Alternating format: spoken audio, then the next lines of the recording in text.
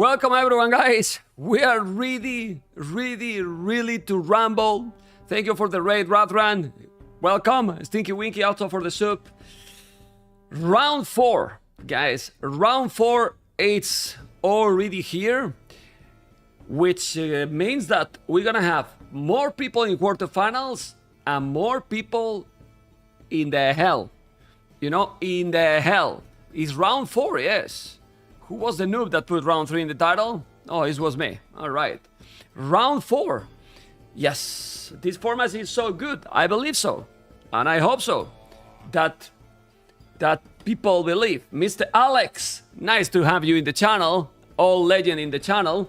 And he's also back too. Everyone is back because these games deserve everything, right? TATOH ACCM, the winner quarterfinals. LIEREYY versus DAUT, the winner quarterfinal. VINCH versus SITAUX, the winner still one more round, but the loser in the damn hell. That's today. But tomorrow? Oh, tomorrow. Vilese Vivi, the loser also in the hell. Jordan and Nikov. Jordan and Nikov, the loser is also in the hell. And then Hera versus Balls, the winner in the quarterfinals. And I'm gonna tell you something. This is the whole round 4. As you have seen, you can see the series that the loser is out. Vincenzo Sitov, Vilese Vivi, Jordan Nikov. And then the series that the winner is going to the quarterfinals. TATOH ACCM, LIEREYY, DAUT, Hera, Balls. But guys, if we check this,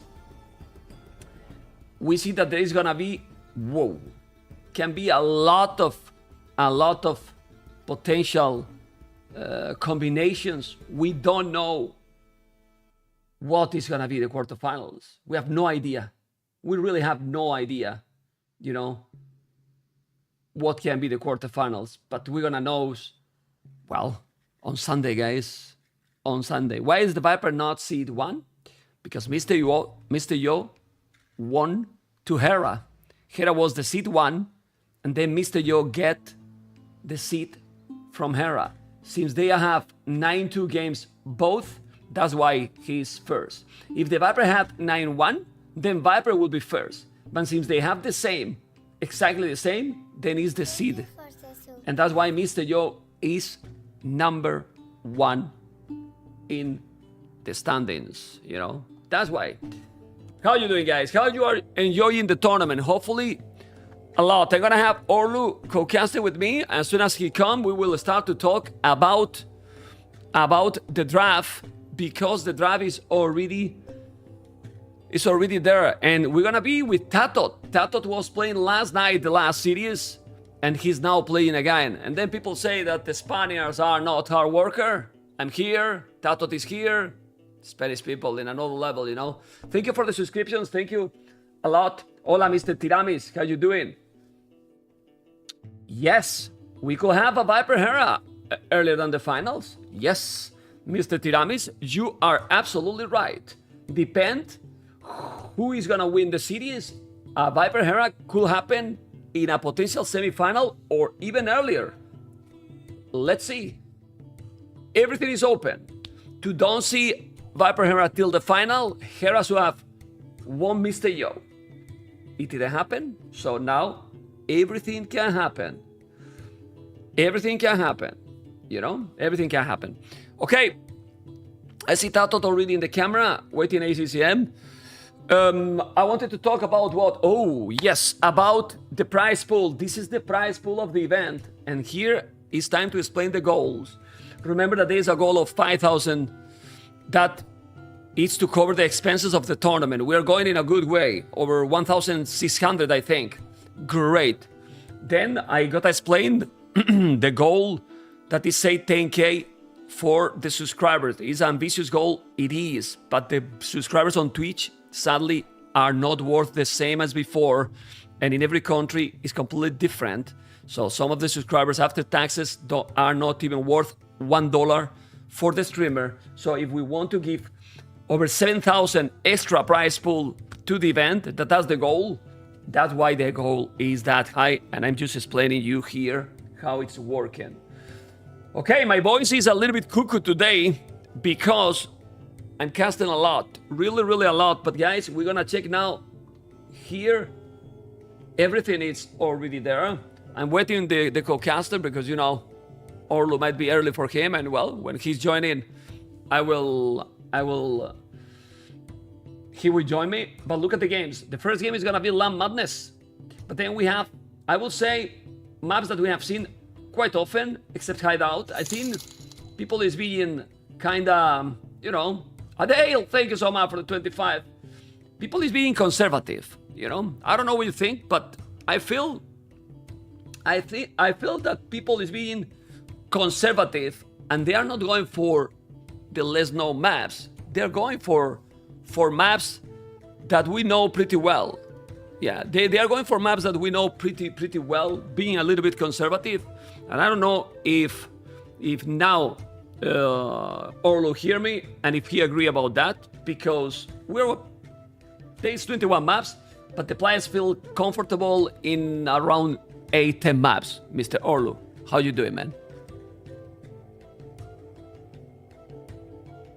Orlu, you are muted. And he is still muted. So he doesn't have a thought, guys. He's there, but he's muted, guys. All right.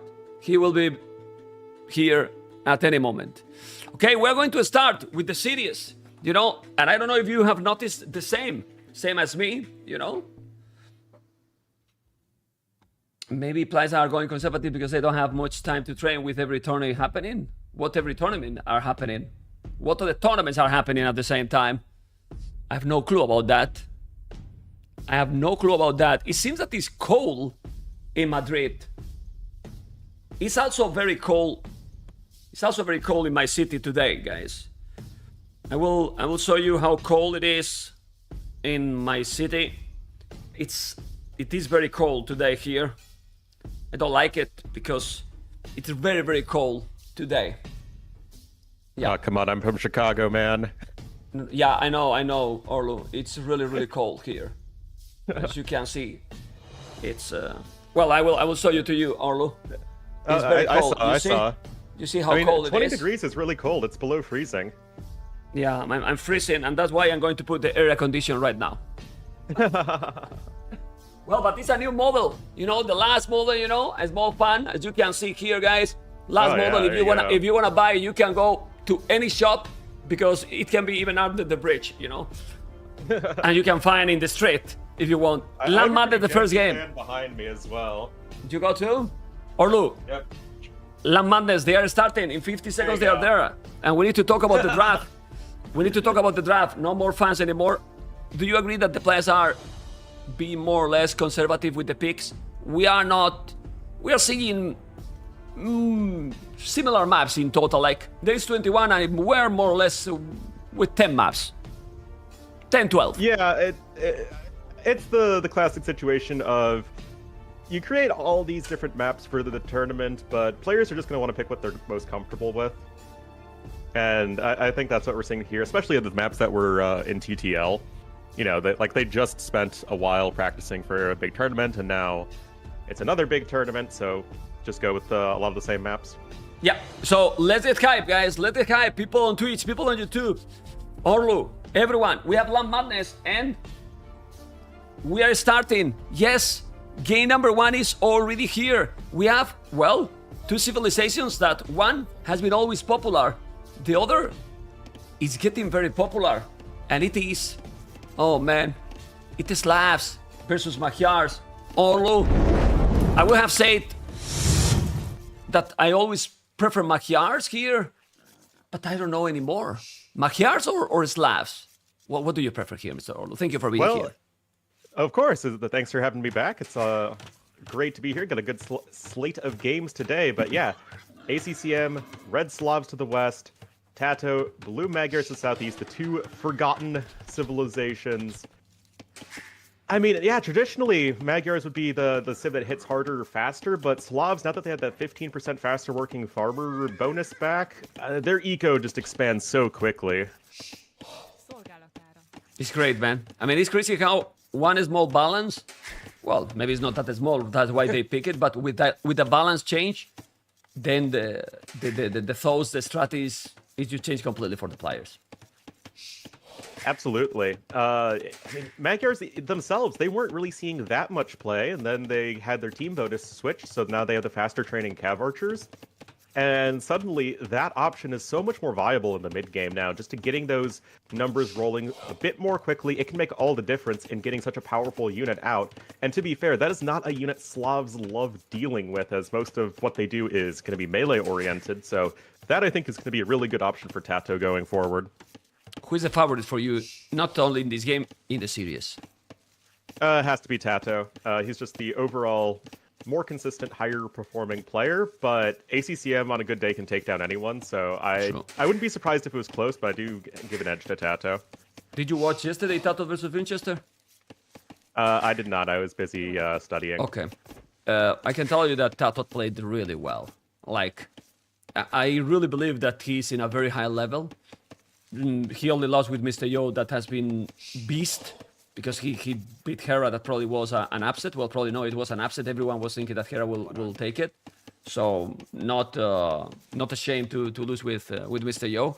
And honestly, I was talking with also my admins, and we think that TATOH and Mr. Yo in a multi-map tournament like this can be probably more favorites than obviously King of the Desert or some other kind of tournament, right? I don't know what you think. I totally agree. I think that especially looking back to the series of Hera versus DAUT, we saw, I mean, Hera played really well. Like, he won the set. But I think both players did a good job sort of exposing some slight weaknesses that the other had. And there are situations where you can get the AM guys, Hera and LIEREY, into these more, like, uncomfortable, scrappy situations that they're still going to be very, very good, but you can edge them out if you're another top player. Yeah, I feel that they still have, now that you mentioned LIEREY too, they have probably 2 of the 3 best mechanics, but maybe they don't have the best strategies. Yeah. You know, and or even experience, right? Just getting in those really weird situations. Yeah. Okay. Anyway, they are super fast, and that's why they still managed to win in some situations, or almost there, right? Almost there. I mean, we're talking about very slight differences between the very best players. Yeah. Let's take a fast look. Which map do you think is better? Because I'm checking TATOH with gold in front, berries in front. The wood is okay because at the end you can always wall, even if you have those rocks close at these, makes it all difficult. But the berries are at the back for ACCM. Gold is exposed as well. Well, the maps are fine. A little bit better, I will say, than ACCM, thanks to the berries at the back. I do like the berries at the back. That said, TATOH has a lot more wood in his area. So it could... Yes, you can't like completely wall this map, but you can create sort of choke points that your enemy sort of has to funnel through. And that is at least something that's going to be going for TATOH. Land Madness usually doesn't have super imbalanced maps one way or the other, so this is fine. Okay. Let's see what it's going to be. This has the stable as well. Stable for both players, mobility. This Land Madness is mobility. Yesterday, by the way, I know that you love the numbers. ACCM beat the record of not resigning. In Nomad, he resigned when he was 8,000 score behind. Yikes. I wanted to see your face. I was checking in the other monitor to see your reaction. 8,000 score behind. So you can imagine how the game was. Basically, he was defeated. He was still trying to play, you know? Oh, man. Really, it's incredible. I mean, anyway. That's combining ACCM plus Nomad. Like, that'll do it. Like, if there's a situation where that would be the record, I can see it. And he has picked Nomad again today. Oh, boy. In another level. Anyway, let's see what it's going to be. 3 farmers already, and now 3 farmers as well. No horse collar for ACCM. I think it's very important to make horse collar in this map, especially because the feudal tends to be like quite longer than in other maps. I completely agree. Especially as Slavs, you know, you want to make sure your farmers are as efficient as possible, and you're both going for scout openings. I mean, you see these 2 civs, you see the map. Okay, this is likely going to be scouts plus spearmen early on. Normally with those builds, I know they're really fast these days, but usually you can squeeze out horse collar, and that's something that TATOH did, and he has no eco bonus, so it's something that would be nice to see from ACCM for sure, as he's also accruing a bit of idle time with getting housed. Okay, and even more when you have the resources, because he has quite some villages in the queue. You can see he has resources. He could do it, but well, maybe he forgot. Sometimes happen that situation that you think that you click it and then you didn't. Anyway, both players are with the same population. ACCM already 28 seconds ahead of TC, which is a village behind. That's why. If you check capture age, he has 25 villages. TATOH 26. Well, everything matters at this point, Mr. Olu, and macro, micro, all matters, and right now he's a little bit behind because of that. Exactly the case. Still, both players building up their scout and spearman numbers. They are more or less even. Of course, the scouts are of slightly higher quality here for TATOH, getting that free forging upgrade, but also applying to the spearman, so he wins the spear fights. But really, it's most likely going to be who can sort of take good engagements, pick off stray villagers, or maybe a stray reinforcing unit. And so far, this is a bloodless game. Maybe they can work things out diplomatically. Yeah, but I think TATOH should be more aggressive, because he has forging, cheaper scouts as well. Because if you go this kind of situation without doing more army, in theory, thanks to the slash bonus, it should be up quicker for the next age, no? That would be what logic would tell us, and we already have 14 farms here for ACCM, got 13 for TATOH, so that should be around 15% more food, more or less, and we live in a meta that is very timing dominated, so any little advantage you can get is going to be super important. And what do you prefer here? It looks like ACCM is going to go full scouts.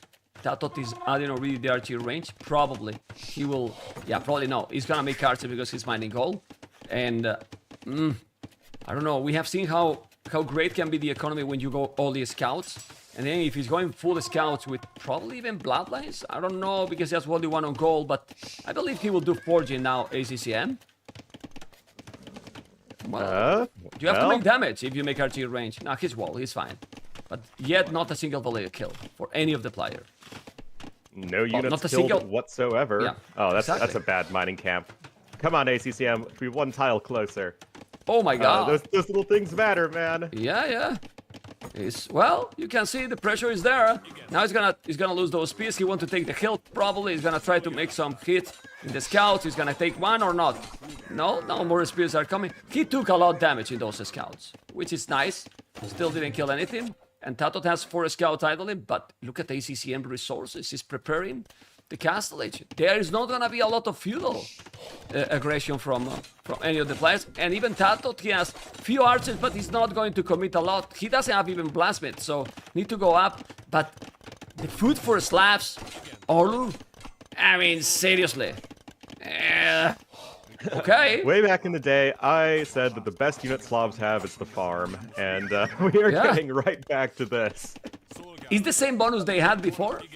Yeah. So and now they bring it back. So why they nerf if now they bring it back? I don't understand.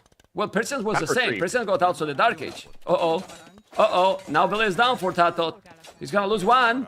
The timing is not the greatest here for TATOH. TATOH is in trouble now. He's gonna lose more than one, or maybe not. Okay, he's using them all. The spears are coming.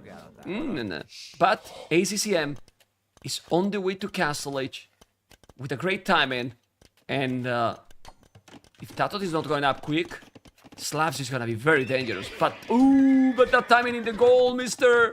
Orlu. If he denied the goal, then the uptime is gonna be irrelevant right now for ACCM. And TATOH is killing a villager now. Yes, and he's gonna be in the goal. Why he didn't try to kill something else? He's going for the woodline then. Yeah, but those villagers are all walled in, at least in the short run, and now it'll also allow ACCM to build that second stable. Yes, things are very messy for him, but TATOH still has yet to click up. Yeah, but he's gonna have the market as well, which is going to at least somewhat mitigate maybe being a little bit behind on the gold income relative to where you want to be, although we don't have any upgrades whatsoever on the cavalry units, and TATOH has clicked up as well at this point, so it's not going to be that big of a Castle Age advantage, especially as ACCM himself is the one who's being pressured right now.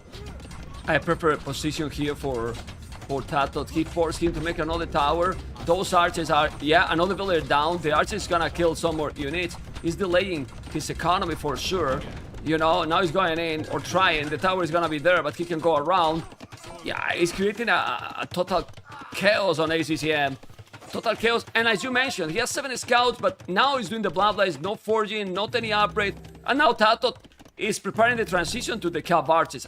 And he will have also crossbows. Because with 6 arches, crossbow upgrade, you will do it? I believe so. Back in the day, I would say yes, but now with the crossbow and price hike, I'm not too sure. But I do think that a cav archer switch makes all the sense in the world. It's just not something that Slavs like dealing with, going for a bunch of cavalry and infantry units for the most part, maybe some monks. None of those things are especially great versus cav archers. The bloodlines would even further point in that direction. Also cutting archer production is TATOH.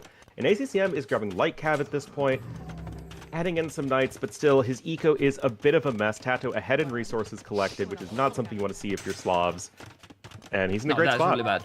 Yeah, that's really bad. He need to wall between that house and the archery range. He's not doing because the spears are there. He's kind of trapping those light guys. The wood is still fine, and TATOH is in a much better position. He has a lot more army, and with these military numbers on the field, he's controlling the tempo of this game completely right now. And he's still not doing, real damage here. Now, Goldmine and upgrade. What is the first upgrade he's doing? Botkin arrow makes sense. And he's a little bit low on gold right now, TATOH. Mr. But he's queued up 3 cav archers, though, and that's going to help a little bit. Yeah, the eco balance could be slightly better for sure, but like I said at the beginning of the game, you now have the faster training cav archers as Magyars. He's going to have husbandry, so he's going to be able to better maneuver around the units of ACCM, and he is just going to be putting himself in an excellent spot going forward. He didn't need to use the market or rush up any towers, so he can add in TCs whenever he has the wood to do so, and he's still pinning his opponent in his base. Yeah, and these spears are stronger than what we think. The problem is that the tower is there. Those spears are strong because they are +2, but the tower is helping a lot. So he's gonna lose those spears and archers, you know, quite easily. Didn't make too much damage, so now ACCM looks better. But as you were talking, look at that TC already for TATOH. TC on the wood. He still have spears at home. Now coming with the cav archers, he will have the mobility to hit them back. I mean, he has mobility too with those knights, but I just prefer the cav archers right now. Don't know what you think. Absolutely. Pikeman upgrade coming in too. TATOH still has 7 spearmen. That said, ACCM took about as good of a fight as he possibly could in that situation, having the tower help deal a bunch of damage to the spearmen. So ACCM definitely keeping himself afloat in this game, but he's still going to need to be doing something more. He's behind in villagers killed. TATOH's expanding his eco more, and I don't really see TATOH being very open to taking damage at this point with all of the defenses he has. Yeah, he's really well defended.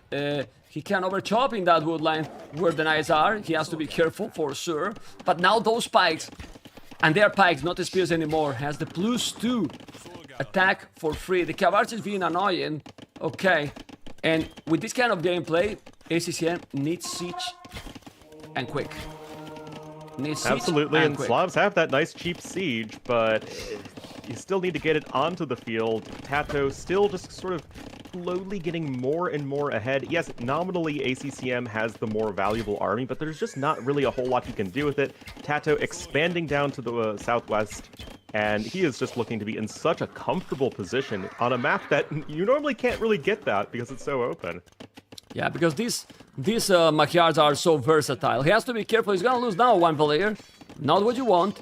That villager is chopping out of the walls. And another villager is gonna be down. No, he saved it. But he's there with the pikes and cav archers. He has to be careful. Chain Barden armor is definitely a must. But as you can see, the cav archers are slightly faster than the knights. Just a little bit. So, all these small things in these small battles are adding, and it makes that the wood for TATOH. That is the spot I was talking before. Yep. He just overchop, and now he's losing few villagers. TATOH is losing few villagers. It's gonna be the same, but even like that, he has 3 tone centers, Mr. Olu. Absolutely, and at the end of the day, ACCM is trading army for villagers, which is not necessarily a bad thing, but when you're on 1 TC to 3, you still need to be getting more than a +1 in the villagers killed ratio, as now TATOH, he's at 13 cav archers to 6 knights. The upgrades are slowly coming in more and more over time. That monk, he's speedy with Slavs, but I don't know if he can run cav archer arrows. Okay, find the TC he take another village too. He was lucky that he did it. I think now it's time for TATOH to make the university and ballistic. Oh my god. Look at that. Menstradamus Orlu. There you go. Look at the foundation. I mean, it makes total sense. 3 TCs, good amount of Cav Archers. He has Husbandry, Bodkin Arrow, and now he has a lot of wood. He's not gonna hurt his economy. You don't want to probably make it that super early because it's very expensive, but when you are on 3 TCs, man, Ballistic is gonna make a disaster. Look at those walls. He take another villager, but as you mentioned, since you are 3 TC ahead, you lose 1 villager here, and you lose in the process 3-4 knights, and it's not worth it. Unfortunately for ACCM, it is not. He is still mining stone. He's not in the worst position in the world. It's just, he's behind, and I don't really see a situation for him to get ahead in the near future. And he's going to just keep falling a little bit further and further behind. Some knights are getting hit by pikemen and cav archers, and right now things are a mess at the home of ACCM. Yeah.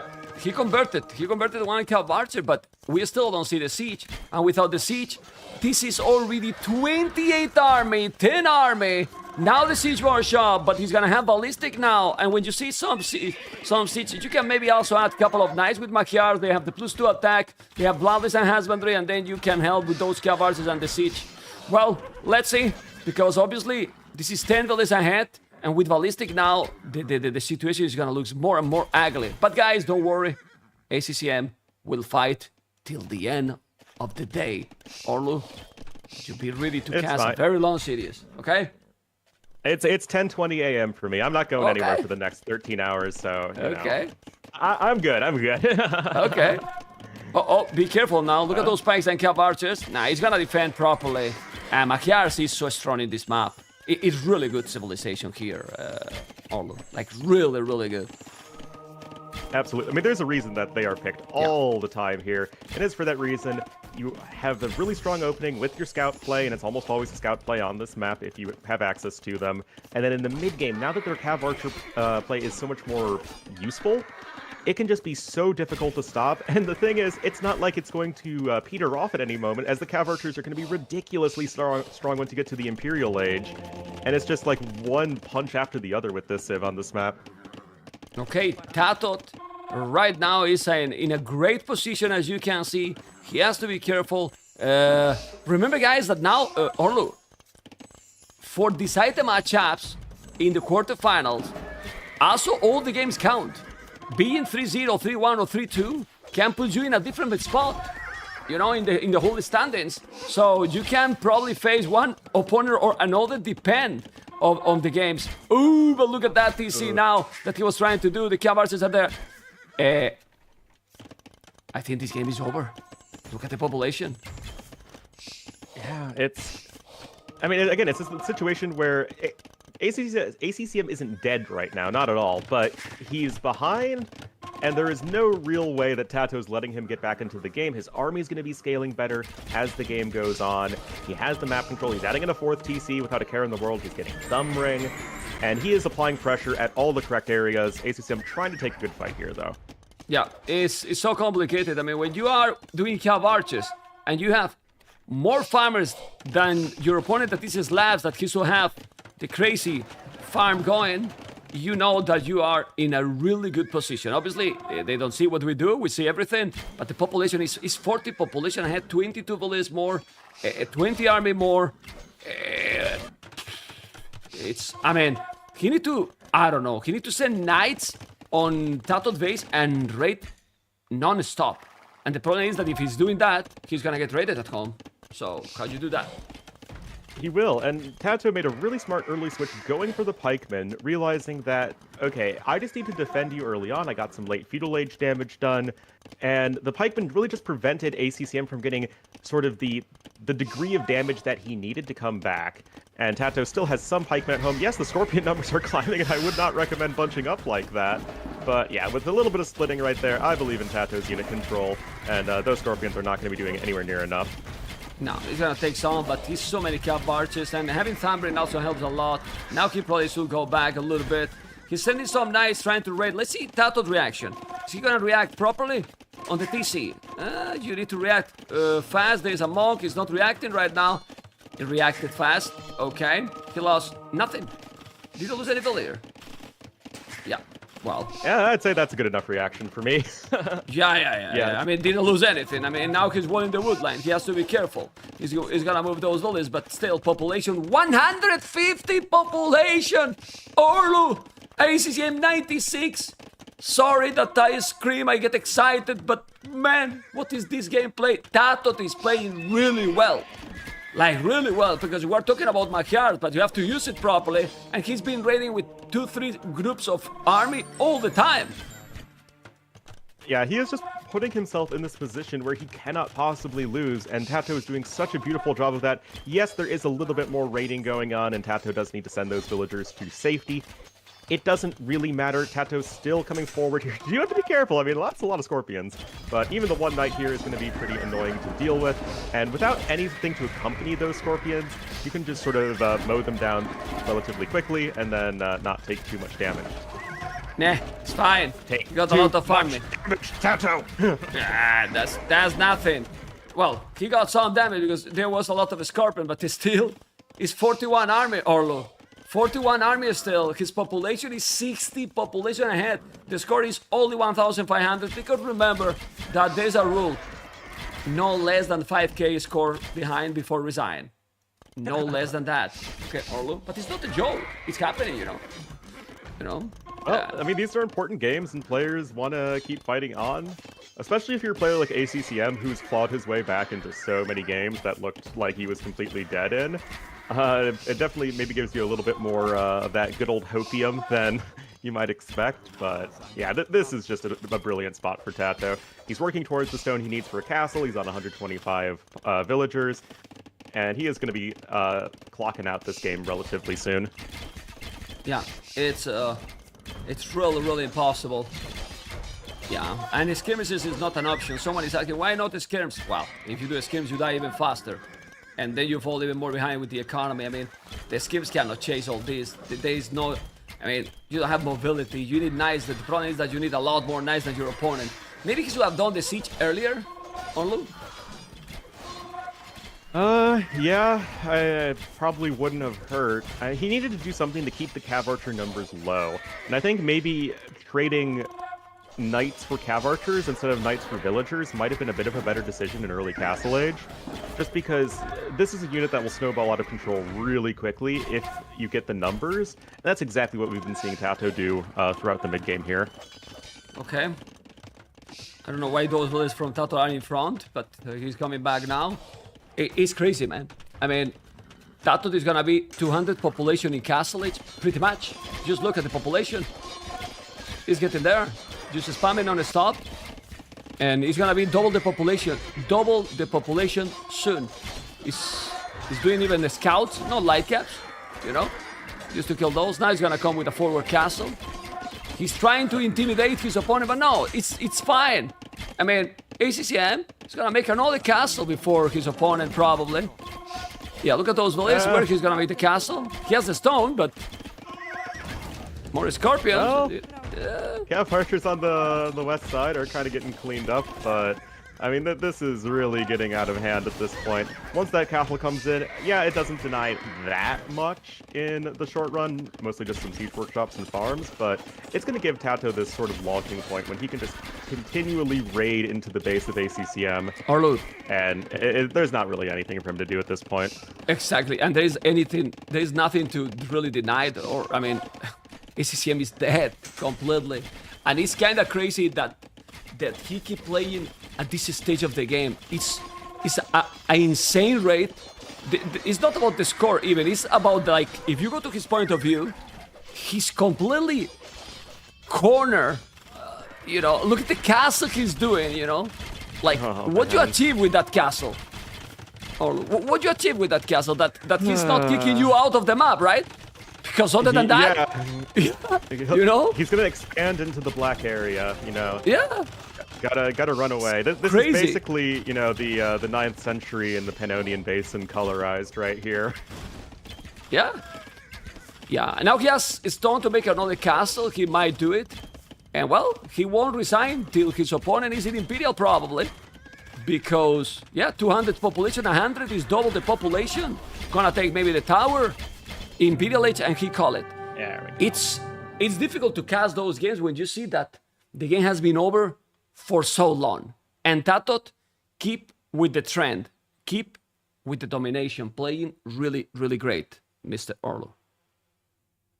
Absolutely. And I mean, that game was still competitive for a while, but TATOH just doing absolutely everything right and getting himself further ahead in this, pretty open, aggressive map. And yeah, I'm looking forward to see what the next games are going to bring us.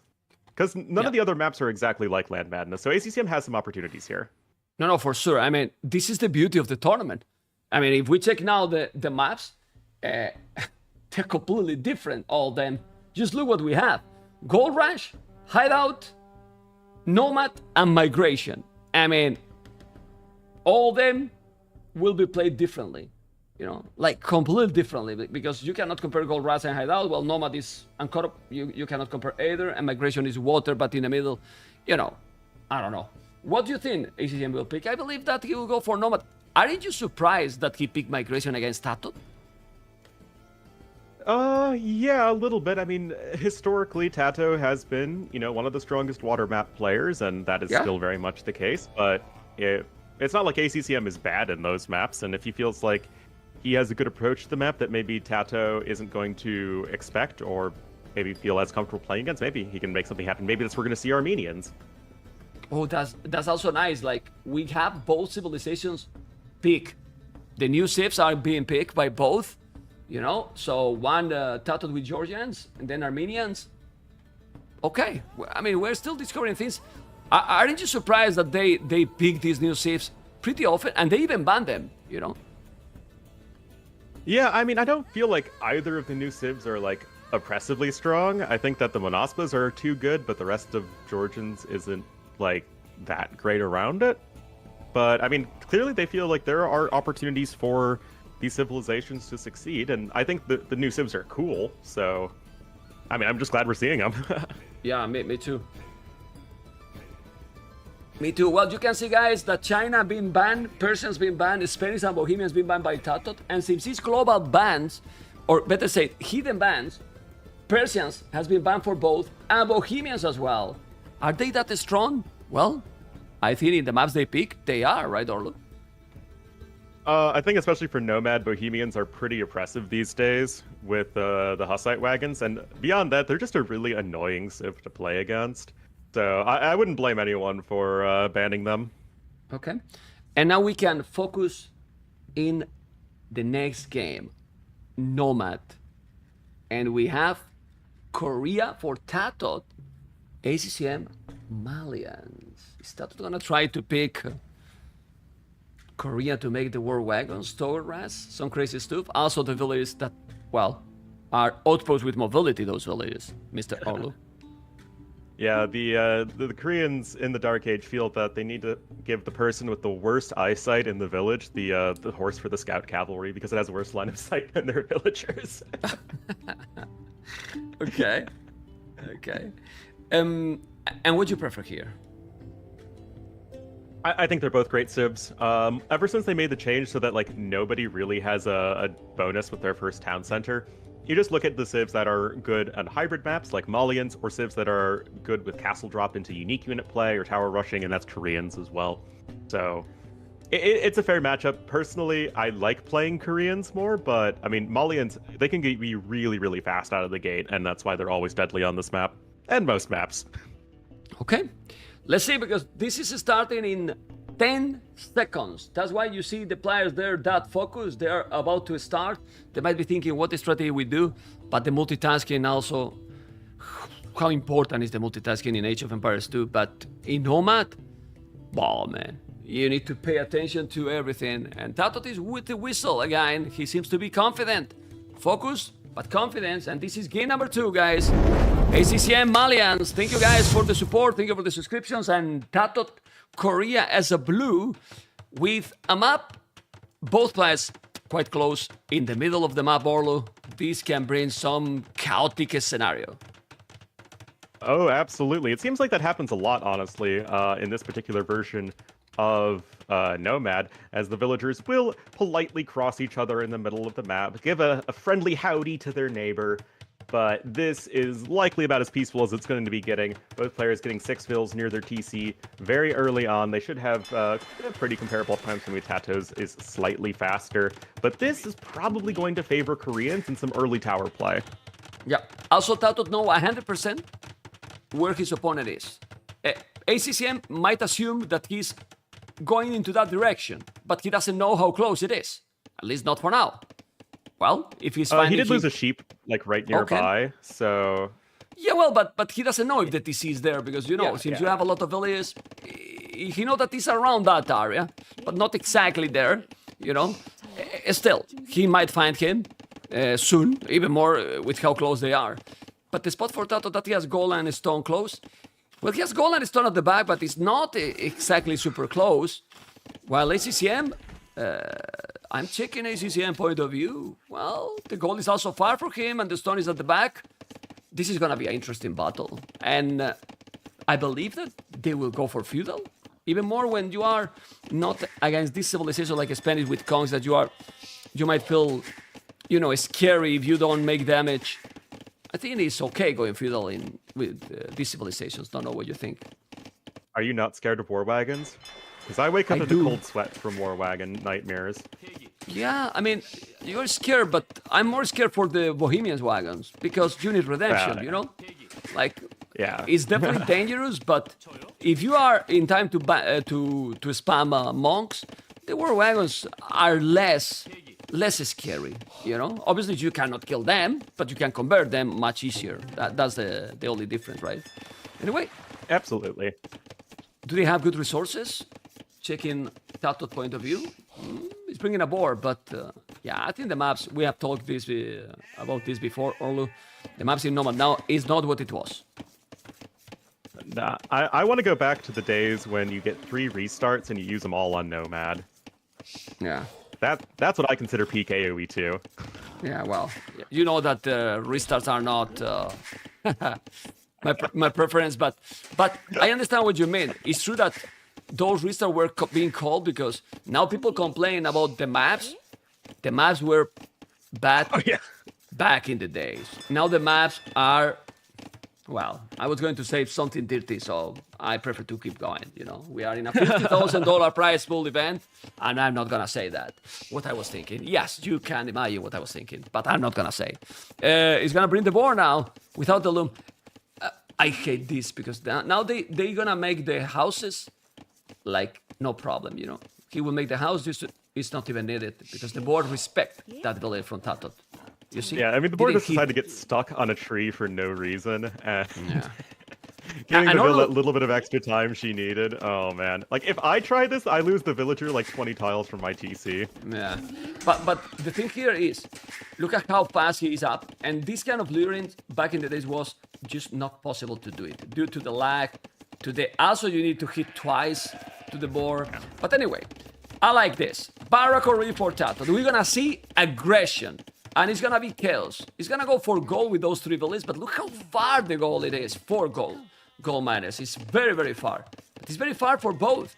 Is ACCM gonna wall that goal? Oh, he's there with a villager at the back. Okay, he's not doing anything. But at least he knows where the goal is for TATOH. Well, but he still doesn't see TATOH. He's trying to find him, and he still doesn't see him, you know? So, definitely TATOH has the advantage, at least with the map control. Absolutely. And, well, I mean, the uptimes are still, you know, even enough that it makes no difference. And the docks are relatively far apart, all things considered. So I guess the first big question to ask is, are we going to see that second dock? And of course, just as I say that, TATOH is going to oblige us. He has the barracks and he has the second dock, whereas ACCM is not really showing anything in particular yet. Now it is. Look at now. Look where he's doing the barrack, and TATOH can see the barrack at the back of his base. Aye. Look at the barrack he's doing. Okay. Now he's not letting him make the outpost, and the TC is there, so you better go back. Better go away. He has double dock, and he's doing already 2 fire galleys, so he focus first on the water. TATOH need to go back. He knows that the TC is there, so he's not gonna have a problem. And now you need to explore, because the barrack is there, but okay, I love that he's doing toll watch. But nothing else. Archie range is at home. Okay, and that Villiers? What is TATOH trying to get Villiers? She's going on an adventure right there. He's gonna have a good one, yeah. Okay. Well, we're still, at the end of the day, looking at 2 docks to 1 on the water. Of course, Koreans have that nice discount for their warships now on the wood cost. And although I don't think TATOH knows where the dock of ACCM is, he'll just send some fire ships vaguely in the right direction, I'm sure. And then we'll have a big advantage when fighting here for control of those fish. Is he gonna make another dock also with that Villiers in the north? I was wondering if that was the case, but the Vil so far has just been walking back and forth. Oh, he stopped it. That Villiers stopped it, so he might have some problem. TATOH is gonna try to wall that Villiers off. He's gonna try to wall the Villiers. Well, the spears are coming. Now he's gonna kill it. Well, also spear and the skirmers are coming too. But is quicker, so now TATOH might lose that Villiers. Both will lose the Villiers or not? I think both. Yeah, there you go. Both lost it. They traded. There's another one that is chasing on the right. And as we were expecting, a full chaotic game. How's it now TATOH? He did an archery range on top of that hill, and he's doing there because he doesn't know. Well, he see the archery range from ACCM, but he doesn't know if there's something else at the bottom. Yeah, Ace. I mean, this is so chaotic, man. Super chaotic for casting, so imagine for them to play. Oh, yeah. But that is Nomad, right? You have to embrace the chaos on this map. We have a blacksmith coming over to the north of TATOH's base. Still some straggling archer units sort of patrolling near the base of TATOH as well. But for the time being, 2 fire ships to 4. There is a demo ship on the way. Koreans don't have access to demos at all. But if you're just overwhelming them with fire numbers so early on, then that doesn't really matter, as TATOH's coming in from 2 directions now onto the fish of ACCM. Yeah, I mean, the advantage is important for TATOH. I mean, if you see that the population is similar, look at the resources. His fish is working much better. He's now taking the fish, taking the water, doing fletching. He just need now to do a few army here. He has to be careful with those 2 Villiers. He has no fletching, so he's gonna be fine. And TATOH has a really important advantage. Check his resources right now and the food income. Oh, yeah. I mean, he just had a much cleaner start. That better villager efficiency was way back in Dark Age it started, so... I mean, this is really just the manifestation of that. Having a really strong feudal age from him, looking at 7 to 1 in the KD, 5 of those being eco kills, most of those being fishing ships. Oh, and wow. things are looking pretty darn good here for our Gamer Legion player. And now, now 1 Villiers in the north, close to the dock, so he's already 6 Villiers lost. 6 Villiers lost. He's now taking those deers. Okay. He has an archer too, so he's gonna lure properly, check their resources. And TATOH, doing the market already, is gonna have a castle age transition that is not smooth. No, it's so clean. It's great, actually. Yeah, no real way to complain about how TATOH's been going about this series so far. With the market, he'll be able to click up very soon. Actually, it'll probably be the classic case of you get the market to click up to the next stage, and then you already have the resources that you need by the time the market's done. Now he has to be careful. Now he has to be careful because the scout is there that he's dealing with those skirmishes. Nah. No careful, he has fletching. I just noticed, he has fletching, his opponent doesn't have fletching. He's having few units, it's true that now he's in the hand with another 4 archers, he's taking few Villiers, okay. That's good, he's taking 1. He's gonna take another with 23 foot, probably he's gonna save it, maybe. No, he's gonna lose it. No, he saved it. He saved that Villier and he's on the way to Castlage. So, when you are up to Castlage this quick, and your opponent is doing a scout, you know that you are in a very good position. My goodness. Absolutely. TATOH completely dominating this game so far. He's on his way to Castlage. He's building a tower to the south, which is a little odd, but I guess he's looking to maybe drop a mining camp on the stone there. Exactly. It's to protect the stone because he does have a real safe stone. Just look at the other stone on the right. He's taking the stone ACCM. So that's why he's doing the tower here. He knows that he's going to have a guard tower. Then he's going to mine a lot of stone to keep going with towers. Probably he's not even going to wait for a castle. Because, to be honest, if you are far ahead and you start to make towers and siege, what a feudal player can do. Not a whole lot, that's for sure, especially when the rush distance is very close, like we see right here. TATOH just needs to plop down a siege workshop right at the front of his base, and then start getting some Castle Age range units, and ACCM, with only 1 bill on food and 4 in the bank, he is not reaching Castle Age this millennium. Yeah, because what ACCM did to stay in the game is that he invested massively on water also. That's why he's now doing fishing ships. Yeah, he lost some TATOH, and now TATOH need to do probably, well, TATOH is gonna make turtles. Well, but TATOH doesn't have village on gold, actually. Oh, look what he did. He bought it already, all the stone, to drop a castle on his face. Wow. And he's coming. He's coming right now. He has the stone. He's gonna drop the castle there. And this game, it's completely GG. Like, GG, man. Whoa. What a domination, Mr. Orlu. What happened here? TATOH is in another level or what? For now? Basically, I mean, TATOH has just been one or more steps ahead of ACCM all game long. He had the better start. He was, I would say, a lot more decisive in early feudal age, having the 2 docks right away, but he also had the barracks at home. He was able to defend against all of the, light forward aggression from ACCM. He took control of water, was able to get so far ahead in resources, and just having that castle age time with the castle immediately upon reaching the next stage, it was all over.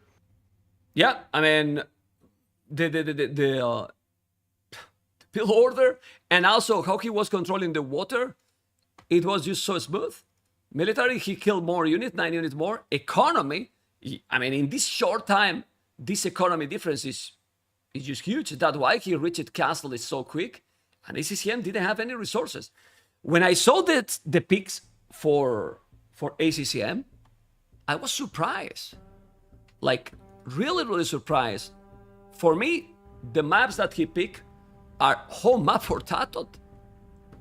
I mean... True, but what map wouldn't be a home map for TATOH? You can play him anywhere and he's going to be great. Good point. Okay, you kill me. You keep going. Can't cast anymore. You are right. You are right, and when you are right, you are right. Okay, and now I want to see this, man. Gold Rush with Burgundians versus Georgians. Okay, is Georgians a good competitor here against Burgundians, Mr. Orlu? I've only seen the matchup like once, so we'll have to see. In general, the Monospas should be quite strong if you can get them out, but usually getting to the point when you're making Monospas and you're not dead is rather tricky. And Burgundians are going to have their eco scale a lot faster with those early and cheap eco upgrades, whereas Georgians, you really need to wait until you're plopping down fortified churches all over the place to get a decent eco. Do we see a potential early aggression by TATOH here? Because Burgundians need time. If you are aggro against them, Burgundians can struggle in the early game. They need time to get that economy going. And it's true, Georgians can get some very nice uptimes, you just don't need to spend the resources for your first drop-off site. But at the same time, it's not like Georgians are really leaning in towards early aggression, at least not relative to a lot of other civs that you could have gone for. And Burgundians, I'd say, are a pretty natural pick for TATOH on this map, so... Okay. I'm just curious, or sorry, for ACCM, so I'll have to see what TATOH has in mind. Yeah, well, I'm very curious for sure. And this is something that I like it a lot. Maybe he's feeling, okay, 2-0, time to try something? Or you think that in a tournament game like this, you don't try something at this stage? I think that whatever TATOH has planned, this is very much like he thinks this is one of, if not the best ways you can play this map. At least given the draft options, and we'll have to see. He's going to be our Blue Georgians player to the southeast of the map, and to the northwest in the red as the Burgundians will be ACCM. Very nice. And this mule card, thank you guys so much for the support. We are getting there with the goals, and he's doing something. He's doing the barrack, Mr. Orlu, in minute 1. Barrack already, you know.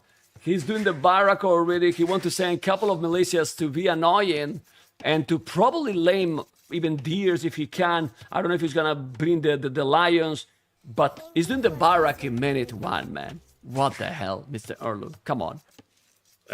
We said TATOH probably has something cooking, and he also took his Rhino very nicely early on, and he's gonna grab the second Rhino before 15 pop. Like, TATOH wants to hit hard and fast.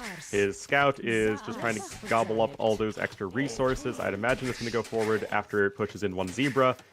And if TATOH goes for the minute one barracks to drag lions into the eco of ACCM, I will be so happy. Okay, let's see. What is also great for this civilization, he has already both buildings. Because he has the mule cart, the barrack, and he's not doing militias. He's just gonna have the building to go aggressive. He debated us. It's just all village on foot. All village on foot. It's just the barrack to be ready to go forward, probably. I'm not sure, to be honest. It's just, yeah, he's gonna go and push in another zebra. It's gonna be a look at that. 18 pop, no loom. Georgians can get some nice builds. I mean, I really like the free mule cart bonus. Like, I feel like it creates some interesting builds, and TATOH is the guy to show us how it's done as far as that goes. He's gonna be maybe use a scouts. A scout rush can be a very strong one here because he's super quick. He's pushing now the ostrich, the zebra. Obviously, it's not on the mill. And he wants to go super quick, but ACCM is creating a magnificent arena. Yeah. Yeah. A true sign of culture, going from mass walls in Dark Age. Yeah. Well, it's the mark of a good AoE2 player right there. Yeah. It might be hard that he's going forward with Velez. Yesterday, he went forward in this map. For that, I was telling you, if you watch it also the series. But the generation was completely different, you know? They were not that far. They were in one of those generations that you are much closer. You know, he was pretty much like at 8 o'clock in the map, you know? So then it's easier to go for his opponent. He's fully wall already in that area. The gold is safe. The burst is safe. And with these walls that ACCM is doing, TATOH cannot do any damage right now. At least that he's sending villas forward, Mr. Arlo. Well, there aren't any villas forward as of yet. We have the stable now coming in for TATOH. Just going to be going with some scouts. And Georgians do have some really nice scout play. But upon seeing the very quick uptime of his opponent, ACCM is simply going to be adding in the palisade gate and the house. And he should be completely safe at home. Now, he doesn't have any access to stone, as both of his are outside of his main wall. So this does open up perhaps a bit of an opportunity for TATOH to go forward, because otherwise I don't see anything stopping ACCM from going past castle. Yeah, I mean, he's going out 24 population. He's doing horse collar. He did the loom as well. He's far, but then what TATOH is going to do is one scout, and that's it. He will do economy and go castle edge. That's what he's doing.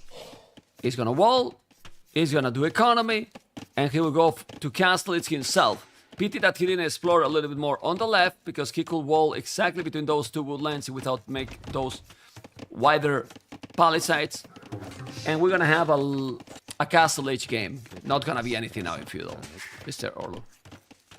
Which I think is something that both of these civs are going to be quite comfortable with.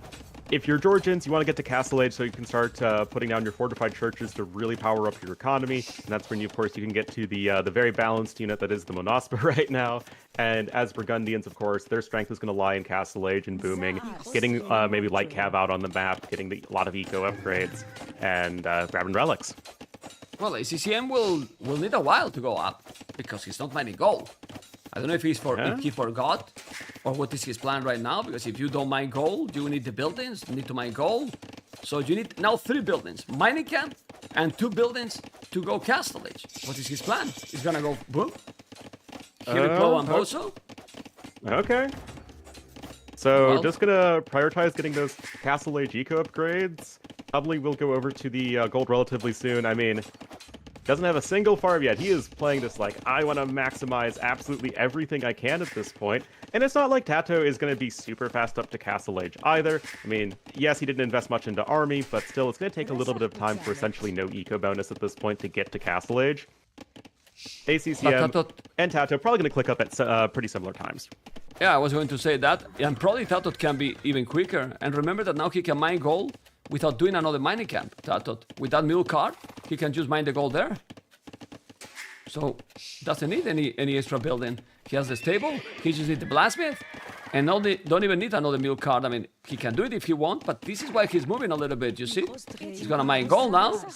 This is very nice, man. It gives you an advantage. I mean, you are saving resources constantly, and then you move. It's gonna have more efficiency. Obviously, you will have to do one more. It will be better. Not that with only one, but still. Look at the resources, Orlu. TATOH is gonna go up quicker. That said, overall, the resources collected do still favor ACCM. Yeah. A lot more wood collected, especially. It turns out getting very early bit axe and bow saw is quite helpful in that regard. Blacksmith now on the way for him as well. And I guess the question will be, are either of these players going to go over to stone? Because both have very good unique units that can be great at taking map control. And as it turns out, Gold Rush, it's pretty important to take map control. So, I mean, there are a lot of different ways this game could progress. We'll have to see how these guys want to go about it. Yeah. Well, I'm very curious to see, because we have not seen many times this civilization, this matchup, basically either. And, yeah, I don't know, because you know what ACCM might be able to do it, but we don't know yet what TATOH is gonna be doing here. But probably he knows. Probably he has practice, and probably he knows exactly what he wants to do. For now, he's having more and more farms. 13 farmers, obviously that economy now with heavy plow and bow, so it's insane, Mr. Orlu, for Burgundians. But both, as you mentioned before, are gonna click up. Yeah, with what, 10 seconds difference? Maybe not even. Yeah, something pretty similar. Yeah. But at the end of the day, I don't think either player is going to be too unhappy with how things have gone so far. TATOH at least knows his opponent is more or less stuck in his base. He's able to go around and scout the extremities of the map, see where maybe some extra resources are in terms of stone. Can be nice to snag early on. And yeah, almost identical as far as I can tell. Crazy. Well, with one advantage, TATOH. He didn't make the loom, you know? So he didn't research the loom. That's why he's one bullet ahead. And now, are they gonna play like arena? Maybe use a scout and trying to go for the relics? Is another option, Mr. Orlu? Yeah, absolutely.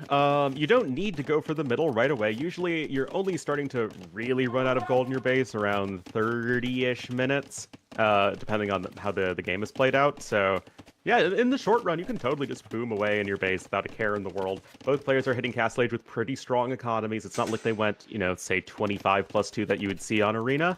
So, you'll have the resources to do a lot here. Okay. And remember one thing. If TATOH win this game, it's not only that the series are over, it's that the next series, it's, well, LIEREYY versus DAUT, which is, it's not bad series, right? It's not bad series. Oh, man. Favorites for you in that one before they take the battle? Tell me one name, Mr. Orlu. LIEREYY. Okay. Let's see now what is gonna happen, but that will be later. Now we see 4 scout, 3 spears, 4 scout, 2 spears. It's gonna be on top of that hill, and now they are playing like scout and spears only. Resources for TATOH, 900 wood, man. What the hell? Man. There we go. TC and a fortified church here immediately for TATOH. There's another TC coming in very shortly. Light cav as well. Remember, Georgians do get that nice regenerating cavalry, and they also take less damage if they are on the high ground. So a lot of different bonuses can lend themselves to that style of play on this map. And meanwhile, okay, there's ACCM heading in TC's fully. Is he going to go 1 TC? No. He's just going for a quick monastery. Yeah, it was a little bit slower than him, but 2 extra town centers. I forgot about this fortified charge that they give the 10% bonus, right? It's okay. I've only mentioned it like 3 times already, but you know. Yeah. It's crazy, no, man. you listened to me, man. I'm listening, yeah, but I forgot to mention. You mentioned, but I didn't.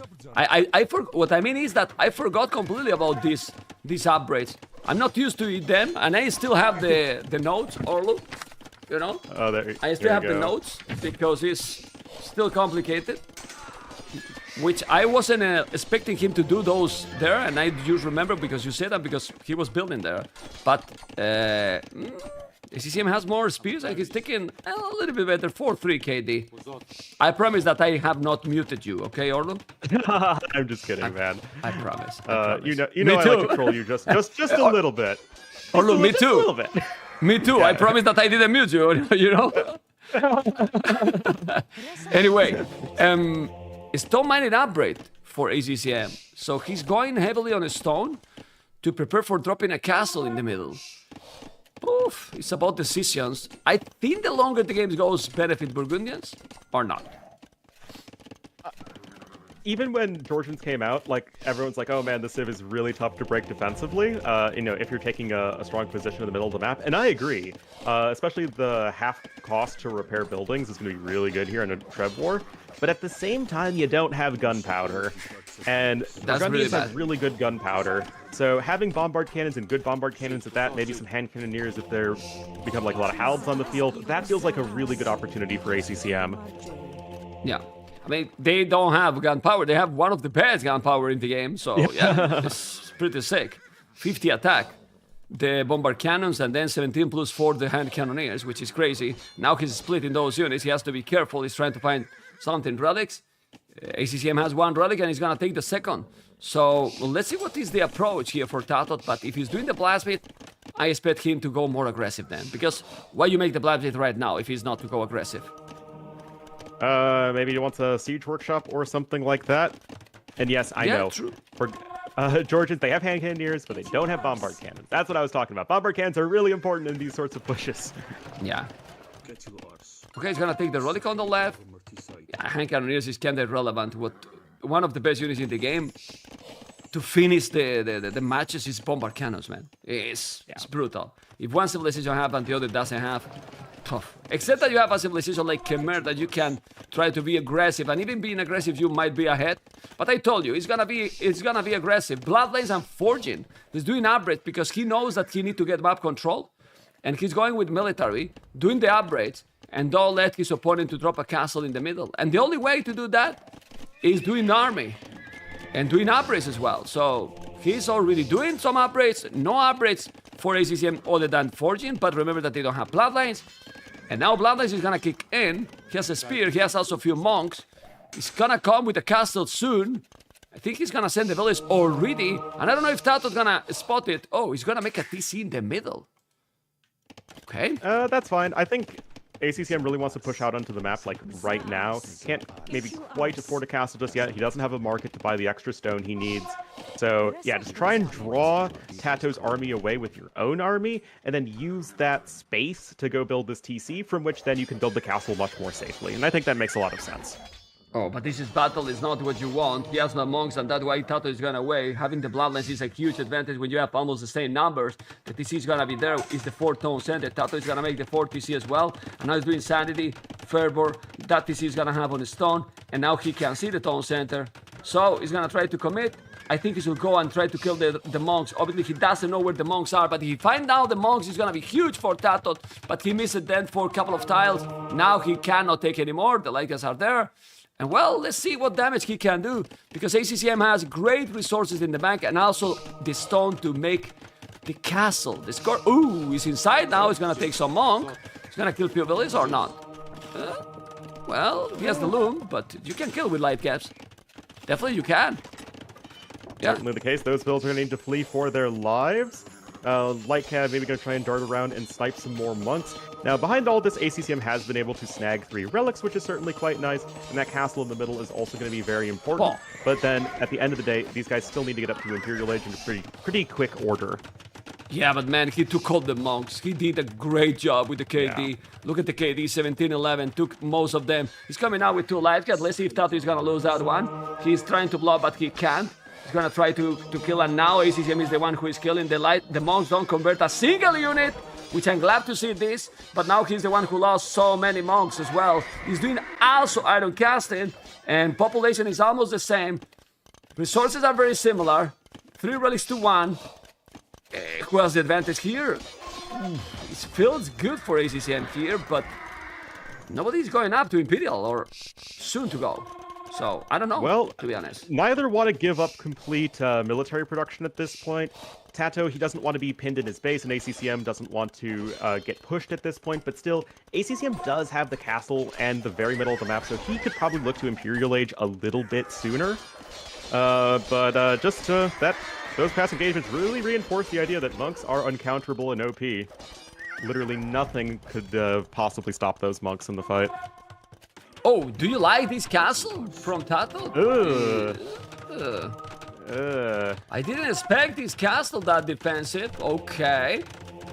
It's true that he's bringing with Custelier, so kinda difficult to make the castle more forward, that makes sense. Now he has to... No, you don't want to lose that one. He's gonna lose a couple of villages. He lost 2 villages, now he's gonna lose another probably. No. He's going back, and this castle is beautiful. I mean, it's scary, actually. It's been now the Monaspa, but the ACCM is on the way to Imperial, while TATOH is on the way to die. Or not. What do you think? It's going to be tough because although you can, get these castles down to get the Monaspas going, and TATOH's economy is very compact. I mean, he's really, trying to leverage all the strengths that Georgians have. He's even going for some nice counterattacks. At the end of the day, ACCM's going to have a pretty big army because his eco is still a bit better, and he's going to have that imp advantage. And Trebs, bombard cannons, he's going to mix in some pikemen. Sure, all of that's fine. Yeah, this is insane. They have the same population, and ACCM is on the way to Imperial. Still, Burgundian second matters, as you guys can see. This Monaspa, Light Caps is also doing the Pac-Man upgrade. ACCM, that TC is gonna defend, obviously, but he has no fletching, so the TC is not gonna be enough. Population is still okay. Now he's raiding at home. Yeah, Echo KD is similar, 4-4, not a big deal. And those Monaspa take the Custelier or what? Again, it's a matchup I've only seen once, but it seems like Monaspas have very high armor, right? Especially once you get the elite version. So once the charge attack goes away, the Custier really struggle to do damage to the Monaspa, and also Monaspas, you can just spam them so quickly. Their train time is ridiculously fast. So I still favor the new unit. Okay, but the problem, the huge problem is that TATOH is not up to Imperial, and he's gonna drop a castle there that in theory is a nice one, but ACCM is gonna take it down. At least the TATOH create a brutal chaos on his farming, which is what looks like he want to do, and Raid create the chaos.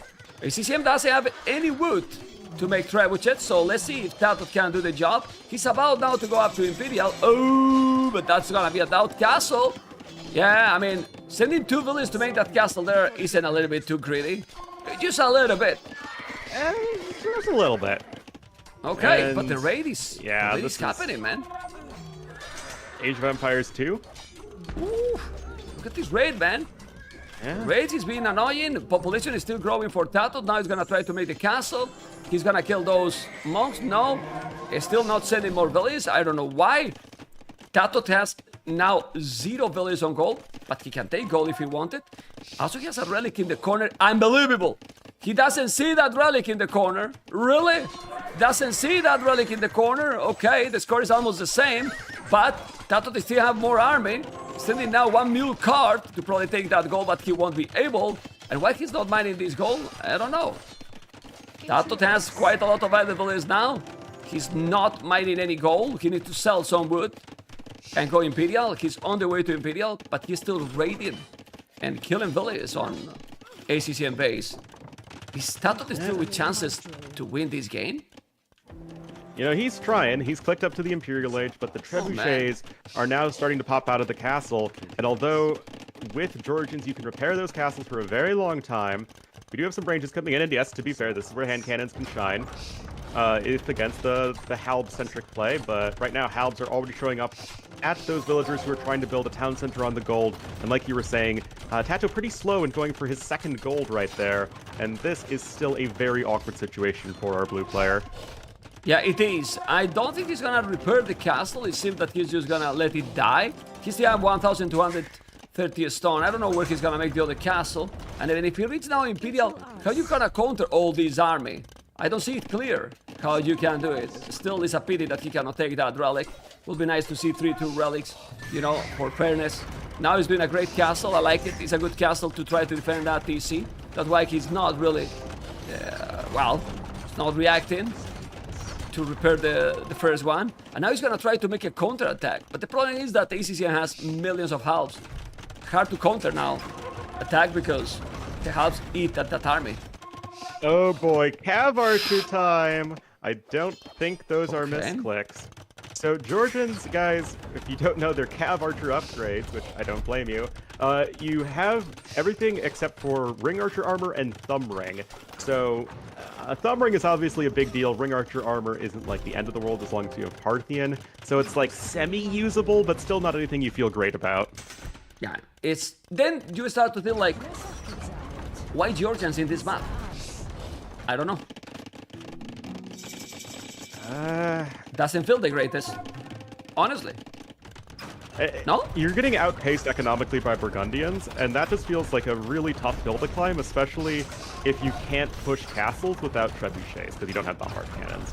And you want to go for a more Cav-centric army, but that's just not really how the game is developed with a much later Imperial Age time. And I mean, TATOH's going to try and make the Cav Archer play work, but I'm not too sure about that. Yeah, it's very complicated because you are against 5 trebuchets. How you kill the 5 trebs and these millions of calves? With the Cav Archers, how many Cav Archers you need? Well, now he has 9, of course. Not too many. And now he's getting raided on the right side. Yeah, he's definitely getting raided there.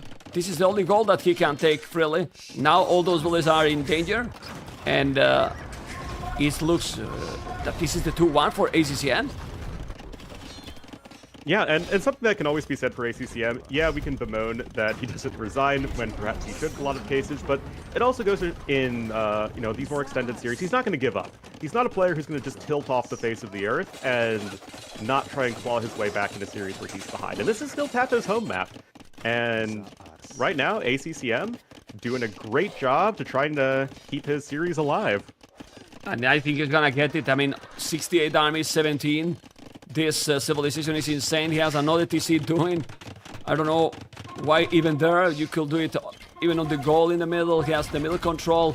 These Cav Archers are fine, but it's not the node, I believe. He has ballistic. Okay, hit them back, hit them back. You might take all the halves. That's for sure. Well, if you only have halves, he will need something else. Now he's going. You can mix in some Coustier without too much issue, though, and there should be enough muscle in the Coustier itself to get the damage done that's needed. There are 6 trebuchets out on the field right now for our red player ACCM. There are going to be a few Cav units that are going to go for the counterattack here, try and snipe those trebs, but it's not going to be enough. And it's ACCM going to be taking this game, man. Yeah, he's taking the game for sure. You can see the cities keep alive. Honestly, I would like to see a 3-0 with these 2 players. I think ACCM is a beast of a player. But the first 2 games, he didn't give a chance to ACCM. And I wouldn't be surprised that now we're gonna see arena map style. And maybe we're gonna see now hideout. Probably. I mean, I know I can get behind it. Yeah? Which one are left? That one and the other one was migration. Migration. So, yeah? Yeah. So it has to be that? Well, he can pick migration, doesn't matter. What do you prefer? Because this game is over. I like both maps a lot, to be honest. Yeah. I feel like we see more migration than we do hideout, so I think it'd be cool to mix hideout in, but I mean, I'm not going to complain about a migration game. Yeah, I agree with you. Even if I prefer migration as a map, you know, but we have seen quite a lot and not a lot of hideout, and then maybe he can do some...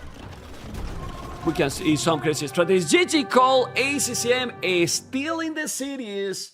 And, well, I honestly think that with the approach they did, the civilization matters a lot, and I prefer Burgundian here by quite a while. Honestly. Considering the approaches they took, yes. I don't think there's enough evidence, I would say, to say that Georgians themselves are the problem in general on this map. But I think in just the more economic approach, trying to take a little bit of map control, boom behind it. We still have to give ACCM a lot of credit, though. He played really calm and collected. He knew exactly what he needed to do as far as when and where to take that map control, where to take fights, and got himself up to the good Imperial Age time. Well, with 5 minutes advantage, which is no little, yeah. You know? 5 minutes advantage, my goodness. Okay, we're gonna see game number 4, and it's gonna be what? By the way, guys, I will play an ad now, so you don't get any ads in the middle of the games. Yeah, because Twitch, you know, that can do the job. Not gonna happen, because I'm controlling them. And the map is going to be, well, it's still say gold rush in the spectator dashboard, so we don't have yet an idea. He's probably thinking, and you don't want to go to a decider. You want to finish it already, Mr. Olu, because a decider against ACCM, oof. anything can happen, man. Absolutely. He is, if nothing else, going to be a dangerous player in any situation. Both players looking pretty darn focused right now.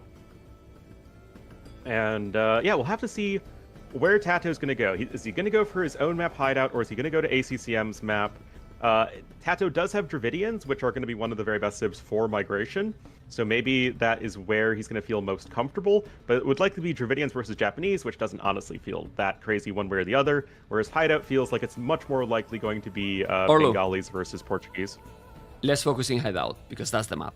Ah, there we go. So Bengalis versus Portuguese? I would guess that. I mean, maybe ACCM's going to do something wild with Armenians here, but I feel like Bengalis versus Portuguese makes the most sense. But I want to see Armenians, man.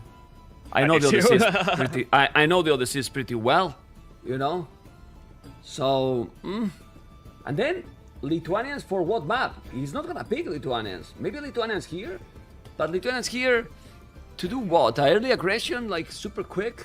I mean, Lithuanians are also good monks, and honestly, better late game in my opinion than Bengalis, or with more possibilities, with bombard cannons, you know, and many things that in a map like this, maybe Lithuanians is good, but I feel that it's gonna be Bengalis and Portuguese. I might agree with you. Yeah, the thing with Bengalis is that they also have really good monk play with the extra armor monks, and they just have a really great eco behind it in a way that Lithuanians don't. And although the late game of Bengalis is pretty one-dimensional, elephant archers are tough to stop, but oh, let's go! Let's go! Let's damn go! Bengalis Armenians! You know? Vamos! I like it. I have never seen the Civ matchup. Okay. I was going to ask, but I knew the answer, and I like it. ACCM pick Armenians, and what do you think he has prepared? Well, let's bring Armenians, guys. I know the civilization pretty well. Milk card cost minus 25%. Technologies are 25% more effective. First fortified church receive a free relic. The barracks units, he's gonna go wild barrack attack, Mr. Olu, maybe? Oh, it's possible, for sure. I'm studying, guys. Olu, you keep studying, right? I am studying AoE too, always. Okay. Yeah, I cannot learn anything, man. I'm too Joan for this. Too Joan for this. Well, I like it, you know, because we don't really know what's gonna happen, what they're gonna try, you know? It's a map that is very well known, but we have no clue what he's going to do here ACCM. And now TATOH maybe is gonna have the same question, like, what's he gonna do? ACCM here. Just in thinking about it, maybe a ton of infantry play could be something Bengalis struggle to stop. Unless you're going for, like, a bunch of elephants, which doesn't seem super likely. Like, against the more elephant archery-centric sort of thing, Armenians could be okay. Maybe composite bowmen could work, and chewing through all that pierce armor. Yeah, I mean, I'm really interested to see how this one develops, for sure.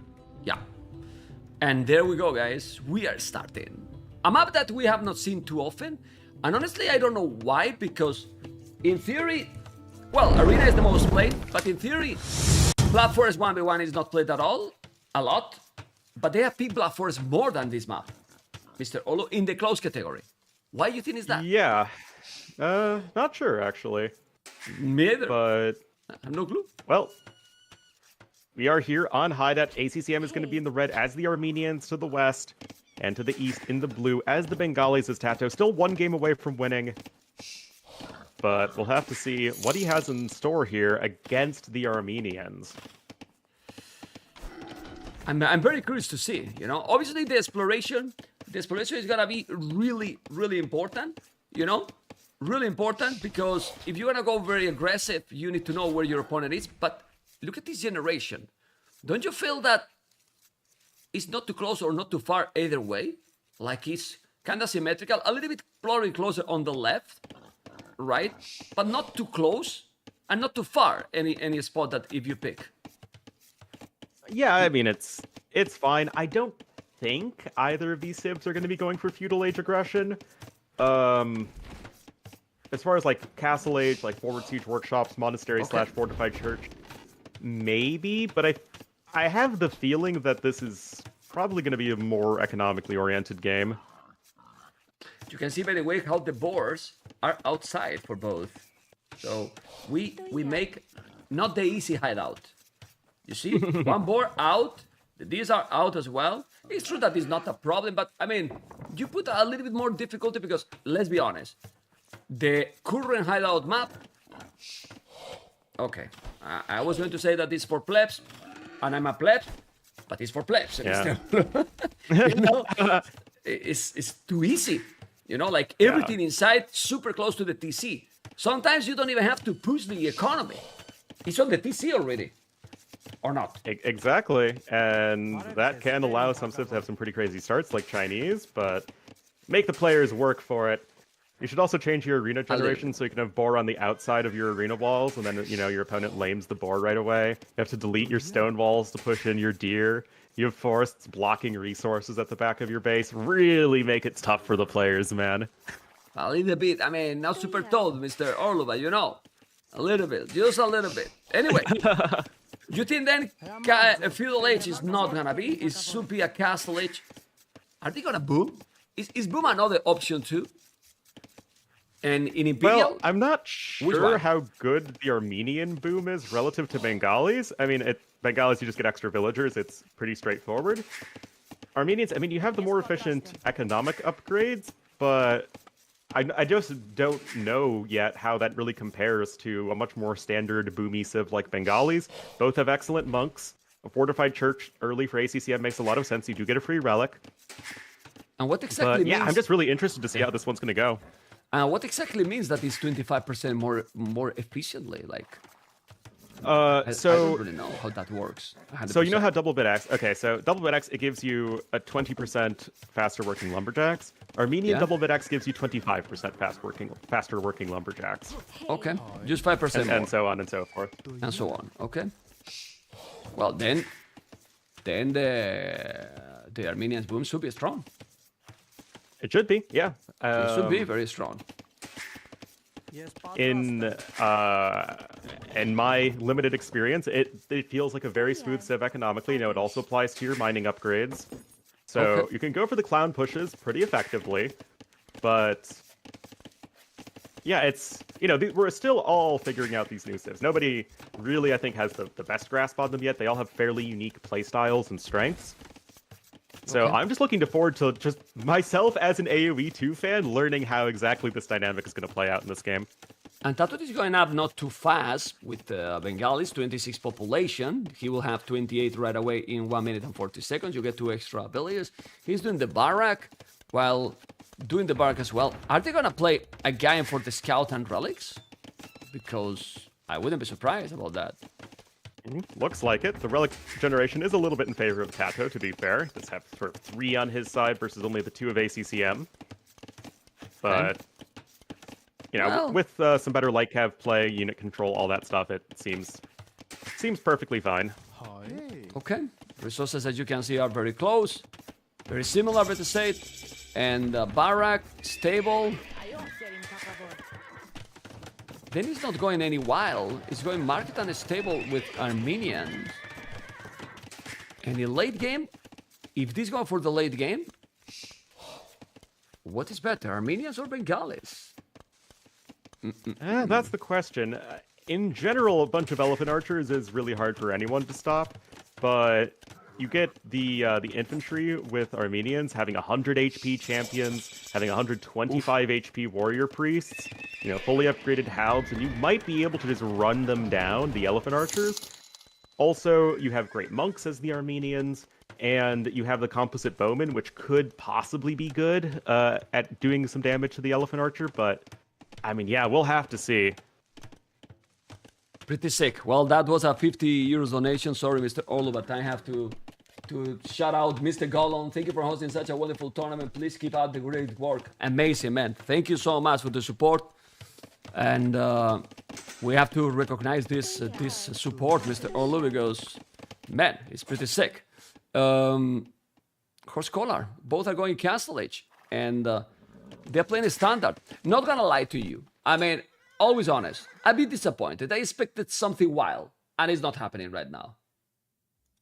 Well, the wildness is in the eye of the beholder, man.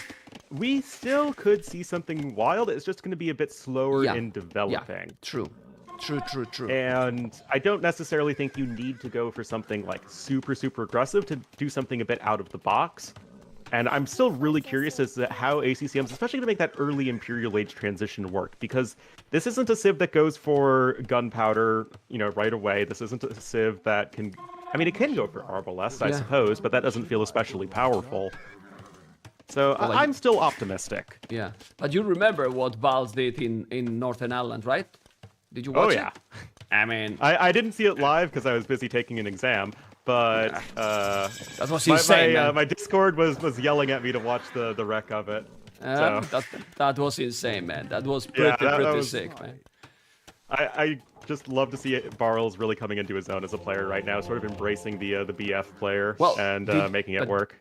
Did you see his reaction in camera? Oh, when he won that game, I mean...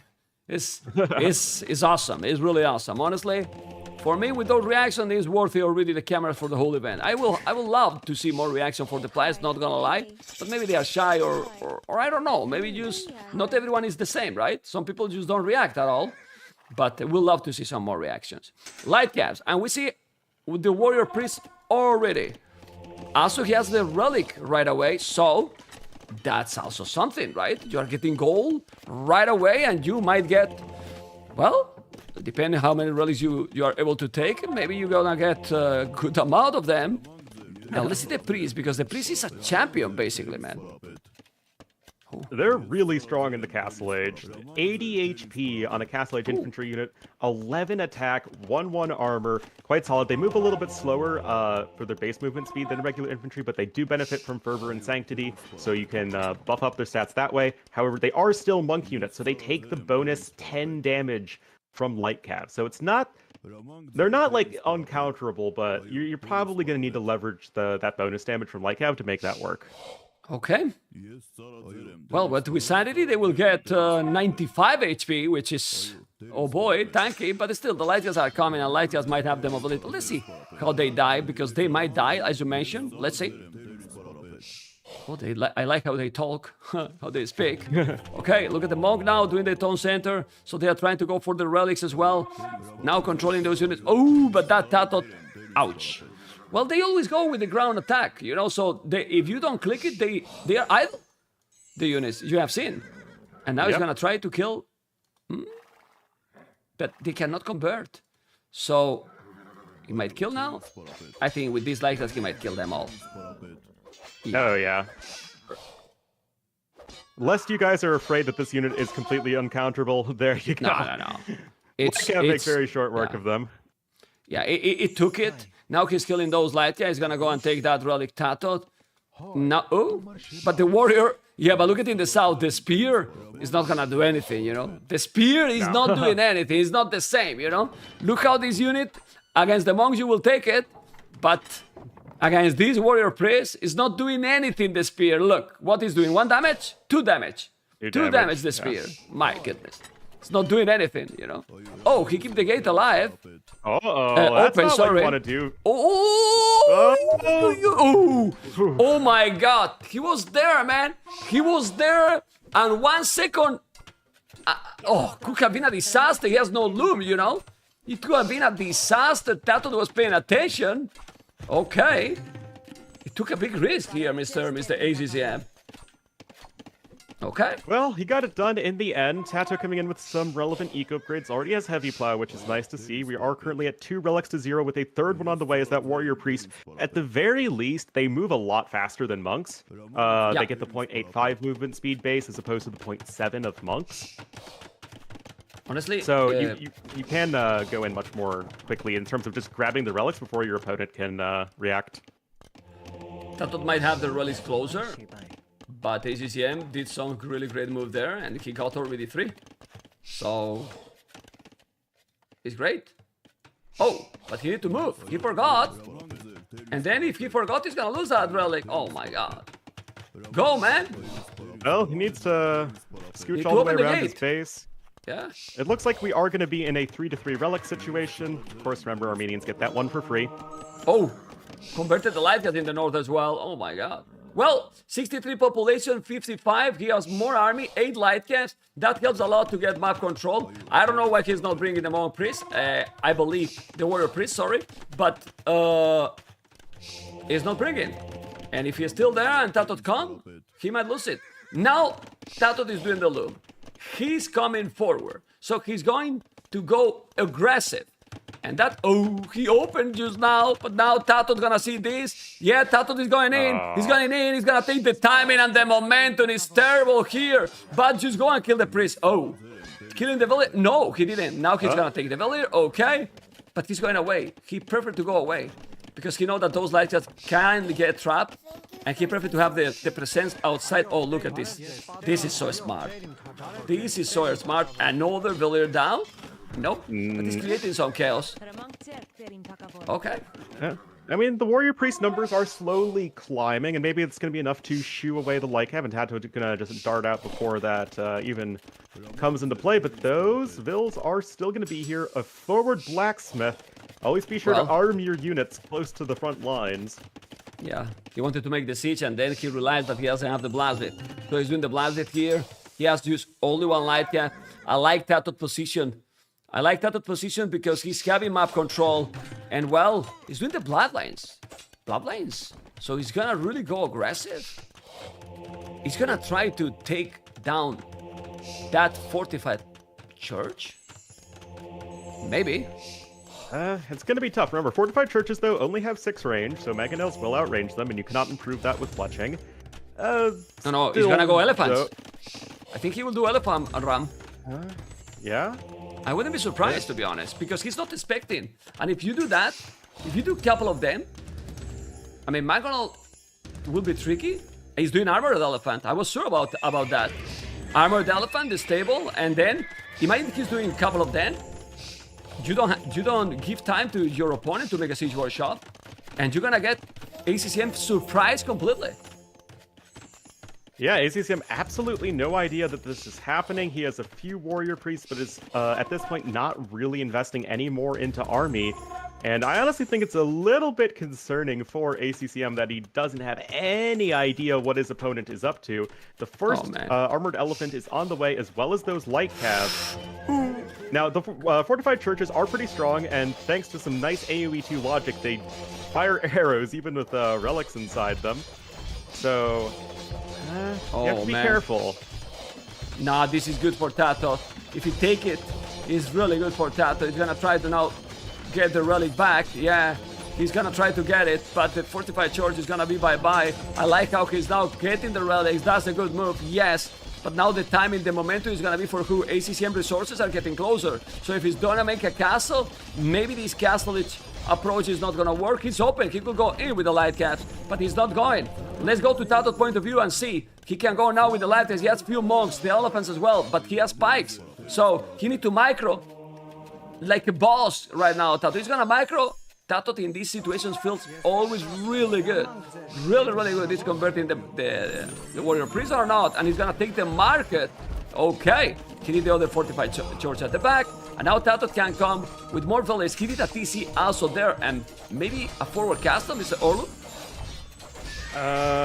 Well, there's at least a castle coming in right there. We have 10 pikemen on the way. I wonder if it would be worth it to get the halberdier upgrade, because remember, you can get that in Castle Age as the Armenians. And that would do a lot to clean up this light cap pressure, but at the moment, TATOH, 19, that make that 21 kills to 2 deaths. Oh my god. Completely catching his opponent off guard. Gonna try and rush up a fortified church to further the defense, but this is a very messy situation, and TATOH's still gonna be faster up to Imperial Age after all of it. Yeah, because he's creating all the chaos. He's creating all the chaos, all the surprise, going very aggressive. Look at the score. TATOH is playing one more time. Pretty sick, really nice, and it's about the strategy, the decision. Did you see now here matters the civilization, Mr. Orlu? Everyone in the stream, it doesn't really matter that much. It's just that he just take one decision, and that decision is to snowball the game completely. He's on the way to Imperial and on the way to the quarterfinals in Warlords 2. Absolutely, he will be joining Viper and Yo, I think, They're the only ones who are qualified through completely so far, unless I'm mistaken. Yes. So that is going to be in some pretty darn good company.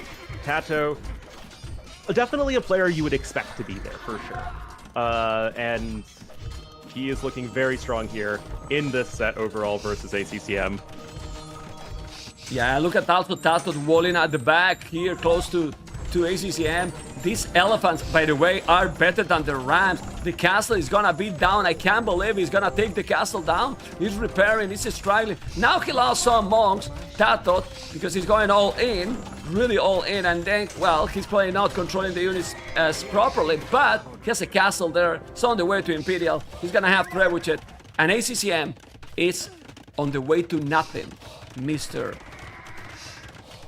Orlo. Look at ACCM. He's on the way to being 2-2 in sets at this point. Oh, man. Another castle coming in. TATOH with a few Rathas. I still don't love Rathas in general, but it'll get the job done, especially when combined with some trebuchets in the very near future. Some composite bowmen are on the way, which, I mean, they're not going to be that great versus Rathas, which rely more on HP than armor to be tanky. Oh, man. He's gonna deny a castle with a monastery. I don't think that ranges. No range? On the other side. No, there's no range. You're right. Okay, but he needs fletching. He needs fletching, and he's doing fletching. Mangonel is coming. He's gonna take it or not. And that castle is gonna be hard to make it, but the timing, the momentum is still for TATOH because it's in Imperial, man. It's in Imperial. You know, and he called the GG, which is very surprising because ACCM always super try hard.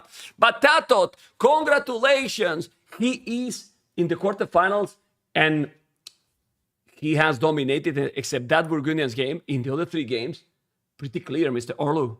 Pretty clear. I mean, TATOH just a shade better than ACCM in most respects. Just a bit better mechanics, bit better decision making. And at this top level, that is all the difference. And still a very fun and compelling set to watch. And absolutely, yeah, I just can't wait to see TATOH go up against those top guys even more. Yeah. I'm going to interview TATOH. Be right back, Mr. Orlo. Sounds good. Okay, guys, here we are with TATOH again. Hello. I mean, I went to sleep last night. I went to sleep last night with you. Well, I mean, you know what I mean. That sounds a little bit, you know, but you know what I mean. Not with you, and I wake up also with you. Anyway, that was a good night. That's a good night, right? Well, if you didn't run away, right, TATOH? Yeah, exactly. Okay, so TATOH, quarterfinals. This was your minimum goal in the tournament, and obviously, congratulations. Yeah, thank you so much. Yeah, I was aiming for top 8, obviously top 4. Now I want more, obviously, but top 8 already is a good result. I think the competition is super hard, and still, like, preparation is paying off, so I'm happy with that. Today, I'm not gonna eat in order, but let's go for the game that you lost. Mm-hmm. Can Georgians really work against Burgundians in that map? It feels for, I don't know, you tell me. I think they work, yeah. I just misplayed that one. Like, I think ACCM outplayed me on that one a bit more, and I was a bit confident that he wouldn't go to the middle that fast, and then I think I prioritized Eco too much in that case, because he was like late to feudal, so I knew that with that uptime he couldn't go FC. Otherwise, he would have been FC with no barrack or stables. So when I saw the streamer, I knew he was going to beat later, and I should have fight more for the map control. I think that was my main mistake, and ACCM did a good job punishing me for that. Okay, well, and in that generation, it's not like yesterday. You cannot go really forward. You have to wait, adapt, and try to go castle. There's no choice because they were super far, right? Yeah, exactly. This is a different version, and also there's a lot of lions in the path, so it's a bit riskier because you have to go through the middle. So yeah, in this case, forward wasn't an option for me.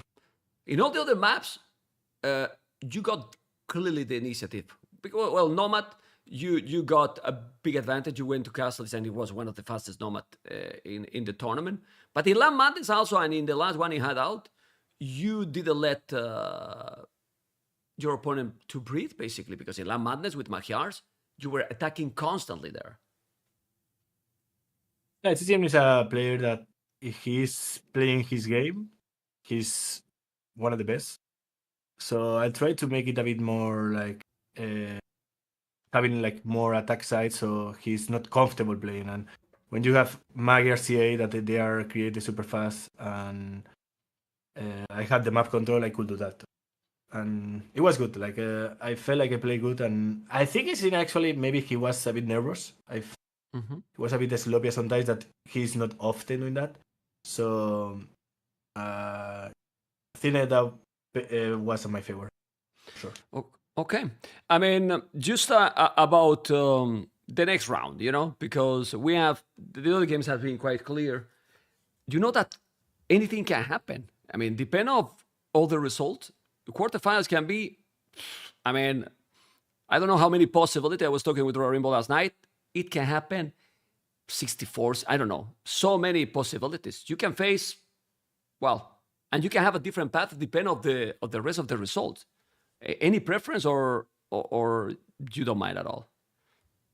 Well, I'm pretty sure I cannot face Mr. JR Viper, right? Because I will be third, fourth, or fifth. For quarterfinals, so no. I will avoid it until semifinals.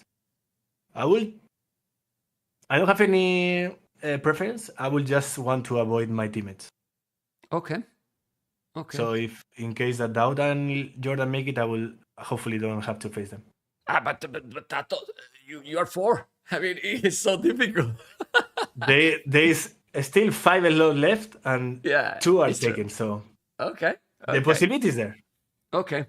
Feel relaxed, right? When you qualify, because now I notice a completely different face. Like last night, where you like thinking, okay, tomorrow is ACCM, but now you know that okay, I don't play till next Thursday. So time to prepare and trying to analyze a lot. Yeah, for sure. And like there are some players that will have to play as well one extra round, right? And it's on Sunday. So there's a lot of games coming on, and probably people now, when they are in the decider, they will have to show everything they have been hiding during all the previous rounds. So it will be interesting for sure these last 2 days of the group stages. Feel TATOH ready to get his second S-tier tournament? Sounds good, right? I wouldn't mind. I wouldn't mind. Feel ready to that, Mr. TATOH? Do you think that the performance is enough, or you have to even get stronger for the remaining rounds?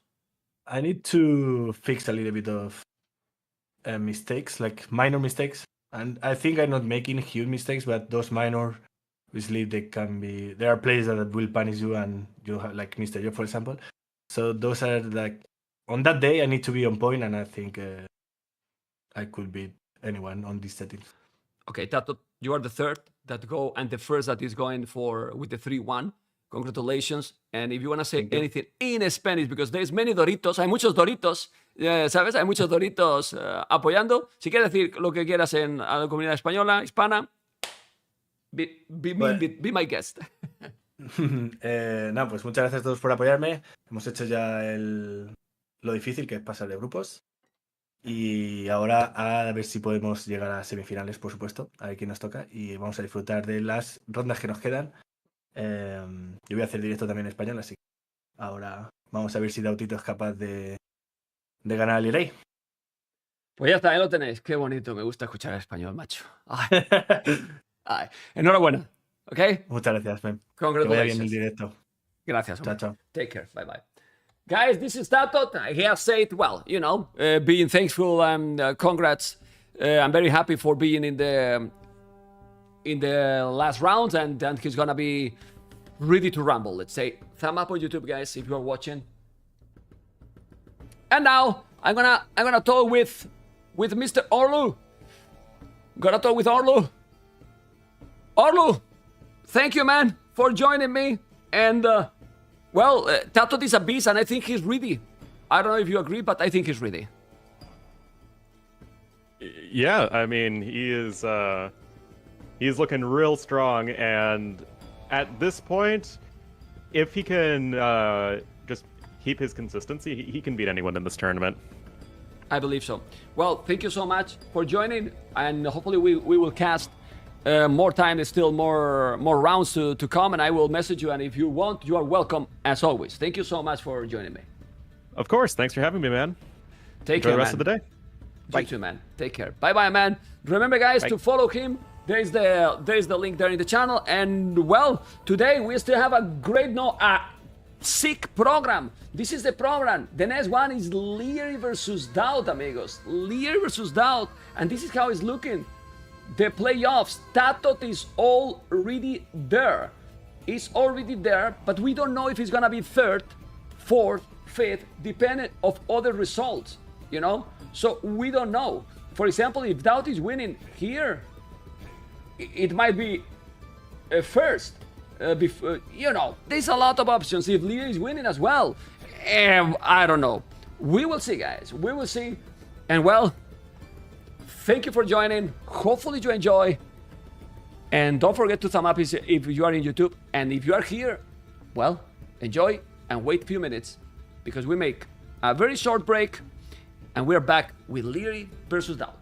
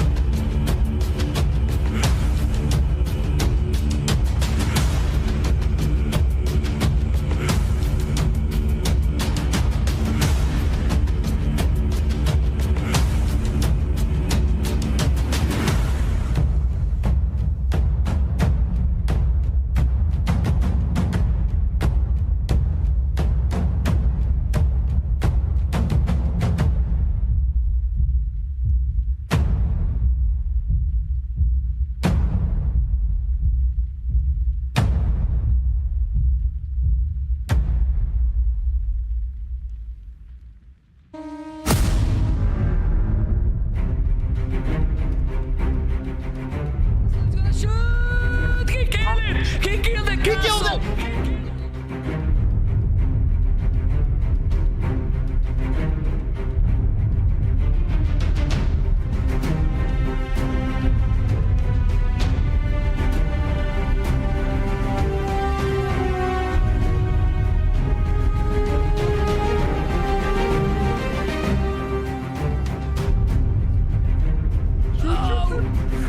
Oh my god!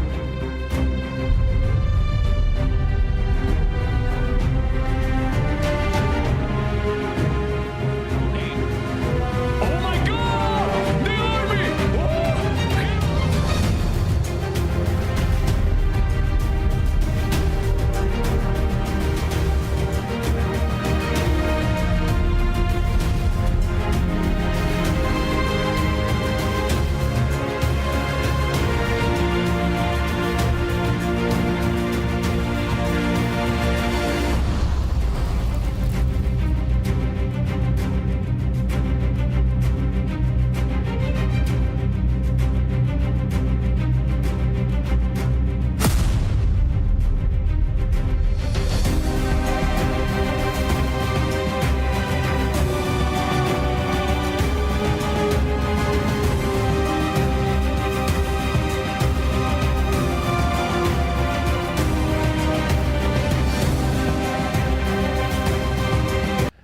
Let's go, guys. We cannot be more excited. We can be not more excited. And I want to say thank you so much for everyone that is supporting with the goal that we have got, and we have got a lot of subscribers as well. And thank you for the follows. And we are going to see now one series that is gonna be crazy. Don't forget, guys, that all this support is huge to keep able to keep going with events at this quality, with this caliber, you know. And I'm gonna have a great co-caster now for a great series, Mr. Stark. Thank you for joining me, because I believe that you are here, and we are going to see LIEREYY versus DAUT, Mr. Stark, who is the favorite here. And having you here again, my goodness, you are muted, by the way. Now you are not. Not anymore. Thanks, man, for inviting me again to cast. Hope to see some excellent matches today. It's very hard to say about the favorite in DAUT against LIEREYY match, you know. I feel like both are playing very consistently. No other reason for us to see both competing for a spot already on the quarterfinals. I would still go with DAUT here. I feel like he had a very convincing performance. He lost only one set, and it was like a 3-2 against Hira, who's without any doubt a very hard opponent. And you are old school. That, and you are old school like me, yeah. you know. We're for the old school people, right? And Exactly. this is the matches here. Oh man. Oh, but this is not the civilizations. One moment, because it didn't load. Don't worry, it's gonna load it in a moment. Yeah, load it now. But this is not the civs. One moment, because the maps is correct, and now you're gonna see the civilizations for the players. There you go. 3-seat LIEREYY, DAUT 8. They have banned look at LIEREYY. He banned both new civs, gods and Kumans. Just look what he banned. Completely different both players. Banning civilizations, and then first pick persons and Lithuanians. But we need to focus in the first game, because the first game is starting in 50 seconds. And we have LIEREYY with Lithuanians, sorry, with Incas, DAUT with Lithuanians in Habub. Mr. Stark, playing against Incas is always tricky. Yeah, that's gonna be a very tricky matchup. I feel like DAUT and LIEREYY both banned each other's like favorite civilizations on the draft, like not favorite civilizations, but civilizations that they are showing that they are comfortable playing with, you know. Every time I see LIEREYY drafting Chinese, Portuguese, and DAUT just got them out for him. And DAUT's trying out a lot the new civilizations. Every set he drafted those, he used them twice in the previous set he played, so LIEREYY was just aware that he's abusing those new civs and just banning them, so that's very interesting. We saw a very similar matchup. I'm not mistaken if it was Inca or Aztec, but it was like in the ACCM versus Heart set on this very same map. And Lithuanians did great until Infantry started to get spammed on Castle Age. Okay, and here we are, guys. Yes, we're starting one series that is always bring crazy memories, and we have already DAUT. Yes, in second 20, My goodness. He has a barrack already. So he's gonna try to go early aggressive with wild strategies. And he's gonna go malicious. He's gonna try to do the damage into the kit. Oh, man. Oh, man. Yeah. Okay. Yeah, that's very interesting. Go on. DAUT's doing this a lot, man. You know, I saw him doing that on TTL as well. In other maps, he did like the early GOT barracks to prevent enemy from hunting and so on. Right here, you are very close to your opponent. You already know where his TC is probably located, so it's not so difficult to go there and do the damage. And he's just using Lithuanian for that. If I'm not mistaken, TATOH did the same approach against ACCM. Yep. On this very Yep. tournament. So is a GL trademark? It looked like. And now he's gonna lend the... like- Yeah, but leave it to Sevra. If Leary is paying attention, when he see that Sevra die, he knows that he's either coming with Valier or with Army. Well, actually with Army, because it disappeared on the map. Exactly. But Leary didn't make the loom, but look at the wood. The wood is already wall. He knows. Yeah, it's a perfectly protected wood. He was not gonna suffer damage. DAUT knows about it. I don't know. DAUT's gonna probably have some issues to deliver some damage to Leary now that he's aware of what's happening. He still managed to lure like 2 zebras, so the lemming didn't affect him at all. And DAUT's just going for the basic let's. Just saying like, okay, I'm gonna hit the house and perhaps forcing him to repair on the end of Feudal Age. Well, but now Leary is gonna make the loom. Now he's gonna go up 17 population, or he's just to repair and be safe. Don't he will have the resources? I think so. It's possible. He lured like 2 zebras. The question is, what is he gonna do with this fast up? Nothing. He relieves some. He relieves some of the pressure on the house. You know, once he goes to Feudal Age, the house is gonna gain armor, so he's gonna relieve some of the pressure, and he can start thinking about producing new units. But what units? You know, it's not on the gold, which is very uncommon for a Mesosiv. But Incas also have a cheaper pooled army, so he can actually go for like skirmishers. Yeah, he will do that, and he's going up very quick. DAUT is not gonna be so slow because he has, well, extra resources with Lithuanians. He's not denying that barrack, and maybe he should.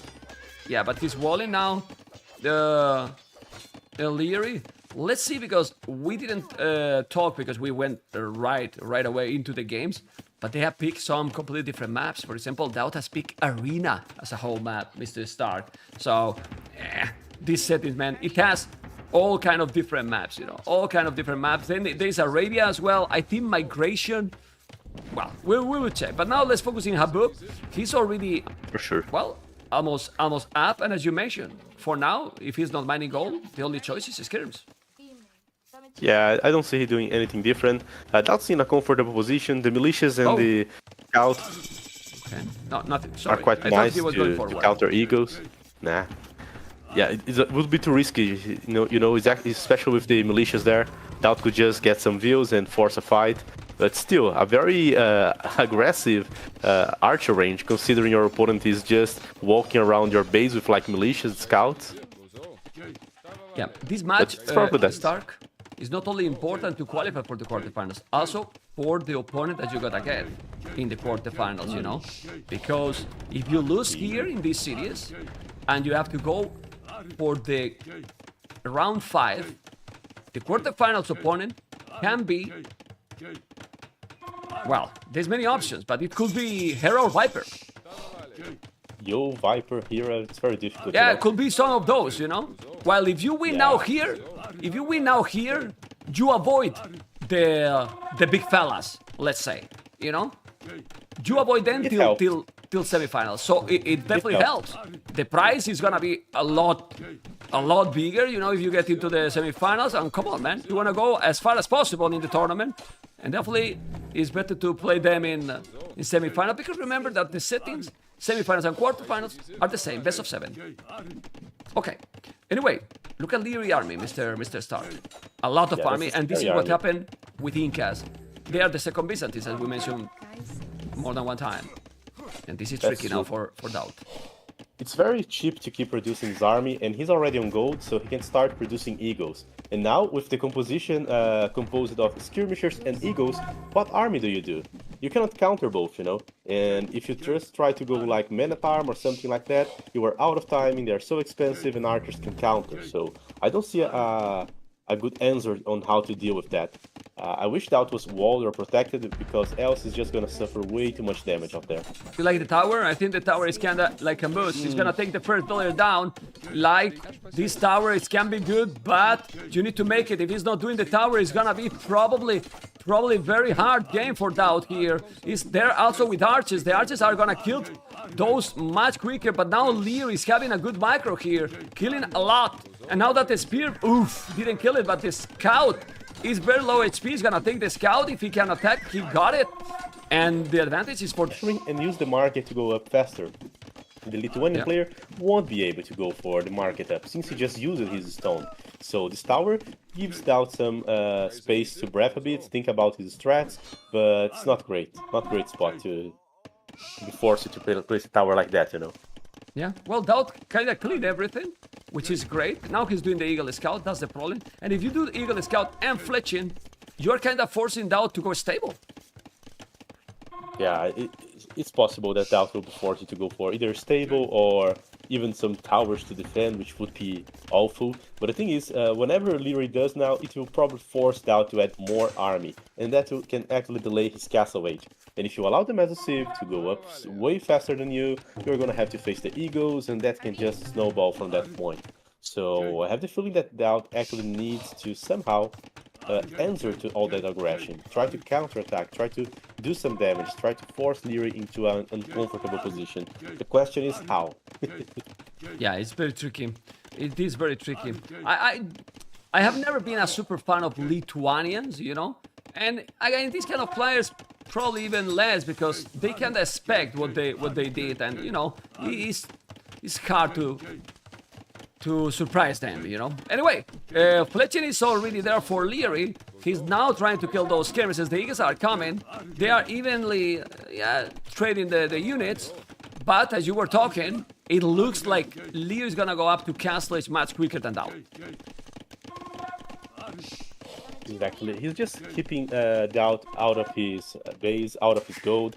He's making the Eagles. I don't believe that he'll be able to force a good engage during Feudal Age, because those skirmishers can just outrun LIEREY's army back to base, back to the power placement. So I don't feel like LIEREY believes that he can actually finish the game or deal a very significant damage. He's most likely just going to defend and go to Castle Age. While DAUT, well, he should be worried about that and trying to pressure. Yeah, but I would like that DAUT is mining stone. Maybe some tower forward would be great. It's true that that can delay you to go up to castle, but he's already in that position. So the way to pressure is to do something out of the box. Just to me that DAUT is just playing conservative here with his skirmishers.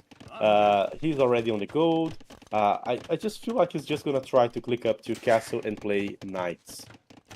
Okay. He's not gonna add anything, and there he goes, even for a market. He's in the market now, yeah, but what resources he has to use the market? He has no stone, he has no gold, so he's gonna use the market, and well, that's gonna help that LIEREY is having more taxes when he's gonna use it himself. He's doing the market as well too, but he has the stone there, and DAUT has, okay, he has good farming. Seems okay.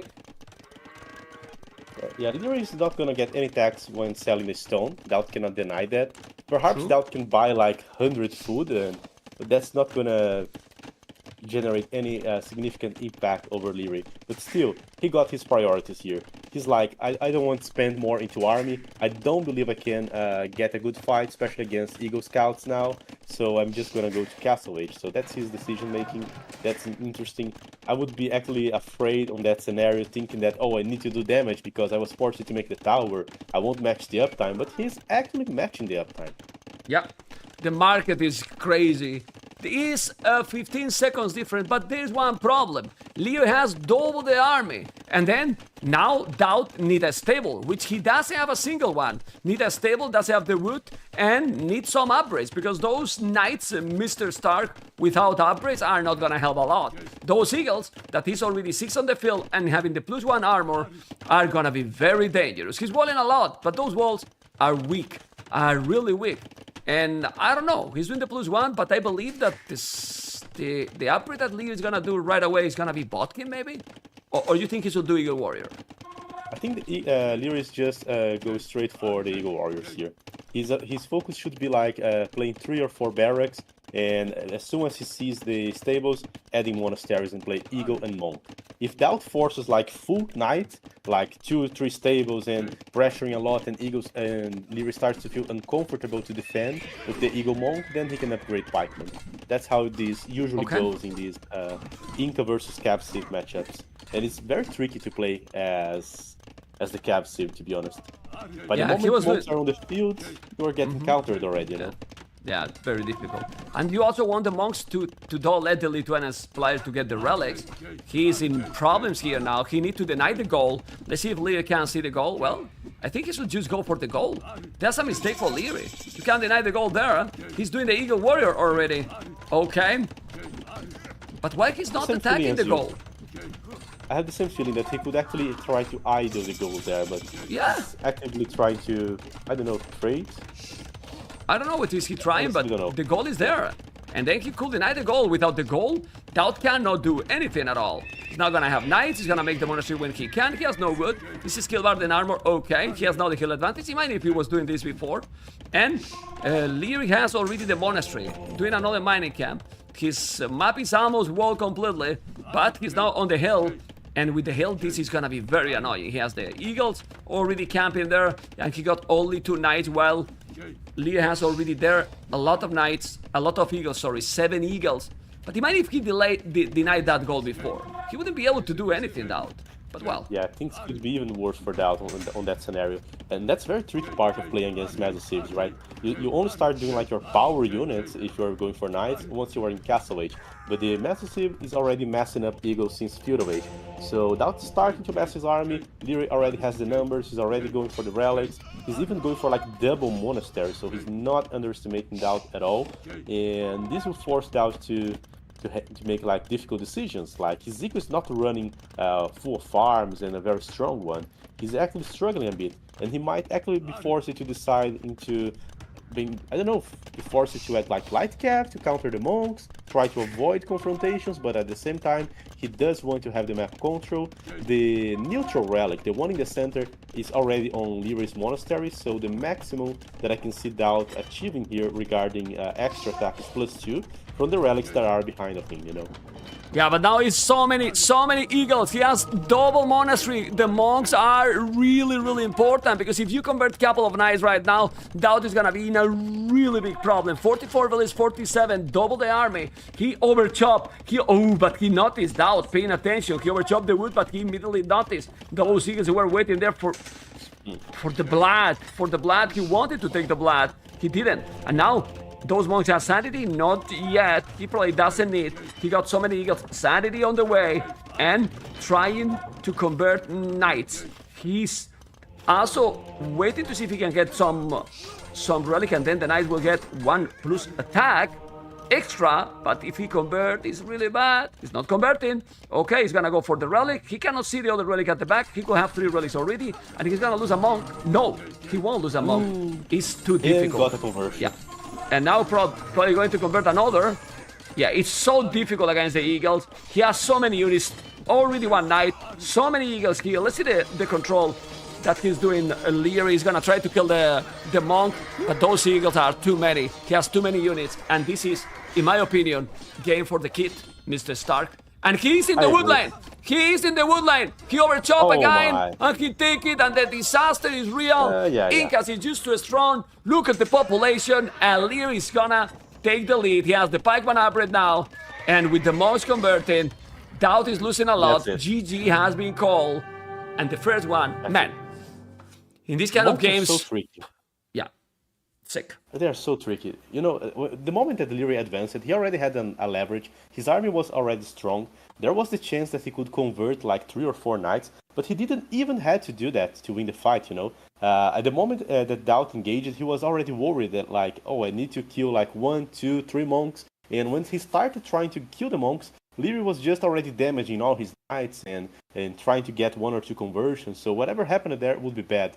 And if you take a look on Leary, on the end of the game, he was about to upgrade Pikemen. He was adding 2 extra barracks and upgrading Pikemen. So even if DAUT had survived that fight, he would have to fight now 4 barracks, producing pikemen, and 2 monasteries. How do you actually kill that when you are a cav civ and you are focusing on cavalry, you know? So that's like checkmate. Impossible. And he was killing already 14 villages. Yeah. I mean, Incas is still very strong, but the Lord has many things to say here. He got Incas himself. Both players pick Incas. They believe that they are very, very strong. And what is going to be now the next game? It's Arabia. And now it's... now DAUT has Incas. And you know what civilization has Leery on Arabia from all those civilizations you see there? Malay, man, that's so interesting, you know. I would actually guess that he would get like Aztecs here for Arabia, you know. If I looking at his draft, I would guess that he would go for the Aztecs, but no, he's just surprising. He's going for the Malay. I have seen on the I don't know if it was in the qualifiers, someone actually went for like Malay against Mesosiv. It was like Malay versus Mayans. I believe it was like Cacique Pro against Miguel, and well, he did quite well. He was just playing archers defensively, and then he used the Caramid warriors. But I feel like DAUT can do good against the Malay here. I think they're pretty powerful. Malay and Incas is kinda strong here, but I still prefer Incas. I don't know what you think. Well, it depends how you play. Malay can be so tricky here. So honestly, in this matchup, I would be comfortable having the Malay. It's not like my favorite civ, but I would still enjoy playing them. I would just think that if I can get access to the Karambit warrior, I actually have a unit that can run around the eagles and kill them.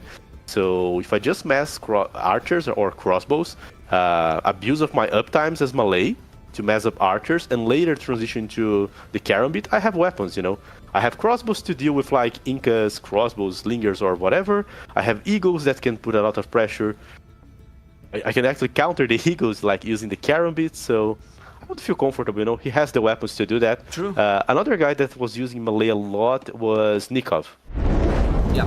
Actually, if you drop a castle, as you say, the Karambits are just really insane. So, well, let's see what is going to be now. We have Leery Malay in the north as a green, DAUT Incas as a blue in the south. Okay, the map is for DAUT. He has nice wood, nice berries, but the goal is tricky, Mr. Stark. Yeah, it's a tricky map, honestly. I would rather have Leerey's map here. Wood on the back, gold on the back, hard to be pressured. Just build some barracks, houses, whatever, around the berries, and he would be fine. As for DAUT, the gold is truly tricky one. The berries are safe, but it's not like they are the most important resource. If you're a Mesosiv, gold is always your most important resource.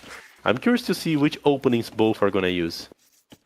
Okay. Well, the good thing here with Malay is that the uptime they get, it gives you room to go militias, and then you're still gonna be up pretty much the same time that if you don't make them. So I believe that if you're Malay, you should do militias, or he's still gonna go lead with his archers, because we'll know how he loves the archers, right?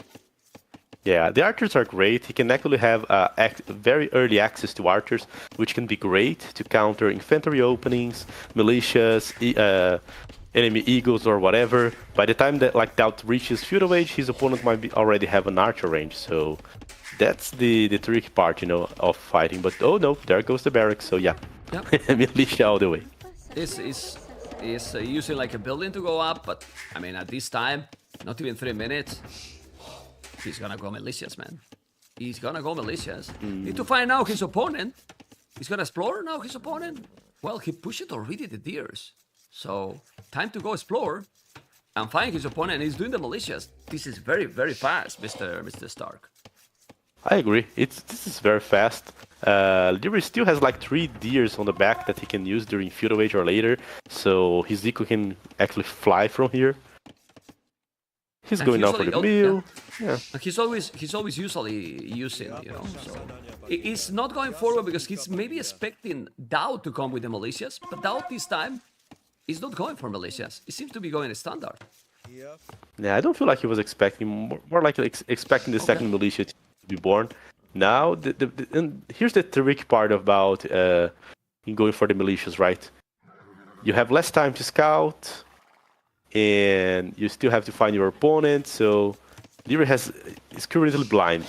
He did found some ship now, so he knows he's close to DAUT, but there's no resource that he's seen so far. He depends a bit on lucky to have some good targets here. Yeah, but now he saw it. Just in time. He see the goal. He see the barrack. He know that the TC is there. The Eagle is coming. The militias are coming as well. DAUT is up now, but this is the magic of this civilization, this Malay. You're gonna see how he's gonna click later, and he's gonna be up faster. Exactly. Crazy. When both are feudal age, he has 2-view advantage, and that's the thing. Yeah, well, because he did the loom. He's gonna be not faster. He's gonna be a little bit slower now, but what? 10 seconds with 3 villages more? Right now? Oh, man. Totally worth it, right? Oh, man. Pineri. Stark, It's totally worth, man. Stark, you come and people start to support. 10 subscriber gifts by Pineri. Oh, my goodness. People love your Brazilian accent. But he's gonna kill a villager here or not? Thank you so much. It's Pineri, possible. but that villager down. Man, such a micro of the scout, but the villager might still escape or not. No, man. I mean, oh, it's taken, man. And he didn't get almost any HP lost. Remember the minute, 6 minutes 30 seconds, and then we check the APM at that moment, the later in the capture age. 6 minutes 30 seconds. He's been clicking like, well, and now this is very bad for DAUT because he's out of those berries. And remember that LIEREY lay me 2 ships as well, so DAUT is not with a lot of resources. He has a lot of food in the bank yet, yes, but under the TC, not too many. There's a scout with full HP. There are militias with armor, so it's very hard to engage that with like villagers. He might be forced to send his archers there to clean out his base to be able to go back to the berries. And LIEREY knows it. He's not even trying to move towards the wood or to another target. He knows that he can be annoying just by sitting on that spot. Yeah, he's sending the 4 villages to take the deers, and DAUT is not even doing archers. Well, now he's doing okay. But he did first 2 skirmishers, which those skirmishers don't do anything to the scout and the militia. Not at all. They take like 1 damage per hit, so Yeah. it would take some time to kill those. The spearman can be annoying to the scout, but not enough to deal with the whole situation. Those militias so tanky. Now he's doing the archer, 1 skirmisher as well. Okay, 3 villages on goal. I'm just checking. He has the spear in the north, but the militia is just dealing with the spear. Need to go back. He bring back. Well, look at the efficiency at the bottom right corner. LIEREY around 90%. DAUT 74%. These 2 militias has been worth it, right, at Stark? Completely worth it. And also, when Malay managed to do that opening and not get any counterattack or anything like that, they just open up a huge leverage. It's 4-view advantage. It's the eco working without being stopped or without being hit. And I don't know about DAUT. I don't know what he's gonna do. He even upgraded like horse collar. So he, despite his position, I thought that he would be like being deprived from food, but he still managed to do like horse collar, the double beat axe, a lot of skirmishers. He's managing now to go up with a blacksmith. So Incas are truly amazing civ, you know. Yeah. Despite all the damage that LIEREY did, he's still on game and still strong. Yeah, he has more army than his opponent, but LIEREY has 4 villages more. So he need to do the damage. Why 4 villages more? Well, 2 villages from Malay, 1 village lost, and 23 seconds at LTC. That's exactly the 4 villages. So 4 villages working the whole game is a lot of resources, Mr. Stark. Oh, for sure. DAUT needs to do something, right? Yeah. And he knows. LIEREY's trying to defend. He spotted the eagles going to his back. There's an army of skirmishers going there. LIEREY will have to defend with his army. I feel like he's a good guy. He can micro that, you know. Okay, let's trust see if him. he's gonna be able. And the two Melissas are still alive, so those two Melissas are gonna help against those Eagles like a lot. Like a really a lot. Both with the fletching. I don't know if the armor needed in these kind of situations. Armor for the skirmishers and archers, or is not needed? Nah, it's fine. I believe that the armor thing is some high commitment, you know. By the time you go for the armor, you are committing that you need to fight during Shadow Age, you need to force, or else you are just delaying your uptime. Okay. I would be fine without the armor. Yeah, he's coming again. He's coming again with the army, and now Leer is coming again. He was trying to wall, he can't, he's gonna make the house, but Leer has also a lot of army. And the big problem is that if Leer just keep producing this army, check his resources right now. His economy right now is really on point. He's doing the Tone Watch, he's doing the scale mail armor, he's doing the +1. We know that Incas is very strong, but Malaya in this position with 4 villages more is insane. He did Tone Watch, so now he's 3 villages, but DAUT is idling again. Oh man, if he's walling here, DAUT is in troubles. Like, he's about to go up to Castle Age very fast at the start. Oh my, he deleted. Yeah, because he's losing the skirms. He didn't micro that properly there, and now this is a very good battle for the Lord. Yeah, he killed everything there. That palisaded backfired, you know. He lost a villager, he lost half of his army. Deleting that palisaded actually backfired. He was a bit greedy. Yeah, and DAUT actually invested into the Eagle armor already, so he has the Eagle with armor, he has the skirmishers. Even if Leery was thinking about going for archers. Check the army numbers. Check the army numbers. Leery is doing, man. What is he doing? Mine is stone. He's going for the stone. Yeah, because you know this is the only thing that he can do. Look at now, DAUT is already with the market. Leery knows that against this civilization, you need to drop a castle and spam carambits. Oh my god. He's going up to castle his DAUT, which is great, being that behind. Is the market... That's insane. Oh, is the market has to be nerfed, man? This market is just ridiculous, I don't know if it's the man. market. I feel like DAUT's macro overall is insane. He did like both eco upgrades, he did both fletching and armor for the Eagles, he did more army, and he's still going faster towards the next stage. So I feel like his macro is truly on point here. I truly like what he's doing.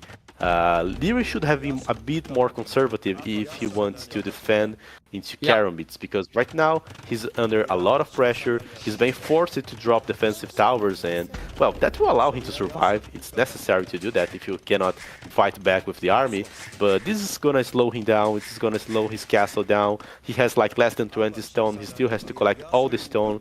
This gives DAUT a way wider window to pressure him, you know. Okay, let's see if he's gonna make it. It's true that Lee could do the market. He has quite a lot of gold. And if he's doing the market, he will make the castle. And the Karambits are insane, because the Karambits, with the +2, for free, they might get the Eagles, you know. And also, you protect your base with those. DAUT knows. He can see the stone. He can see the stone. Leery is doing the market. He's now walling the woodline. Is he walling completely? He walled in the last second. The tower is there. But that stone is exposed. Doesn't matter. He is gonna buy now a stone. Oh, he's doing another tower.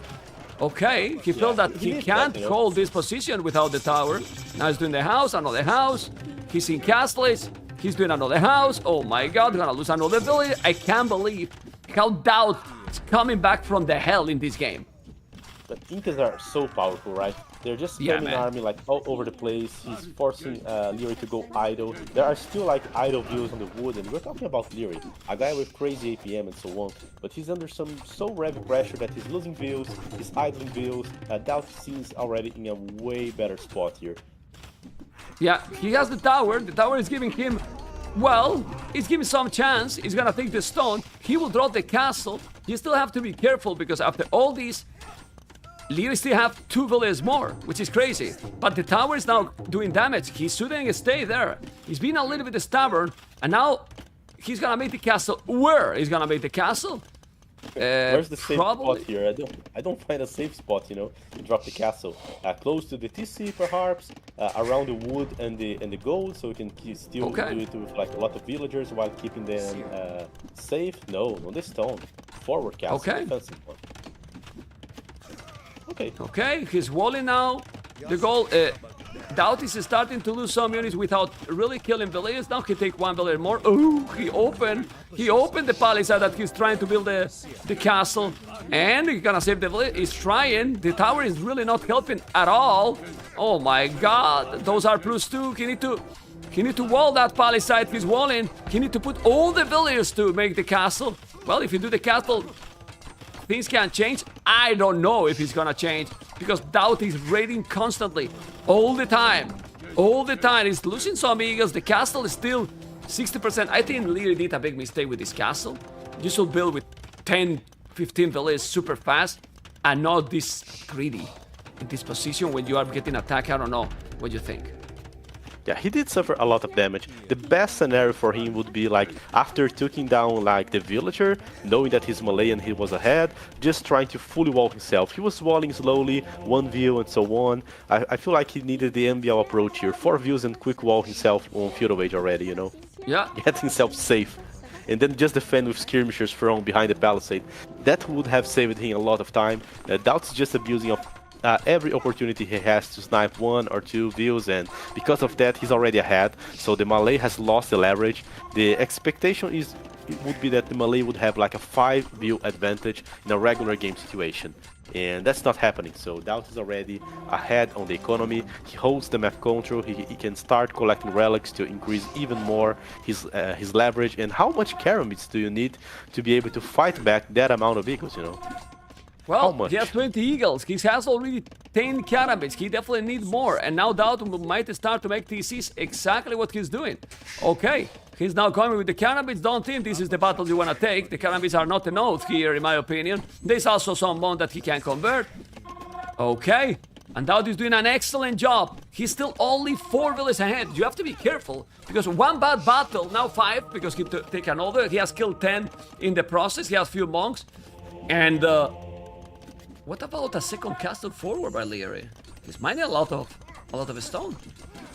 Yeah, he seems to be going to an all-wing situation. Like he's not even considering adding a new town center here. He just wants to keep spamming Karambit, perhaps later dropping a forward castle, as you said. So he's already in an all-wing situation here. He will play 1TC for a while. That's usually not the game you want to do as Malay, but the game that is given to him right now.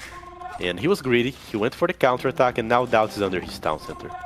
Yeah, he has some Karambits here. Let's see if he can do some damage. He's coming there, but yeah, he's gonna kill some units. Let's see if he's gonna be able to kill the gold miners. He's now walling, he's gonna lose another village. Okay, but he's attacking here, and the goal is exposed. He has nothing to defend, he's walling. Look at DAUT! Look at DAUT! People say that he cannot quick wall. Come on, man, come on! He can quick wall, of course he can. He's a fast player, man. Just effective player with that APM, and he wall it completely now, and he's not having a hole.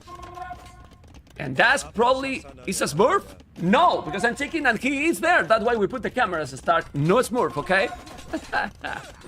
But now, it's incredible. No problems. Look at the army. Look at the army now. And more army for Leary. It's true that he has another TC, but careful. Because the Karambits are there. He's starting to take some units. He's now defending at home, okay? And Leary just sell all the stone. There's not a second castle. He's just doing more and more army. Constantly. Squires now, okay. Another TC. Very necessary upgrade. Very necessary one. To be able to raid better, to trade better, to outrun the opponent. It's necessary to have the squires. Okay. Yeah, I mean, this is a game for DAUT to lose more than a game for Leary to win. I don't know if you agree. I mean, I agree. DAUT is Even in a how great the game position is right now. Exactly. Look how he's trying to micro. He get an eagle. He's gonna lose those monks. Okay, he convert another, but now the Karambits are cleaning. More army is still for Leary. Leary controlling the army is a beast. Also, as you can see, he's microing really well. And be careful, this can snowball a little bit. This because look at the KD now in favor to Leary. So what you do here now? Siege workshop forward. Leary need to go all aggression, all in. Oh. But for Leary, it's as you said, be very aggressive, seize the map control, you are 1TC, there's no way that you can just at some point say, okay, now that I have more army, I'm gonna start doing catch up. You are not. you're not gonna catch up your enemy on economy. So he has to counterattack, he has to get good fights. He's taking a lot of stones, so he can possibly find a good position to place a castle, deny a town center or something. So he needs the map control, and he needs to put a castle on DAUT's face. But he find the wood. He find the wood, which is a real problem. Another mortal is down. Is now 4 town center for the Lord. Okay. Now those things are going to die because he's under the castle. But he cannot attack anymore. Not only he has 4 town centers, but he's very close to be able to drop a castle. He has more than 500 stones. You are too far from the microphone now. Oh, sorry. Yeah. You are too far from the microphone. Nearly 4 town centers, right? DAUT TC, okay, taking the village down. Well, this is what LIEREY need. He need to raid. Otherwise, he's dead, and now he's trying to do the job. He's now trying to kill slingers. Very smart, the slingers. Very smart. The slingers are gonna take those cannabis. Now siege workshop. He's still coming with a lot of army. He has more army than his opponent, but you need to attack his base. If he's not doing a massacre on his economy, LIEREY is completely dead. I mean, I believe that he's dead. Look at the population. So we have a close he's in a very bad spot. Yeah. His best shot here is right now is probably adding the siege, as you mentioned, to try and counter the slingers, and of course try to drop a castle forward. But then you'll see where the castles drop, where DAUT's dropping the castle. That's just a perfect one. It will shield part of his economy. It will protect his gold. Stark is perfect if he's doing, you know, because he's there now with the cannabis, and then he's a DAUT castle. It's a DAUT castle. The man can come. Sanity, some monks. If he convert those slingers, you have to be careful. You know, a game without a DAUT castle is like a garden without flowers, but he is still so behind with the population. He's gonna make now the castle. 3 monks are coming, and maybe he can convert. And okay, let's see if he's gonna micro against another eagle. Okay. And he has 4 relics DAUT already, you know. 4 relics. Like, well, but he's not gonna make the castle. Oh my god. DAUT. He's coming with many catapates. He has a lot of villages more, but he might lose a lot of villages here. A lot of villages here. Okay. He's doing the castle or not? I believe he will, because it's a very small area. He called the GG. 1-1. The Lord take the kid in Arabia, and he started really off, but now, man, he's a beast, this Lord, Mr. Stark. Really, he's just a beast. Sure. But Incas are also a beast as well. Well, Incas won 2 games already, so indeed. And LIEREY actually went for like a counter pick. He tried to do some counter pick. Some civilization which would have like a good counter to the Eagles, the Karambit. Some civilization that could actually have a leverage on the economy because of the extra views. He still managed to do that, but get a bad fight during Feudal Age, and that just escalated from there. It's very difficult, you know. In both games, you can see that by the moment that the Inca player starts mixing in Eagles to his Feudal Age army, composed of skirmishers or archers, in most of the cases, you do not have a good unit composition to fight that. If you invest a lot to counter that, adding like scouts or anything like that, you're just going to delay yourself to Castle Age. So if you overinvest, Inca will just go faster to Castle Age and then kill you. So it's a very tricky scenario, you know. You cannot fight directly, you cannot invest.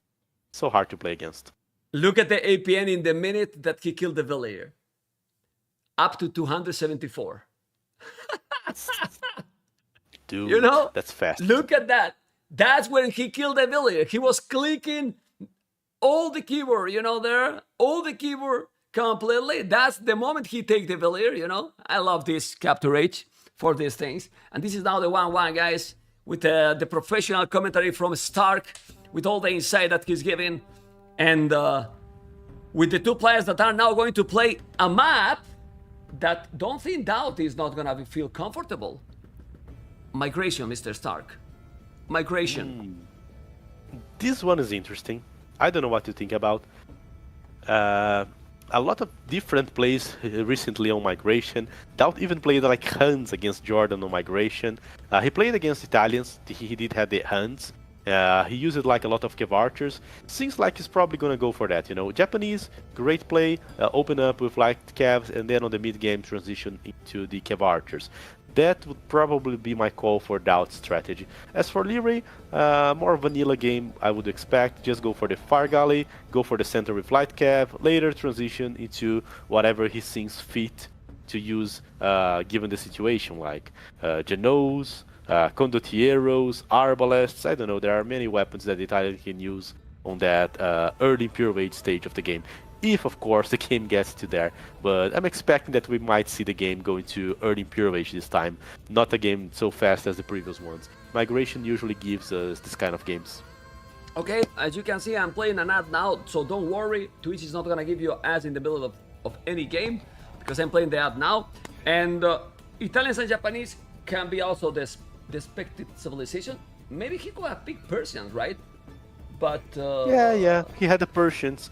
They can be great for Kawasan as well, you know. Yes, good point. Good point there.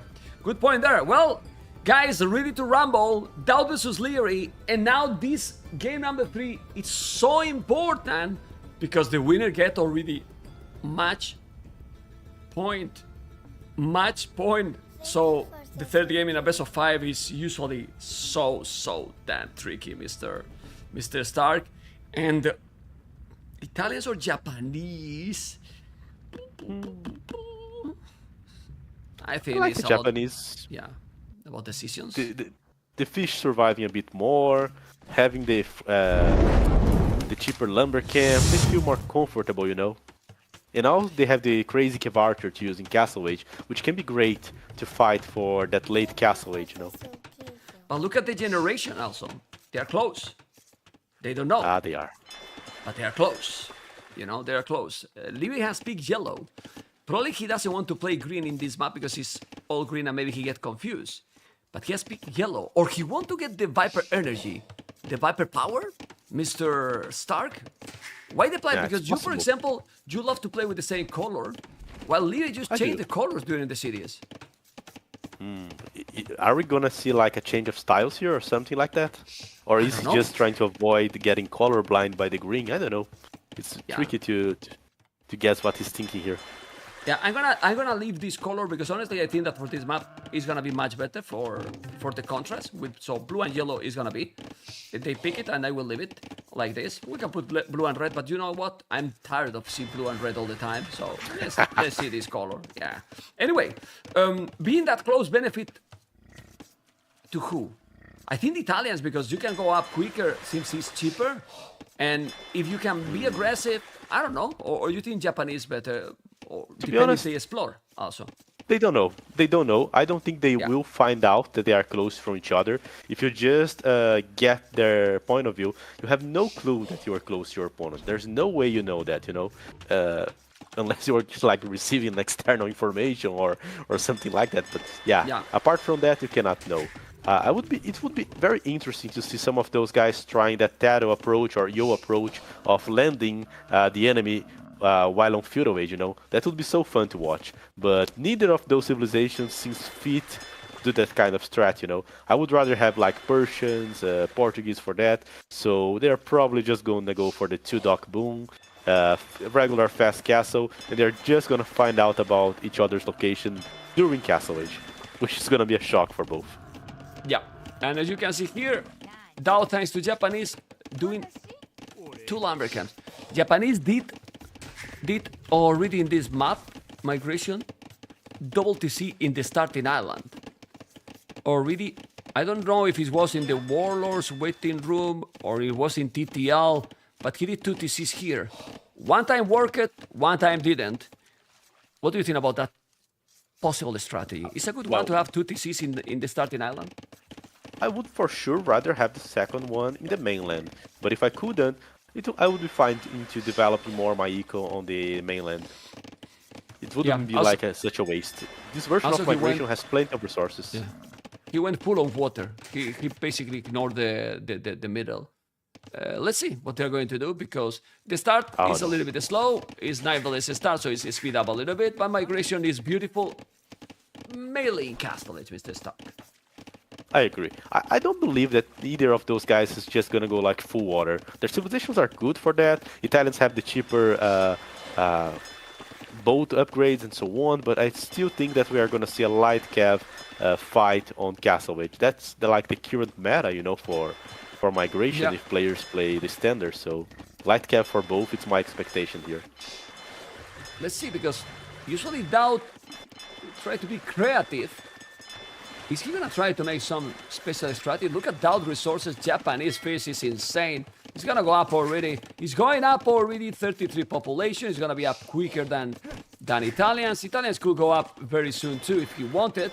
Yeah, because you need 421 food, if I'm not mistaken, to go up. He's doing already the mill, so when you see that he's already the mill, you know exactly what he's preparing. The fast castle. Exactly. The requirement for you to make the market. Okay. This is the third dock already now for DAUT, and we don't see yet a transport ship, which should be the next unit that Leo is gonna make it. He's doing the mining camp. He's only 25 seconds behind. Population is almost the same. And let's see the decisions. Transport ship or not.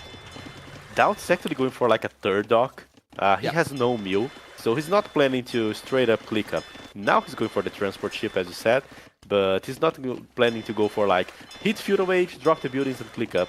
He might actually delay a bit his up in order to place some fire galleys around the map and start trying to pressure or something like that. Okay. As for Leery, I expect an immediately to see market and blacksmith being dropped around his base.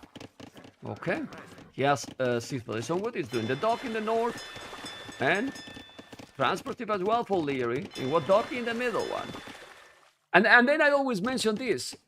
Barrack, better in the middle, right? Not in your main or starting island. Many players are doing it in the starting island, and then you cannot use the spears. Well, my opinion is bad. It's helpful, you know. If you have, it's helpful if you do the barracks there to then transport the villagers and already reach the center, being able to do the stable. I feel like these barracks in the middle sometimes delay your uptime, like it's happening with DAUT, you know. But if you play like Dravidians, it's very common that you make the barrack in the mainland to then just drop the views to make the stable. You're just trying to like optimize your uptime rather than having the access to the spearman. It's a trade-off, and players are actually going for that. One small advantage for DAUT. Well, Lee has to cancel the transport ship. He didn't have resources to make the buildings to go castle it. He's going up quicker than his opponent, but then he cannot transport units to the middle. But obviously, if you go up castle it fast and then you are able to take the water, but against Japanese, you will need more than a couple of galleys to take the water. So I like DAUT position being already in the middle with what? One spear and the village. So Leery, he has loom. Yes, he has loom, but he needs to transport. And now he's gonna make the transport. Yeah, DAUT has more map control. He has more units on the field so far. He has a better spot, but Leery has a small leverage regarding the uptime. 50 seconds. 50 seconds. The stable is already there. Leo don't even have the barrack because he didn't transport yet the villagers. And that's gonna be a problem. He's gonna make a dock forward now? He will, for sure. Okay. That's beautiful, you know. It's way easier to snipe off your enemy fishing ship if you're just producing fire galleys from a very close distance. It's also annoying, you know. He might force Leery to try and take down the dock. He can use like demolition ships. It's very annoying, that forward dock. Okay. He's sending 3 villagers, but you know what? He's gonna find the dock right away. No! He's not find it. But he see the buffalo as blue, and the scout is here. He can see. He's gonna see the stable, and this is 2 scouts already. Oh, surprise! Palisade fast. Oh my god. Okay. Yeah. Nice reaction. Yeah. I tried to do that, and I switched down my PC. All right. Let's see. He reacts properly, but still, this is good for DAUT. War galley upgrade. Yes. Ooh, he's on water. Now, but... Oh!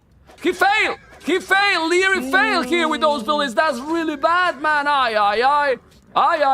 Oh! He's gonna make it or not?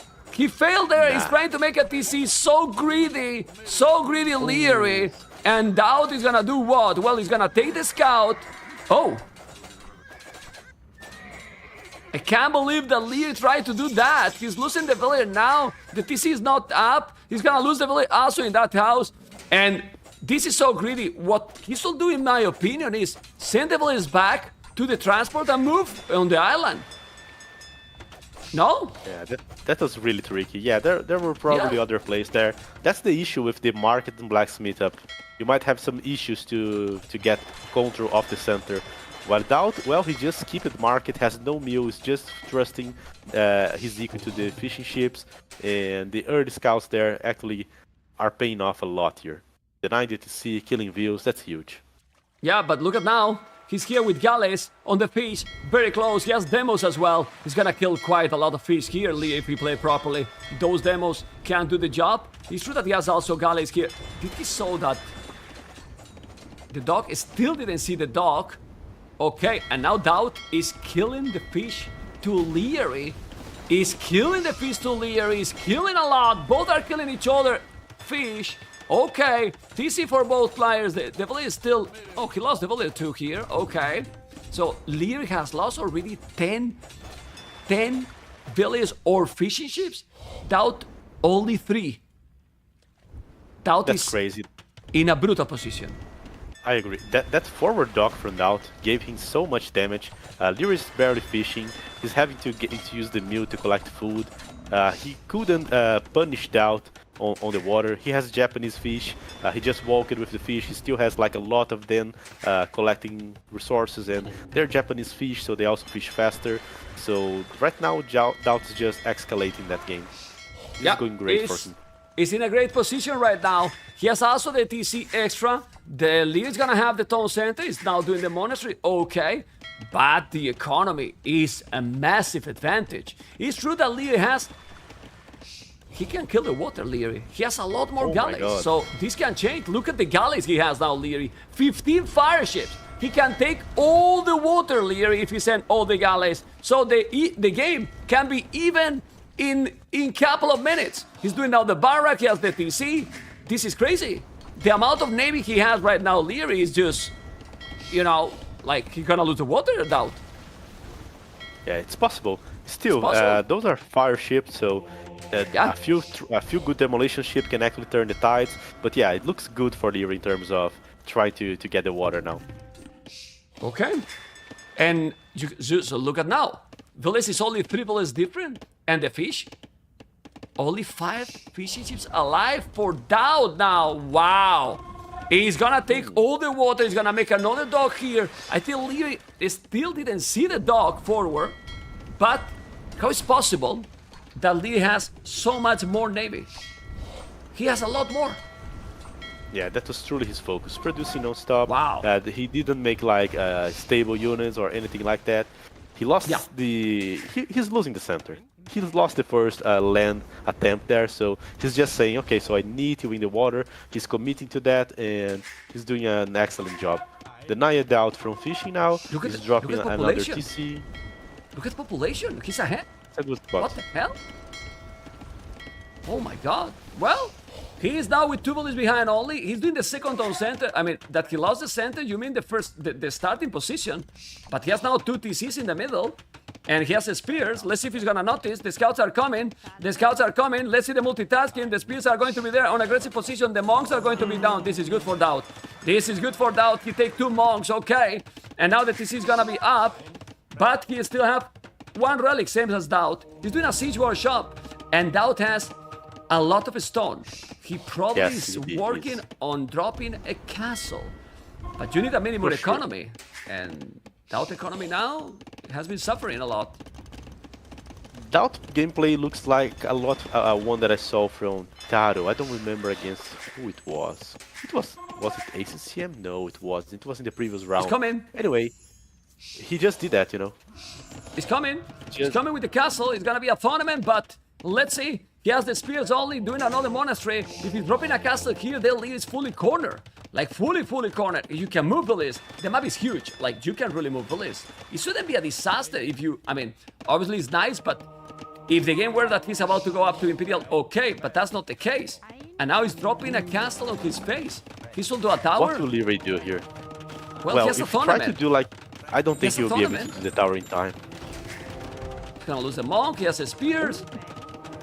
Well, he's not gonna micro. What is he doing? Need to move the village on the TC. Need to go back. Population is very similar. He just need to go away from that area, in my opinion. And that's it. Because the Echo, And I don't know. Yeah, it's going away. that's And they such a can leverage OTP. from DAUT. That castle is great. crazy. Great position. Wallo! 50 euros donation. What is this, man? Thank you so much. Let's go. Let's go. But look at the TC here now. But after all this, Lear is still ahead in population. You know? And soon he will have a He's stone ahead. for a castle. Okay. Population Uh-oh. is good, he's trying to go for the castle, but he's losing so much map control. DAUT is True. just abusing his map control since the beginning of Castle Age. Okay. Let's see what he's gonna do. But he has 0 fishing ships. 4 fishing ships for his opponent. For oh, the spears are there. The spears are there. He's coming with the mangonel. He need to kill those spears and he's gonna take it. The TC need to be up. If he's not doing the TC, can be the game. Okay. And Bill is on the TC. Ooh, he converted, but now he need to go away. And the monk is down. Okay. I think it's time to do what for Lear here? Maybe a stable, he needs a redemption? He needs a castle, He's yes. doing the redemption already. He needs to somehow try to answer that push, but it's tricky, you know. Try to defend with monks when your opponent has that much map, has access to light cavalry. So yeah, he will try monks. He'll try to drop a castle. He desperately needs to get more map. Okay.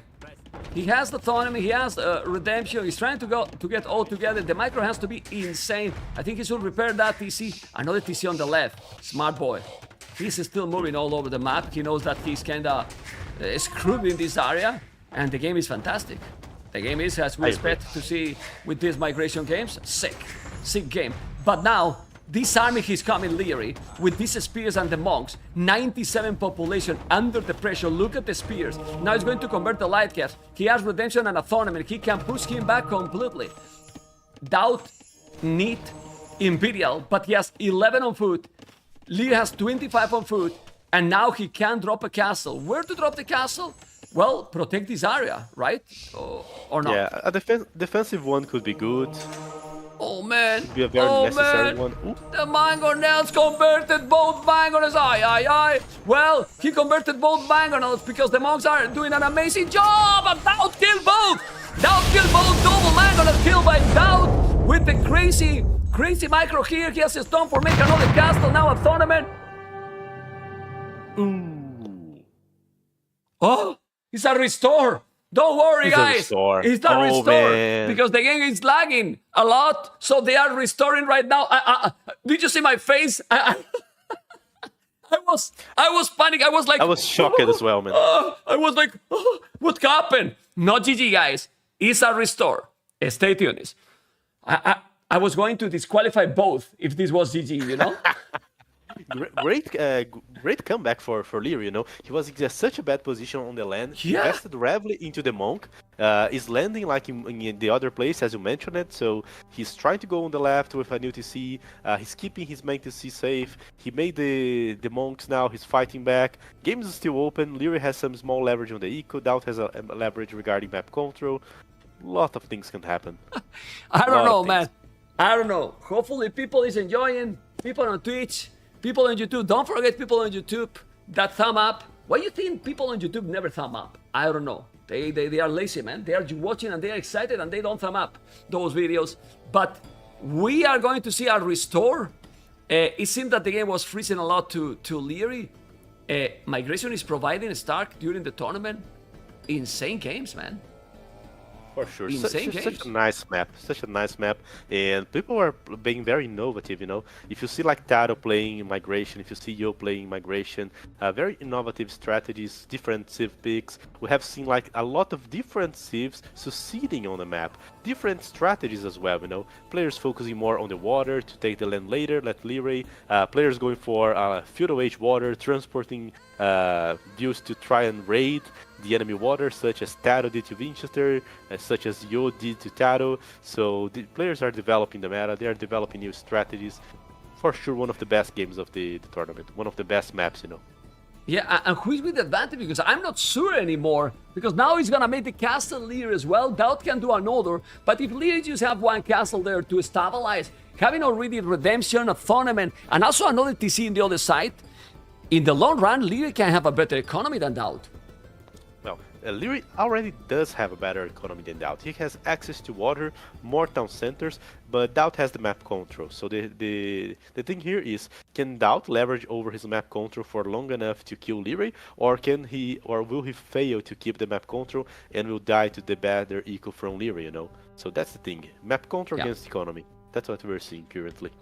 Yeah, and people is nervous, and I have saw with you guys that is in 40 seconds. Remember that there is some spec delayed, and you can see how the players are. They're super focused. They are friends. They usually troll. They are very smiley, but not now. They are completely focused on the game, and they know that the comeback to that position is crucial because I mean they maybe save it before the mango shots because now I don't know, right? So let's see where exactly is the point. They save it, the game, and restore. I'd say we're getting there. After the mango shot. Okay. Yes. All that happened. There's no mangoes anymore, as you can see. 700 stone. You can. The problem for DAUT Stark, his food is bad.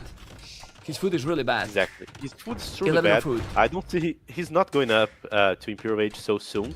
Leader has a shot to do that, but doesn't feel like that's his plan either. We are gonna see some Castle Age fighting for a while. Okay. The castle here for Liereyi. Interesting one. Why there? I don't know. A little bit more at the back now. Okay. But Lee is gonna go up to Imperial. I mean, check the resources right now. Yeah, crazy resources. He's not investing into monks, army, or anything like that. Just views. Cav archers. It's views. Yeah, told you about those, man. I was expecting those guys. Yes, but I'm not sure, to be honest. He's trying to convert. Let's see the micro now. Micro important here. Yes, he converted also a couple of monks. The spears are there. Okay, the legends are going down. And this is a better trade for Liereyi. I don't know what you think. Well, it's even. The Cav archers are coming, and now the Cav archers might dominate. I think it's better for DAUT, you know. If you just make that trade and force the monks to use their conversion power, then the Cav archers can just go there and clean everything. Yeah, look at the castle. From DAUT, yeah, but what he doesn't know is that Liereyi has another castle on the left, and he's on the way to Imperial. He's up to Imperial in a moment, you know, in a real moment. That's gonna hurt. That's gonna hurt because DAUT's so focused in denying Liereyi to develop on the right side, and he's completely blind about what's going on. Liereyi has established himself on the left. He does have a castle. He can soon go for like Arbalests or Condottieros. I would say Arbalest since having to face Arbalest and traps, you know, right? Arbalest and traps or skirmisher and traps. Arbalest even better on that spot, on that situation, to be honest. Yeah, Liereyi's gonna lose few villages more, but the problem is Liereyi has 73 villages, DAUT has 101. 101 villages, you know. He's booming like a beast, but the problem is that now he's surprised there's a castle here. That you can have a lot of villages, but if your opponent is going up to Imperial 5 minutes faster than you, oh man, but Liereyi is not even microing in the north. Yeah, he just need to boom in this area. The castle is just here. And with the castle, you are gonna be completely fine. I don't know why he's sending the Cav archers there. What are you doing, DAUT? What happened? What happened? He's sending the Cav archers into death? Oh man. Okay, well. Trying to explore. He lost all the Cav archers. The game can change. Obviously, you go on. I think it's worth mentioning that Liereyi managed to learn a few new things on this tournament. He's going Imperial Age with the safest town center possible, so he's indeed gonna reach Imperial Age. I was even checking those right now. He's going for the Skirmisher upgrade, so he'll try to push back using Skirmisher, Trebuchet. He'll most likely lose all the economy and the villagers that he has on the right side, but then he will start to push DAUT back. Now it's a matter of time. DAUT needs to buy time in order to go to Imperial Age as well. Well, he's up to Imperial now, DAUT. But when he has the +3, those units are gonna disappear. Well, the skirmishers are already melting. Yeah, okay, let's see. The skirmishers are melting the Cav archers. Yeah, and without the upgrade, so imagine now with the Imperial upgrade. He needed traps, but Lee need to be very quick. Otherwise, DAUT will have a sick economy lead. And that's gonna be tricky. But we will see. because Lier keep going, and we have seen many situations with Lier going up quicker than their opponent to Imperial and come back from the hell. It's not the first time, but he's playing against a player that got all the experience. DAUT, he's there with the skirmishes. Now those skirmishes, he doesn't have ballistic. He's missing a lot of upgrades. He's missing a lot of upgrades, Leery, Mr. Stark, and he needs to be quicker. Yeah, for sure. He's starting with like the first trebuchet. For me, the biggest issue here is the amount of map the DAUT's controlling, you know. If he starts pushing DAUT, he has to choose the direction, you know. Do you want to push him upwards? Do you want to push on the bottom, on the center? And whenever he pushes, DAUT will just keep rebooming and developing towards the other sides. If he's ever pushed it at all, you know, because right now he's doing like a lot of upgrades. He has a good mass of cav archers. He might even take a good trade and finish off the game. Oh man, he's doing now the university, okay. He's gonna come with the cav archers, but his skirmishes are there. How many cav archers? 24. Remember, they get +2 extra against archers. That's why probably he's just going to skirmishes. Those cav archers can melt. Still, no no chemistry, no ballistic. It's only one trap. Leery need another castle probably to really keep the ground there, but he cannot see the stone. No, he can. He has a stone and goal at the back there, so he could have resources. But is this gonna be a no, Mr. Stark? Yeah, doesn't know the He doesn't gold, know yes. about the gold, by the way. Yeah. I don't know if it will be enough. As you said, it's a matter of time, you know. He needs to push faster. I would like to see, like, perhaps a siege workshop to do a few bombard cannons as well. It would be helpful on trap fights. It would accelerate the sieging process, but it's not like he's in the position to give himself that luxury, you know. His resources are on the limit. He's just doing now chemistry, so the siege workshop should come now. He can't make it even before this. And military numbers pretty much the same. Now, DAUT don't lose the cav archers before doing the upgrades. Those skirmishers got all the armor, so they are strong enough to kill these cav archers.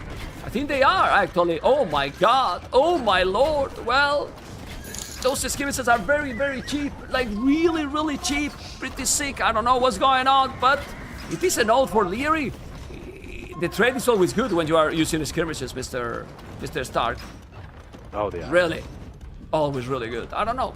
But still, he's at the limit. But now, Leery has good food and good goal. He's going. He took the castle. He's gonna be able to kill those. He's good chemistry. And still without ballistic. Now, Pavis. Okay. Oh, man. Population DAUT is still ahead. But, well, Pavis also affect to the archers if he's doing them, but not the skirmishes, remember? Yeah, some hand cannoneers. That's what I was curious about, you know, not skirmishers. Yeah, but the traps is still alive, man. And he killed the trap, he's gonna take the relics. And Leer has the same army. DAUT has to be careful. His army is just much better. DAUT need light gas, man. He's gonna lose all the units here, DAUT. Hand cannoneers will kill now the light caps. Yeah, but now he has hand cannoneers, so... Aye. Okay, let's see. It's now coming with more army. The score is getting closer. Ballistic now for Leery. The light guys are doing a much better job than all the cav archers he got before. You see it? Oh man. Okay. Why Leery is not doing Genoese? Genoese are amazing. Yeah. Against this army. Hitting those so far, right? Yeah. Need to repair the trap, but he's considering the +2 attack from the cav archers there. okay, still a spamming army.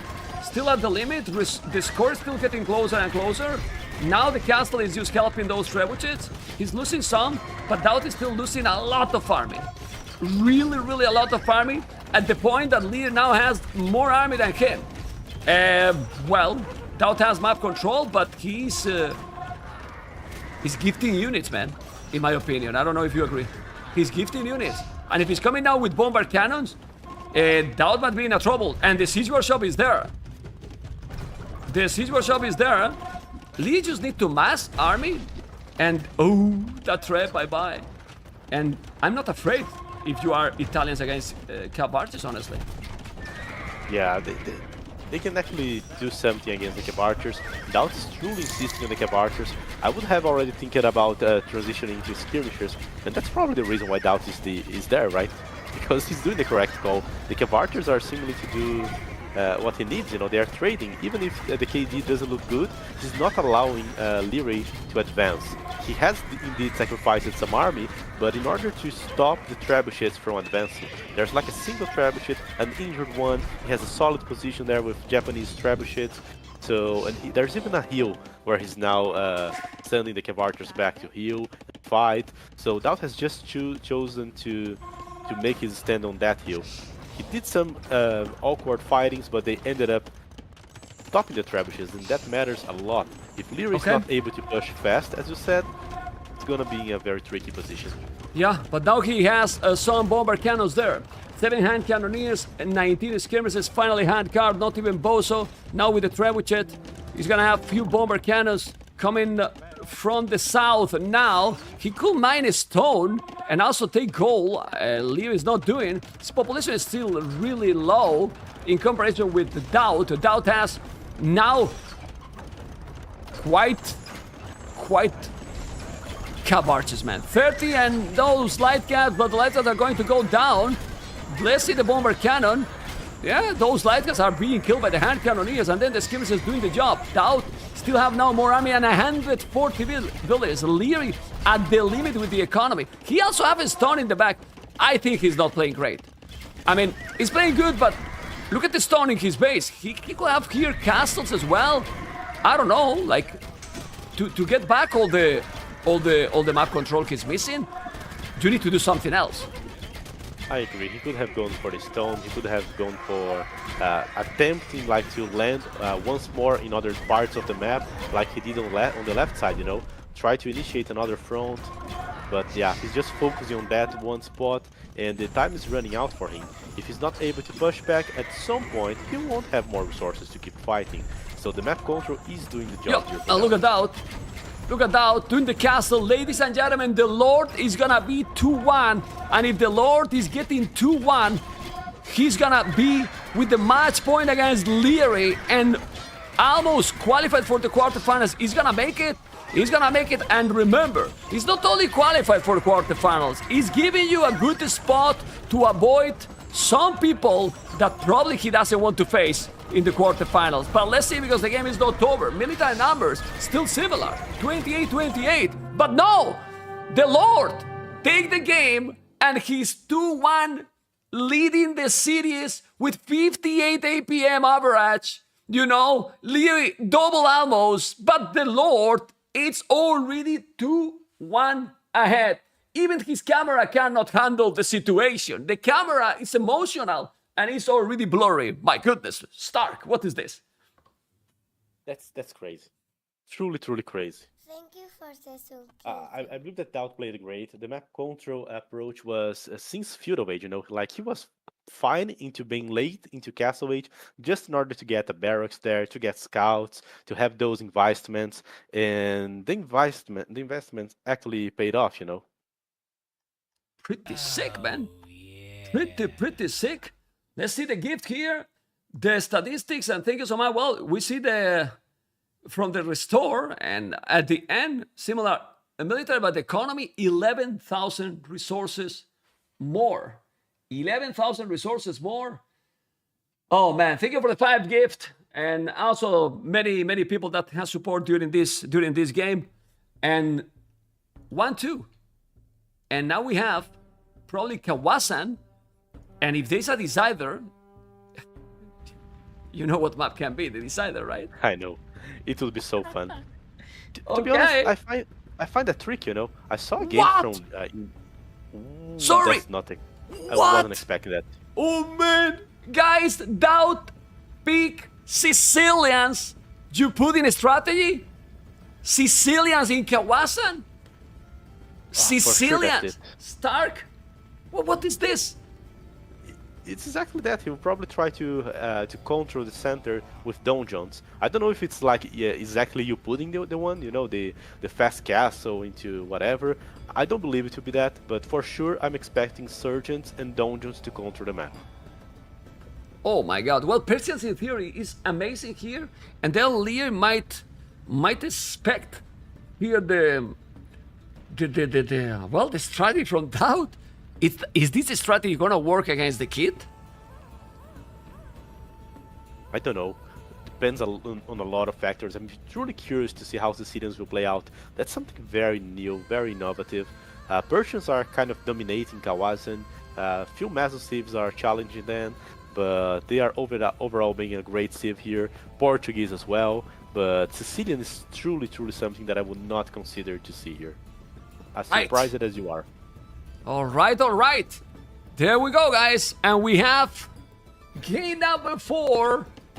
LIEREY, Essa Green, Persians, DAUT, Sicilians. First time in the tournament that we see the civilization. And it's DAUT who bring it in a game that if he take it, he qualified for the quarterfinals.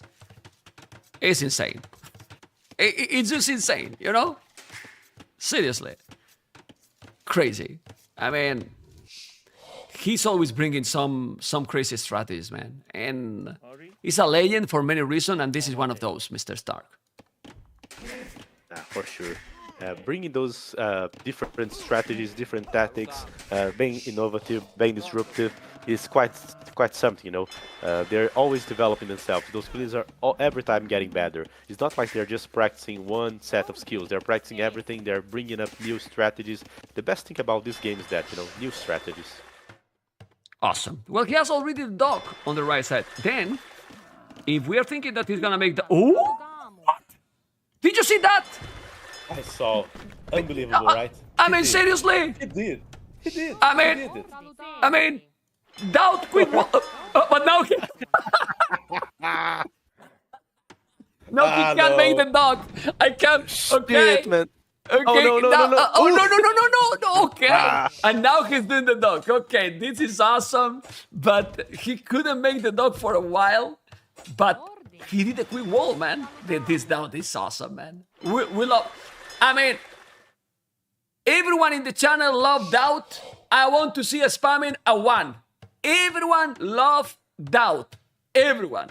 I want a spam in the channel. Come on, guys. Everyone. Even if people that never type in the channel, you need to type now. Stark, type, please. You have to type. I typed it already, man. Okay. Let me type too. I have to type too. Okay. Let's go. I want to see people that never chat in the channel. Come on, everyone. The biggest spam ever in the channel. Let's go. Okay. Okay. Now you can stop. Can you let me cast now, guys? Stop. Stop.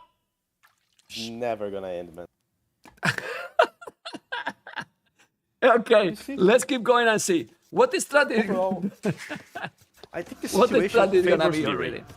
The situation right now favors LIEREY because he knows that DAUT is not playing Sicilian to challenge him in the water. So the water should be given to LIEREY. By having the dock already in the same pound as DAUT will accelerate that process. He's going for a fast up. He is probably gonna win the water without contest here when he start making his fire galleys, and then after that he can start thinking about, okay, now how do I deal with the Sicilian? Do I go for like archers and try to pressure them? What do I do here? You know. Yeah, and We were President has talking a lot about the surgeons, but we can even see like full scouts here. To be honest. Yeah, but and President has a great economy, and now it's a sick economy, so it's gonna be tricky for sure.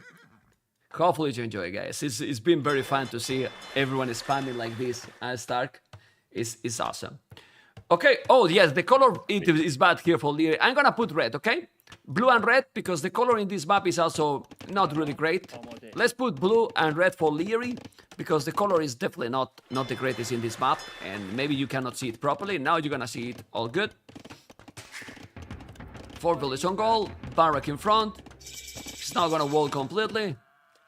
Double attacks, but I like how DAUT is giving up that pond, and he's just going to fish in the other.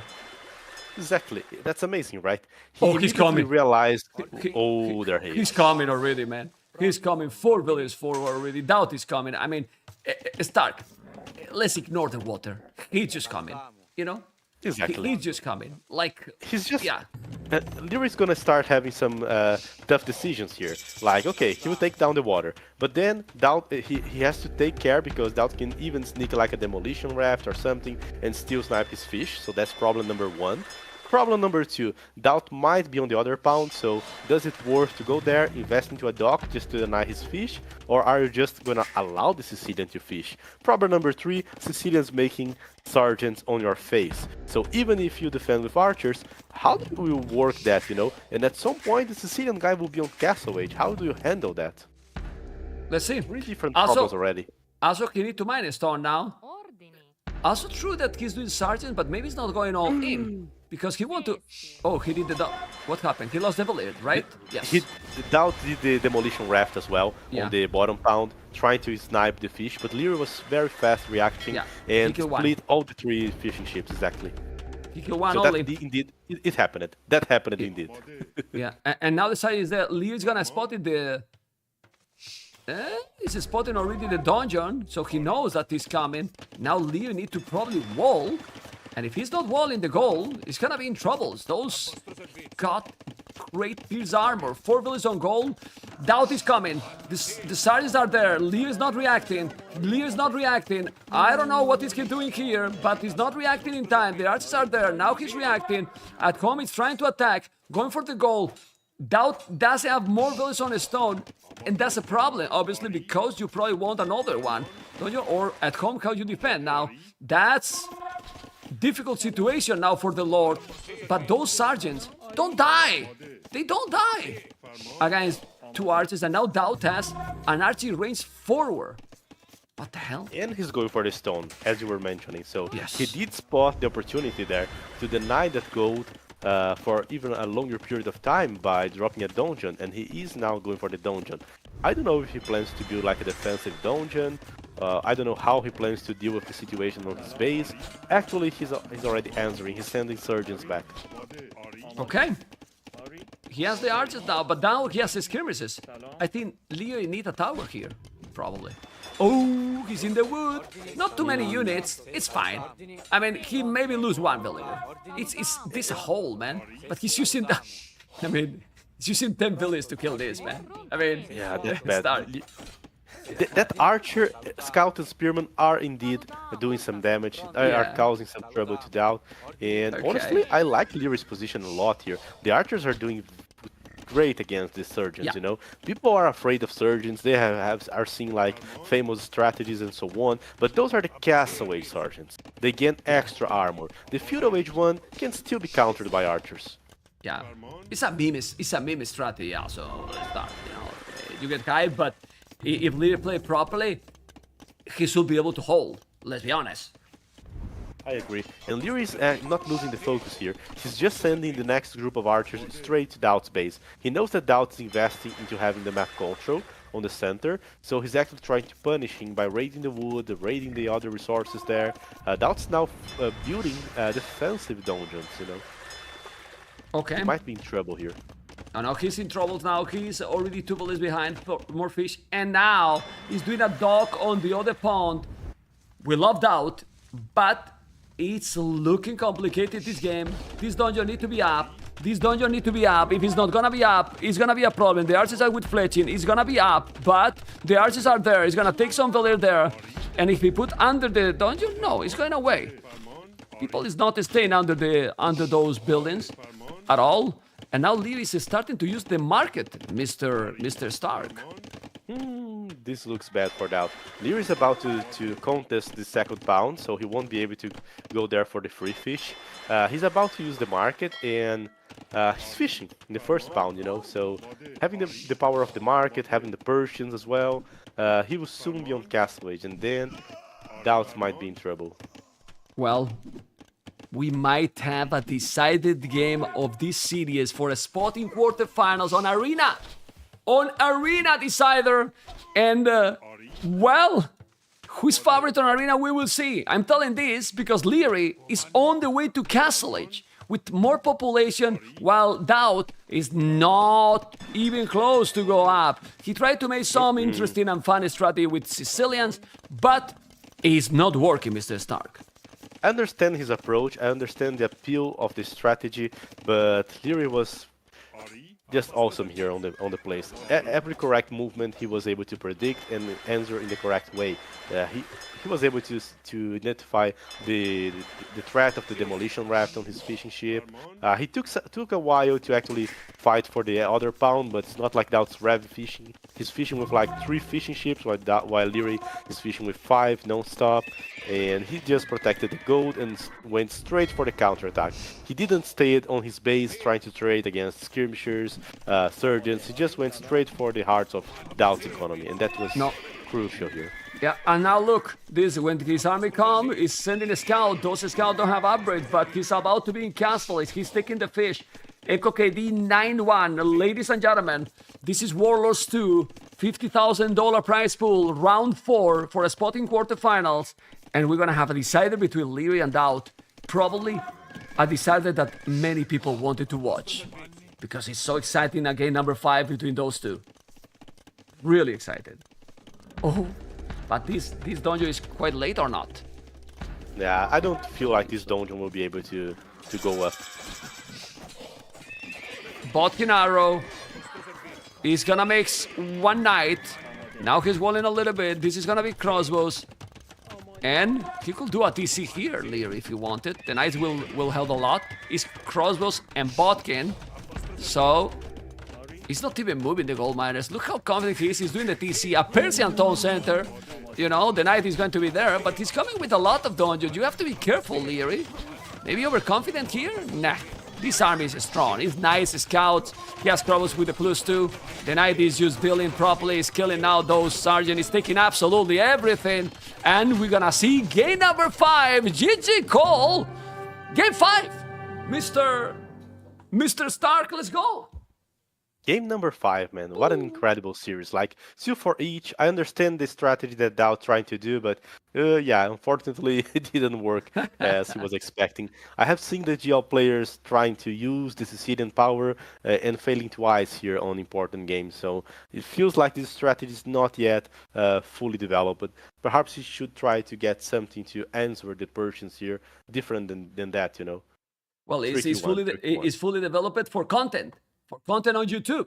But for tournaments, seems like, no, 30-10. Look at the KD, insane. With the same army, economy, much better. And now, LIEREY is gone. Well, he maybe doesn't want to play the decider? Anyway, I don't know, you know? I don't know. What was LIEREY's back, man, you know? No, LIEREY's back. Okay. LIEREY's back. The timing was not the best. But okay, we have Arena, you know? Yeah, LIEREY has to reboot. Okay. We have Arena now. It seems that he's not going well with his PC. Arena, and what are the civs? Oh, man. Burgundians for LIEREY and Bengalis or Spanish for DAUT. This is a tricky, very tricky one. He also has the Aztecs available, right? Stark, I leave you here 1 minute with the draft and with the channel. I'll be right back. And you talk about the possibilities with Arena. Be right back very fast. All right. Hello, folks. It's me, Stark. I'm here. Mending Mem's channel, and that's crazy. Yes, we are about to see Arena. What are we gonna see here? A lot of mind games. Both players have 2 civilizations that can be great. What are the possibilities here? Burgundians for the regular play.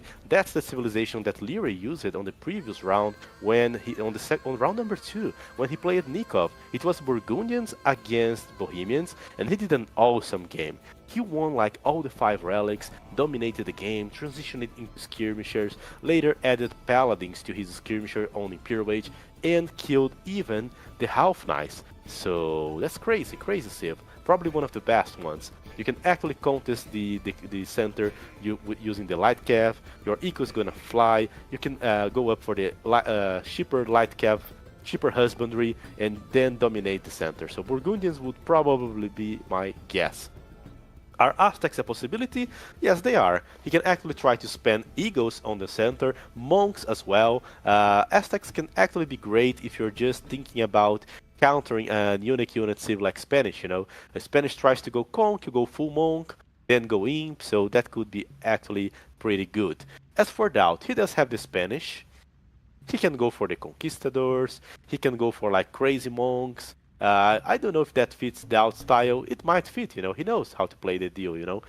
So even a forward castle, if it's possible with the Spanish, but he also has the Bengalis. And what's the deal with the Bengalis? Well, Bengalis gain extra villagers upon advancing to the next stage. Their monks have extra armor, so they do resist more. It's crazy, you know. I would bet on Burgundians against Bengalis given those civs. I feel like the booming style of the Bengalis might suit out a bit more, and I have seen him using the civilization in several occasions, so I would go for Burgundians trying to play light cav into monk against Bengalis playing monks with double monastery. Ah, I'm tired. I'm back, Mr. My Stark. energy is off. Ooh, great. I'm back. They didn't start yet. Let me see if we have. They okay. were waiting for you. They were waiting for you. Okay. Man. I will play then, guys, an ad. So because Arena can have ads. Well, if it's a long game, it can. I don't know if you have said it here already, but I think the best civilization here for Arena is Burgundians. Yeah, exactly. I haven't mentioned how LIEREY used them to beat Nikov on Arena on round number 2. It was a great game. Yeah.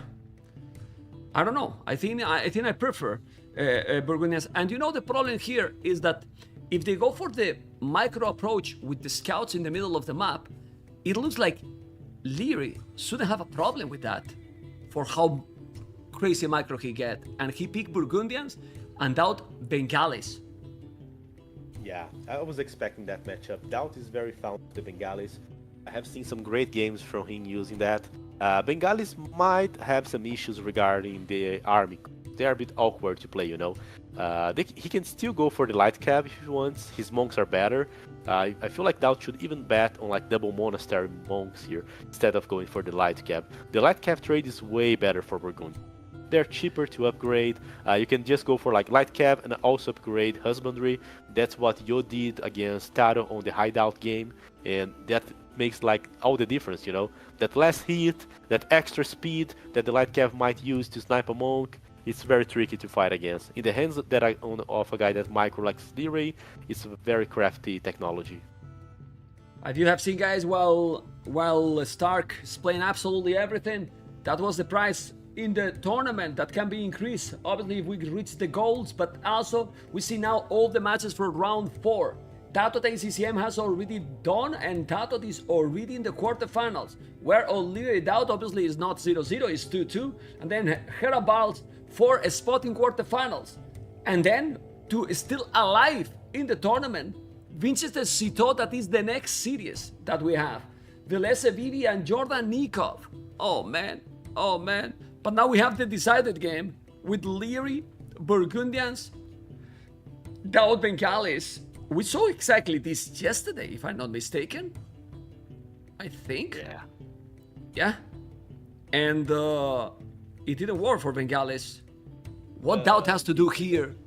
What DAUT has to do here, Mr. Stark, to make it work? Because we are already going for game number 5. Let's go, Mr. Light Stark. cav is an option. Light cav is always an option to fight for the relics. And monks with pikemen is also an option, you know. Go there, drop like double monastery, start messing up monks with a few pikemen, and even try to trade against the light cavs. Let him jump on you. If you have like 4 or 5 monks, it's very likely that you are gonna grab a few conversions, since the monks endure a bit better. Look at the relics distribution, how it looks pretty even. We see one relic on the right side completely close to DAUT. This one that is closer to LIEREY, but they still need to fight. The other one also closer to LIEREY, and the other 2 I will say that are evenly spread there. So more or less, very, very similar. Slightly better maybe for LIEREY for that second relic here, but very hard to balance it more than this. Looks okay. And in a map like this that is not so big, maybe a castle drop could be an option or not. I would rather have the Spanish for that. You can actually claim that perhaps the player that invests more into the castle age can then pressure on the castle age. The Bengali can even try like a 1-C fast Imperial age if he's winning the middle with monks. He can even go for like a forward monasteries, you know, the full clown style. I would totally see like a player like Draken playing that, you know. Send 2 views forward, start making spearmen, drop 2 monasteries immediately, or stop harassing the enemy wall with an elephant, break in, force the trades, force the game to become let's see who converts more, you know. Something like Belize did to Jordan in round number 1. A gameplay like that would be interesting to see. I don't know if that's DAUT style. He looks to me way more like a boomer kind, you know. Yeah, but booming against Burgundians is not what you want. So you have to do something, and I'm sure that DAUT might have something in mind. It's true that when you pick the map, you don't have yet the civilizations, and I don't know if he wanted really to have Bengalis or another civilization. Let's see if we will have the opportunity to ask if he's winning the series. Remember that we will interview the winner of this one, and who you think is gonna win this game, Mr. Stark? Well, regarding civs, I would rather be Burgundian. Microphone. I recognize the strength of the Bengalis, but I would rather be Burgundian. I feel like they are more straightforward in what they want to do, you know. Go for the light cap, get the relics, then boom 3TC, and go Imperial Age and choose the best unit. Opening with paladins, or perhaps opening with skirmishers, pressuring the opponent. Bengalis has some very expensive units, such as the elephant, some tricky ones to use, like the ratas. You have to be playing monks, which I find to be a lot harder than just playing like a skirmisher or a light cab, you know. So Look at what DAUT is doing. At least to me. DAUT is going for the feudal boom. He's going up 21 population. 21 population. Is that up. a feudal boom? Nah, I don't feel like. Seems to me that he's going for a very fast castle age. Okay. Oh, wait. You are right. He's on mine. He's with 2 on gold. No. But man, he's gonna sell the stone. He's gonna try to go then super clown aggressive with siege and monks. With the forward monasteries. Yep. Makes sense, you know. Sometimes Burgundian are slower than a civilization like Lithuanians or Italians to drop the light caps, since they are actually investing more into the economy. So he might actually have a good timing, you know. Yeah, but there is always a problem. There's a problem always. Imagine that when he see the super uptime, Lee smell this thing, and then he go for the barrack, make it stable, and go scouts early. And spam scouts. DAUT will need a barrack. Because it can happen. We'll see. He can do one, you know. Yeah. It's possible that he does like market, blacksmith, then add a barracks to send a few spearmen forward, you know. And that's the fast castle. This uptime is gonna be so tight resources. He will have resources to go up, or he will have to sell. This is so interesting. It's gonna be crazy fast time. He will have to sell, right? He will have to sell. It's a crazy uptime indeed. I'm curious to see how DAUT will develop from there. But look at Liereyi. Right away, barrack. He sell all the stone. He's on the way to Castle Age. It's gonna be a Castle Age time in 9 minutes or early 10 minutes. Obviously, this is 9 bullets start. I think he need to go forward aggressive. Obviously, no loom. He's already with 8 villages on gold. Maybe triple monastery or whatever. Well, depend if he has resources. He's doing the barrack, so he's gonna send his spears. He's going forward all in. And what is Leo going to do against this situation? I'm considering now, will DAUT go all in because he didn't make the loom, and we are not seeing any view moving here. So right now I'm like, will he actually send views forward? He's a bit out of timing. He should have sent them already. Perhaps he just want to go up fast to get the monks on the field as fast as possible and grab at least 2 or 3 relics. Okay. I'm thinking now there should be views forward if that was the idea. So no, perhaps a more conservative game. I don't know if that was the idea from the beginning, if he just changed his mind. It's hard to tell, but that's what's happening. But then, well, you have the extra villas produced for Bengalis, but I don't know. He's going forward. I mean, if you are going this quick up and that middle village is on goal and you don't go forward, your echo is gonna be a disaster. So he's going forward, man. Loom. He's going forward. I would totally go for the loom. Yeah, but he has the spears and the scout, you know? And Yeah. now he need to spot this, Leery. Leery need to spot it. Leery need to spot it. If he spot it right away, and he will, that's gonna be bad. There you go. He can see him double monastery. So Leery has the information, and this is crucial for Leery to know what's going on. Yeah, it is, for sure. And now he can choose how to react, you know? Like upgrading light cap, starting doing his own monks, prepare himself for a monk transition and do atonement, seems to be the way. He's already sending villagers to the secondary gold, so he'll probably play light cap plus monk and try to use atonement. Yeah, and probably he will play 1 TC Leery for a while. Yeah, it's the way. If you are greedy here and try to outbull your opponent while defending from that, you're far gonna again. monks inside of your base, and you're just gonna die, you know, if you Okay. try to add more DCs here. Okay, It's not worth and it. light cat upgrade is absolutely needed. And what about? Nah, he's not mining a stone just to drop a cat in case that he's coming very aggressive. He's gonna try to get the relics. He got already 1 relic out. Okay. He's going with the scout. He need to be careful there. And let's see what he's going to do. Monastery, and as you say, a tournament. Monastery right away. Double monastery also, Leery. Okay. Double monastery and light cap. And well, you obviously will need the numbers because he has 5 spears, but he has only 2 monks. He's doing sanity, and they are so tanky. The light caps are gonna help a lot. Well, DAUT is still with 3 villages more, and this is the thing with this civilization. 1 farmer, now he's doing more farms, he's gonna just get the relics, I believe. And he's not gonna go super clown, but now, that monk is going to die.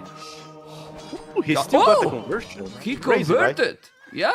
I wasn't expecting Okay. that, to be honest. Well, it was sanity already, and Bengalis monks that are so tanky, so yeah, makes sense. Now Leery has also husbandry. He did light cap, he did husbandry, he's going for the monks, and he's now adding a TC. That one I would question a bit, but yeah, perhaps he has enough food to keep it going on. Okay. You need to go home probably with those light cats. Yeah, and heal them. They don't have the HP. He's doing sanity. The next one should be a tournament, but he doesn't have the gold yet. He has many villages on gold. 36 population, DAUT 46. DAUT, it's gonna get all the relics. He's going with the siege war shop. Okay. It's gonna go all in, man. All aggressive. Oh, man. What's the pressure? He doesn't know about the double monastery, you know. So far he thinks like, oh, this guy's just doing like light caps. And I have the map control, I have the relics. Perhaps it's time to go there and pressure him and force myself using siege and things like that. He doesn't know. He's not aware about everything that Leery's But now doing. Lee has 2 tone center. He's gonna mine. He's still mining gold. I don't know if he has gold mining upgrade. And if he's doing now the monks upgrades, the tournament and redemption, because Burgundian has all these tools, then he's fine. Armored elephant. He's not going for the mangonel. Okay, no. So, what he should do here, Leery? He's gonna make a siege war shop. He sell wood. No, He's not- doing not a at all. tournament. Okay. I Pipe don't an think upgrade. he... Yeah. Exactly. Atonement is the way here. And DAUT has a scary army, man. It's way too much monks. They're very Yeah. tanky, as you have mentioned. But look at this. Way too much spearmen. Killing the village, man. Killing the village here. Killing the village. All right. Now it's gonna be a tournament. He has monks as well. Gonna do more light caps. DAUT. He cannot lose the next battle that he's gonna have, because if he loses the battle that he's gonna have, Lear will have a much better economy soon. Well, he has already a better economy. It's 2 TCs. Obviously, he has 5 relics, but 2 tone centers, Bozo, Horse Collar. I don't know if he's gonna make redemption. For now, he's not doing because he's a very expensive one. He's still doing more monks. And let's see now Leary's micro here, because a spot in the quarterfinals are on the field. He should go now. The problem is that Leery doesn't know if DAUT has also upgrades in those monks. So that's why he's waiting redemption now. But Leery is not Okay. going siege. So redemption now is not a problem for Leery. because he has a Thornament and Lightcat. Did he make a Thornament himself or not? I don't remember. And now they are coming. Let's see the conversions. This is really important. Sure. Let's see the battle here. Well, he's gonna lose those monks or not? He converts something. He's coming from behind with the other. He needs to delete the walls, probably. He needs to delete the walls. He's gonna kill those. Let's see the micro. He's gonna take those, and Leery is taking a lot, but DAUT is still there with the pikes. He's coming with more light caps. He's now going to convert. Leery is taking the battle. In my opinion, this is a better trade for him because he has better economy, or not, Mr. Stark. Well, it's a necessary trade, you know. He did hide the presence and the existence of his monks. DAUT was already making like redemption, thinking about converting siege or buildings, and then he had to face a lot of atonement monks. That was a very surprising thing here. He did got DAUT surprised. Only now he's going for the atonement. Now he's doing atonement. He was even considering dropping a castle, man. Okay, he's mining a stone, but now the lad has sent in villages. He has spikes as well. Look at the army numbers. Leery is now with a lot more army than the Lord, and DAUT is in a big problem. He has 5 relics, but Leery has take absolutely everything. Look at the army doing a town center, and he only need to rewall. DAUT need to do something else, and if he's still going monks, he's going to die. The score is almost the same, but now he's gonna be starting more and more behind. I don't know. What do you think, Stark? I think he should commit more to monks. Do exactly what he's doing, like extra monasteries. Go all in. He already put himself on that position now. He does have the relics. He don't want to lose that position. So I feel like he should commit to the monks. Okay. He has no redemption. The Mongol is gonna kill now the monks. Well, he's coming with the light cap. Nice, microing completely. Look at the population. And Leery is probably taking this game. Look at the resources. He has almost 600 stone, and it's very difficult with clown strategies. Kills these players, man. It's very difficult. As you can see, redemption now, and now Leery has all the tools to dominate this game. At least that DAUT can go up to Imperial quicker than his opponent. What do you think? I honestly don't know, but DAUT is indeed stuck with the want to see approach. He has to invest into more monasteries. He still has to go for the all-in approach. He's dropping a castle. He might try to do what you said, you know, try to get to Imperial Age to then have some leverage like block printing and push Leery back. But I actually enjoy Leery's position a lot, you know. Even coming forward with a castle that can deny the relics for DAUT here. He can actually kill the monasteries using that castle. That's crazy. Now Leery take all the relics. Now Leery will get all the 5 relics. He has 10 villages more. This castle is gonna be up. He need to go back. And now you take all the relics here. He's doing the castle at home. Yeah, he's converting 3 villages there. Okay, going back now with the monks. Gonna lose those villages. He's gonna be inside. And yes, he's gonna be up to Imperial quicker. But he won't have relics. He has 49 villages. Can you do the job right now? Because it feels that if Leery just stop doing villages now, he will still have a much better economy. Yeah, Leery is in a good position, but DAUT still is the one holding the relics, so that's minimizing a bit the damage. And he does have a plan. I don't know if a plan or like the only answer that he had since he committed to the 1TC, which is going to Imperial Age. Stark, is Leery not gonna get back the relics? That would be terrible, honestly. Playing safe here. But too safe. Way too safe, right? Yeah. But honestly, I like what he's doing. I feel like why to get around, you know? There are 2 monasteries there. He has no guarantee that there are only relics there. What if like suddenly 10 monks pop out of it and he's not aware, you know? True. Okay, but look, now DAUT is gonna go up to Imperial but take Leery as well. Both are gonna go up to Imperial Age. So the problem is Leery has more army, he has more resources, and then he can go monks as well and hussars. While DAUT economy is really at the limit. Look at the population, Mr. Stark. Exactly. DAUT is 1TC, and he put himself on that situation.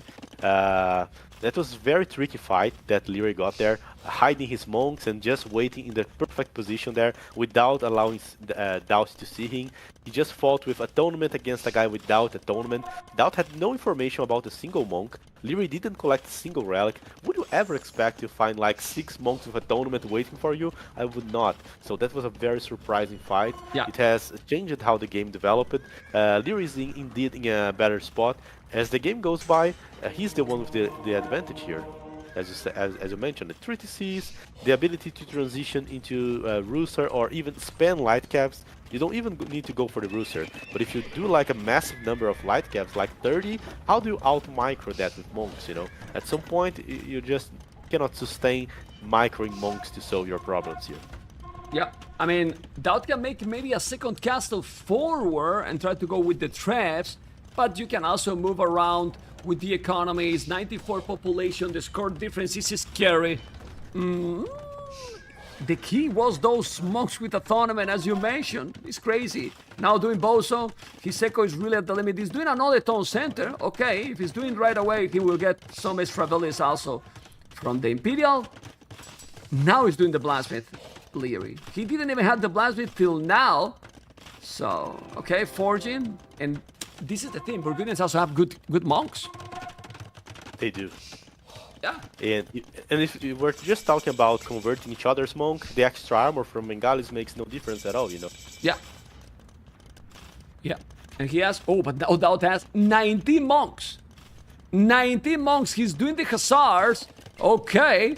Obviously the Hussars, well, will kill the monks quicker because they are very tanky. But if you convert also the Hussars, it's worse for yourself. Why Leo is not walling his base? Is so confident or what? Seems so. Okay. Now he's not even not walling, he's opening more. Okay. He's opening more. For the fight, right? Yeah. Okay. 14 monks, 20 monks, clown approach. But let's see what happened. He's coming with so many monks, illumination, theocracy. The clown fest is gonna start. He has a trebuchet and he can see it. He has to be careful. I'm gonna go for Leery's point of view right now to see what he see. And now I'm switching to DAUT. DAUT is coming with the threat.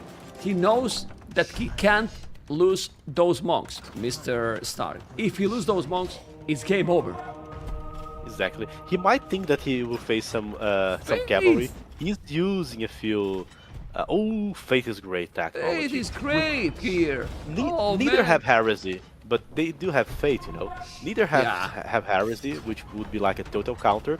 Monks are great, but with faith, DAUT will completely misjudge the fights here. Okay, he's coming with the Hussars. This is a great castle. He need to do it. Now he need to delete it. Yes, because let's be honest, what Faith is that is convert Burgundians in Teutons. Pretty much, right? So, exactly. Okay. He's coming with the Hussars, he's coming with the monks. DAUT need to make a miracle here with the conversions. Fate is already there. Let's see if it's gonna work. Hussars are coming, he's going to convert. Oh my god, the disaster is gonna be real. He's gonna take absolutely everything. Total, brutal domination here. DAUT is gonna lose absolutely everything, and the kid is in quarterfinals already. He took all, the castle is gonna be down, and the Lord will have to play on Sunday in a decider match that is gonna be epic. GG has been called. Leery is in the quarterfinals. Right there, he played really well in this game, Mr. Stark. DAUT even realized that he had faith, man. That was such a play. Leery is showing such a development in the arena here, doing exactly the amount of roosters he needed, focusing on the correct upgrades. You see his roosters, they're naked. They're roosters, but it's not like he's investing into arm or anything like that. He's straight going for the numbers, which is exactly what he needs. So he was on point here on all the upgrades he did. Great game. Yeah, it was, well, great series. It was a great series, Mr. Stark and everyone. I'm going to go with Leery, going to go for the interview, and here we are with Leery, with the kid, like I like to call him, but I think I will have to switch this because you are not a kid anymore. Congratulations, Mr. Leery. Thank you. Leery, the Archers micro is definitely not your first strength anymore. You are now an arena player. I wonder what people did to me here. I swear. I Crazy. mean, seriously, don't you feel that in the last game you did all the right decisions? I could have taken the relics after I won the first fight. Yes, that was pretty a waste of time. Okay, Liereyi, professional. Yeah, all good. I was missing this. Please, guys, clip it, okay? Liereyi, I can see that you are very, very happy and excited to be in the quarterfinals because you are killing everything. Should be good, actually. Now you can see me eating my microphone again. Okay. Should be good like this. Yeah. I'm satisfied. We'll start the interview again because now it's Go ahead. Liereyi, congratulations for being in the quarterfinals. Thank you. Okay. Are you an arena player now? No, okay. Let's get... Man, I swear, I practiced like 20 or 30 Migra games with Heart. And, that was our prepared map, like that's what we were comfortable with. And we both lost in a disastrous way. And apparently, I just have to YOLO in arena to win. So. But honestly, well, we can go game by game. Anyway, being already in quarterfinals is not only important because you avoid a decider on Sunday. It's very important for the brackets. There's already some seeding issues going on, right? Because I think Yo upset Hera, seeding-wise. Yeah. So I think the top 4, actually they should be the same. I'm just not sure which seed I will have. You are not... I'm not sure if you're going to be C3. It doesn't mean that you have C3. The games also in the group matters. So we have to wait. I see. We have That's to wait. actually... That's interesting, because I won both of my sets, or like I won one set 3-2 and I lost one set 3-0, so... Yeah. Will be interesting to see. Let's see that. Yeah, it all depends of result with Hera in his matches. Well, and everyone, everyone as well there. We will check after the interview. Anyway, do you feel happy with your performance today? Yes and no. Played some games as planned, as expected, and some other games kind of messy, kind of not my best, like the Arabia game, for example. Yeah, I mean, or the Migra game as well. But I feel that we are going to avoid to keep going. The Habub game, it was quite clear what happened there. We don't even need to analyze right there. He went for 2 militias and that's it. Yeah. What about the Arabia one? Because you were at very early. You take a village. You were 4 villages ahead because also you don't know, but that was with some IDOTC. Were you a bit greedy, or you cannot counter Inca's spam? What happened there? It's hard to counter Inca spam because he also has more resources, right? I have 3 more vills, but obviously less resources. And yeah, that one hole kind of screwed me over. I was trying to wall that, and then I walled one villager out, the other one didn't wall properly, then all the skirms came in, then I'm down 2 villagers and my army, and suddenly I'm in a shit spot, so it all snowballed from there. Yeah. Okay. I feel that Incas is super powerful, honestly. Like, really, really powerful for most of those open maps. Like, very hard to counter. At least that is not Incas itself, or maybe China. Because China in these settings are very strong. I don't know. You know better. Migration. What happened in migration there? I don't want to play Migra again, man. Like, I practiced that map like so many times, and every time...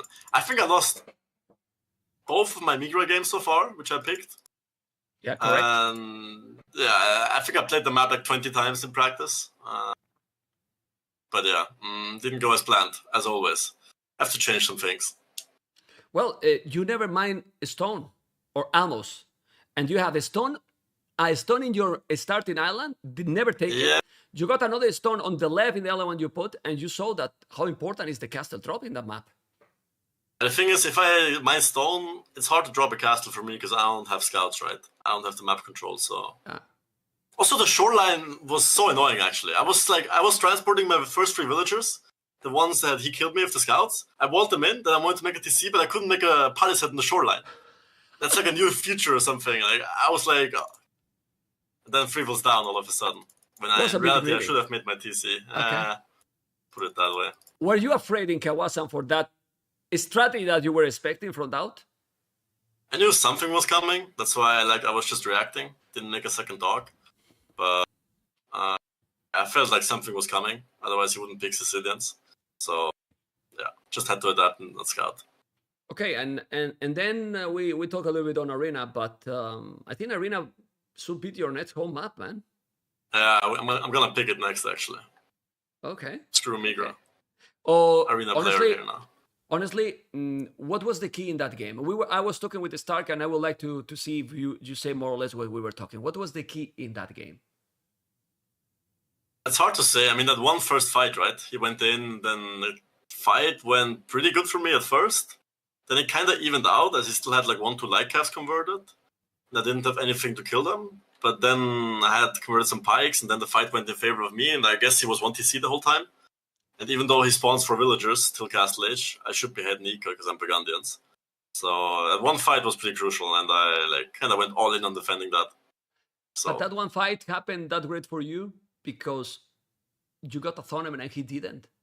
Yeah. At that point, he didn't expect that. And it's not surprising that if you go with so many monks, he went without a tournament because it was the only content that you could have because he also have pikes. So he needed to deal with the monks, and then he couldn't. And from there, the game is snowballed pretty much. Well, I could have had more light calves than I had. I only showed him like 3 or 4. And I could have had mangonels or just my own monks. And I don't think he had redemption. Not sure if he had it, but obviously he went like super fast castle all in. So if he goes for atonement and redemption, which he needs to push me there, then he had wouldn't get redemption. Wimp. He had redemption. So he was expecting mangonels instead of monks. Yeah. So. Sometimes it's like a I don't know, like you are kind of blind, and sometimes it's a bit of luck as well. Because if you were mangonels, then maybe you were screwed. Yeah, but even if he had atonement, it would be monks and pikes against monks and light calves, right? And I still prefer monks and light calves. So. Any preference for quarterfinals now that you are there? I don't care. I'm just gonna practice more Migra, you know. But you have any preference of opponent, or if you want to really win the tournament, there's no preference at all. You need to win everyone. There's no preference. I mean, obviously some players suit me better than others, but at the end of the day, if I want to win the tournament, then I have to beat everyone anyway. So, well, congratulations, LIEREY, and good luck in the next round, Mr. LIEREY. Thank you. Take care. Bye-bye. Okay, guys, well, LIEREY did it. At the end, in Arena, it was looking that DAUT could do it, but it wasn't possible for the Lord to do it. I know that many people is disappointed because a lot of people love the Lord, but DAUT still have opportunity on Sunday. And if you want to watch that, we will be live here. Thumb up, guys, if you're watching this on YouTube. Don't forget. I'm going to go with the Stark, guys. Stark, we get a small break. We prepare for the next series and be right back, okay? Okay. Let's go. Guys, small break. We get ready and we have now Winchester versus SITAUX. Decider. The loser is bye-bye.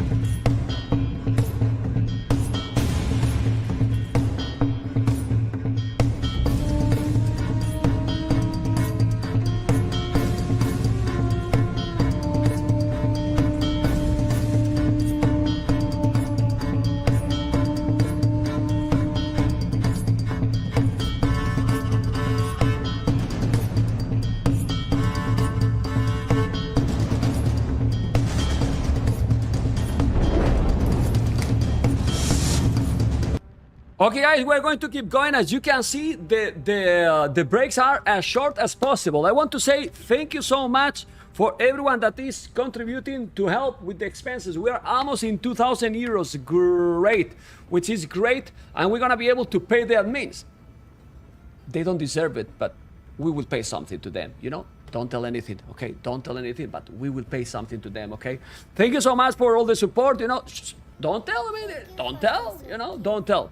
But, okay? And well, I know that we are very far from the subscriber count that we wanted. Hopefully, we will be able to get closer. And let's see. How is all looking? Well, it's looking complicated, but this is the results till now. And this is how it's going right now. So, at the moment, TATOH will be third and LIEREYY fourth. What this means right now? With this situation, it means that a potential semi-final could happen between the Viper and TATOH. Second versus third. And Mr. Yo versus LIEREYY, the other semi-final. But Hera has to play it there, you know? And Hera, if he win there, he can be the number 4. And then LIEREYY will be number 5. Because if Hera win 3-0, for example, it will be +4. And then Hera will be 4th. And then all will change. Everything can change. But you can see people is getting into the quarterfinals. It's complicated. It's really complicated. Okay? And, well, we're going to keep going. We are starting the first game, Mr.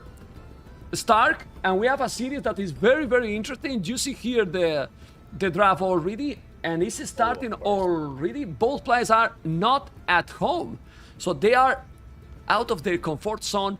And you as a player, how can that affect to their gameplay? It has to affect, right? Sure. It affects a lot, you know.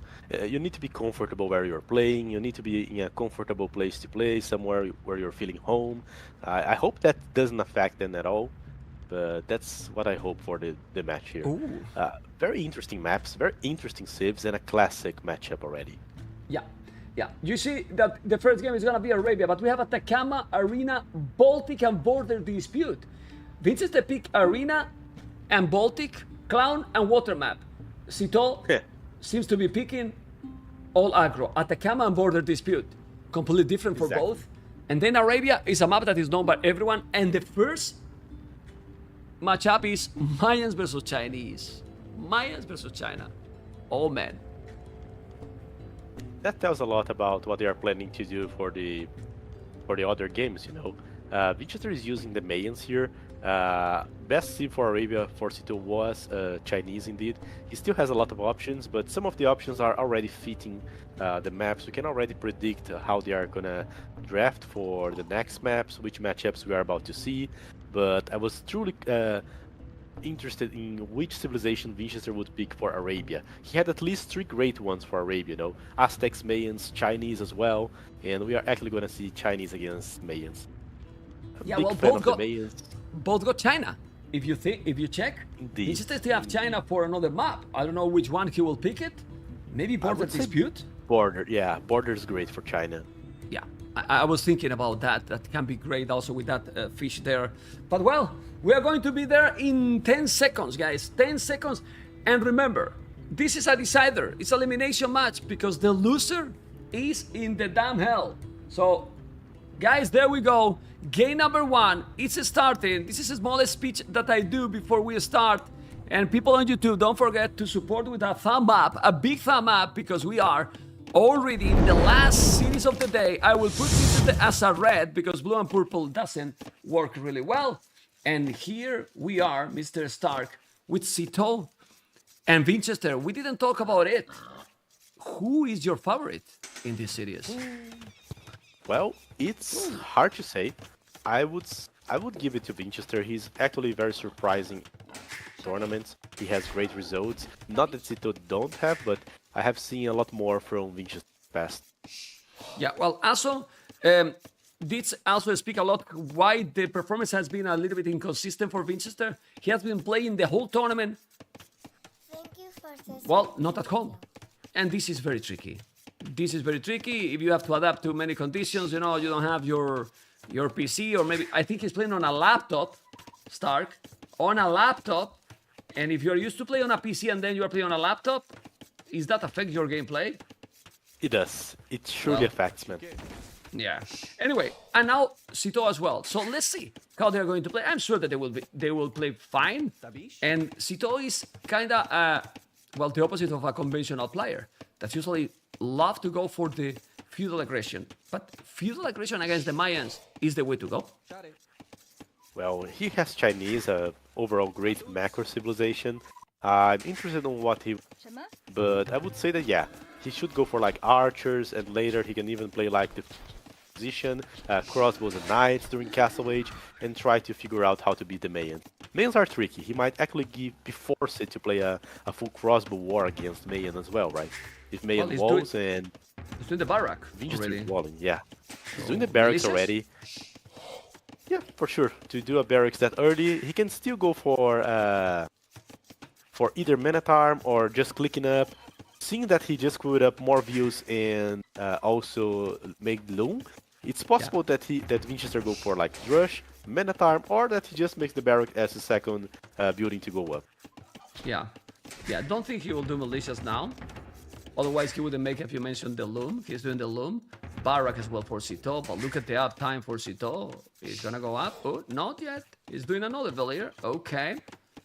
So they are going to go up pretty much the same time. Yeah, with 22 population SITAUX, Winchester 21. Winchester is going a little will bit follow up. Expect militias from both sides. Okay, for both? I would say so. But China is usually weird to see, but maybe.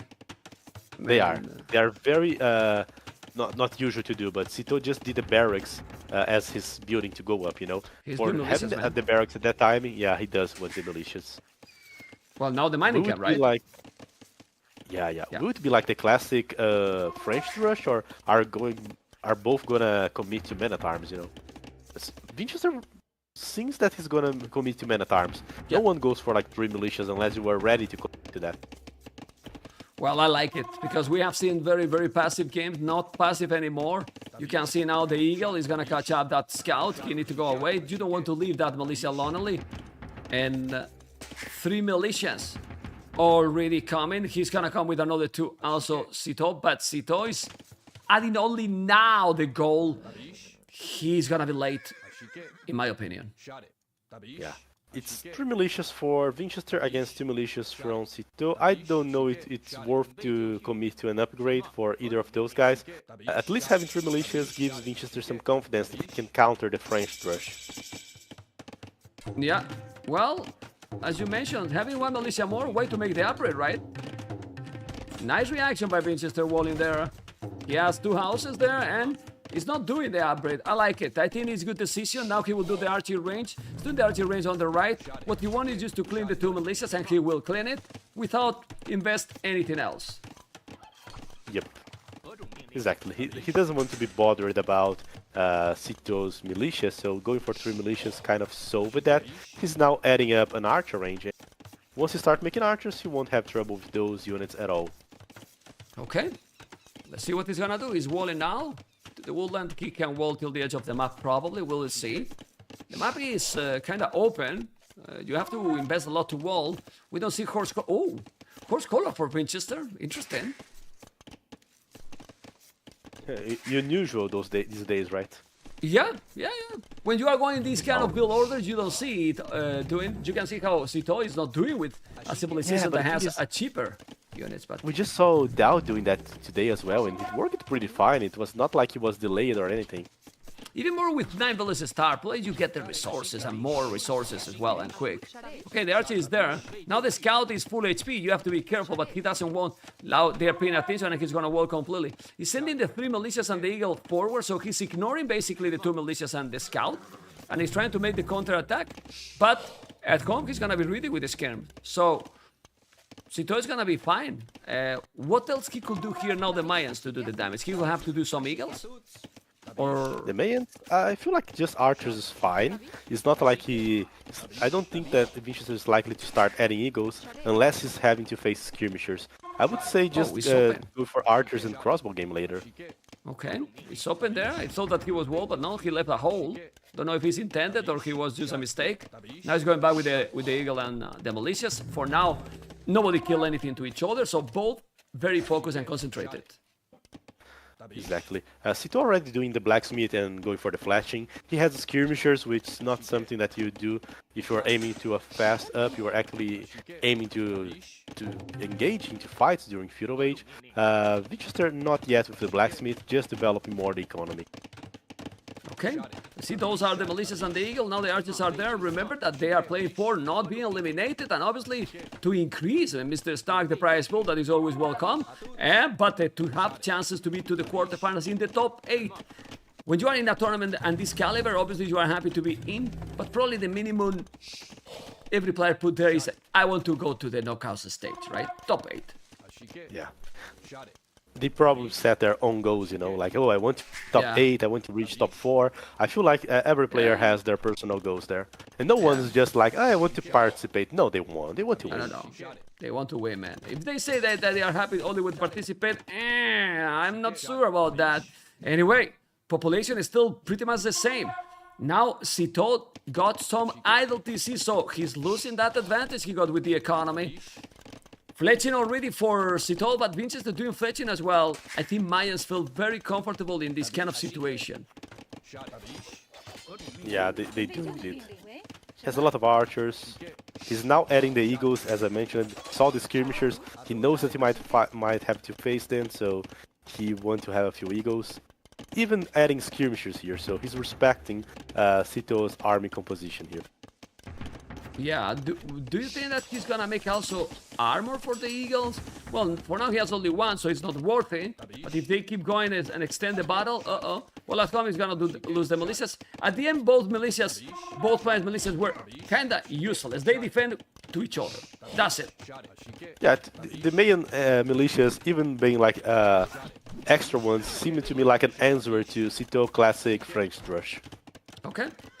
The scout is doing damage here. Might take the layer here. If he's going forward, he's gonna lose it. Okay, he's not losing. Now the eagle is coming. But the scout is also trying to snipe that one. Let's see the micro, because now it's gonna be the big battle. Yes, it's happening the big battle. Who is microing better here? Archers or skirmishers? A lot of archers. I think this is much better for Winchester. Much better for Winchester. Wow, he's taking absolutely everything here with the eagle, with the archers. Mayans are Mayans, cheaper archers, and well, if he's doing now the market, check his resources. But SITAUX, crazy, right?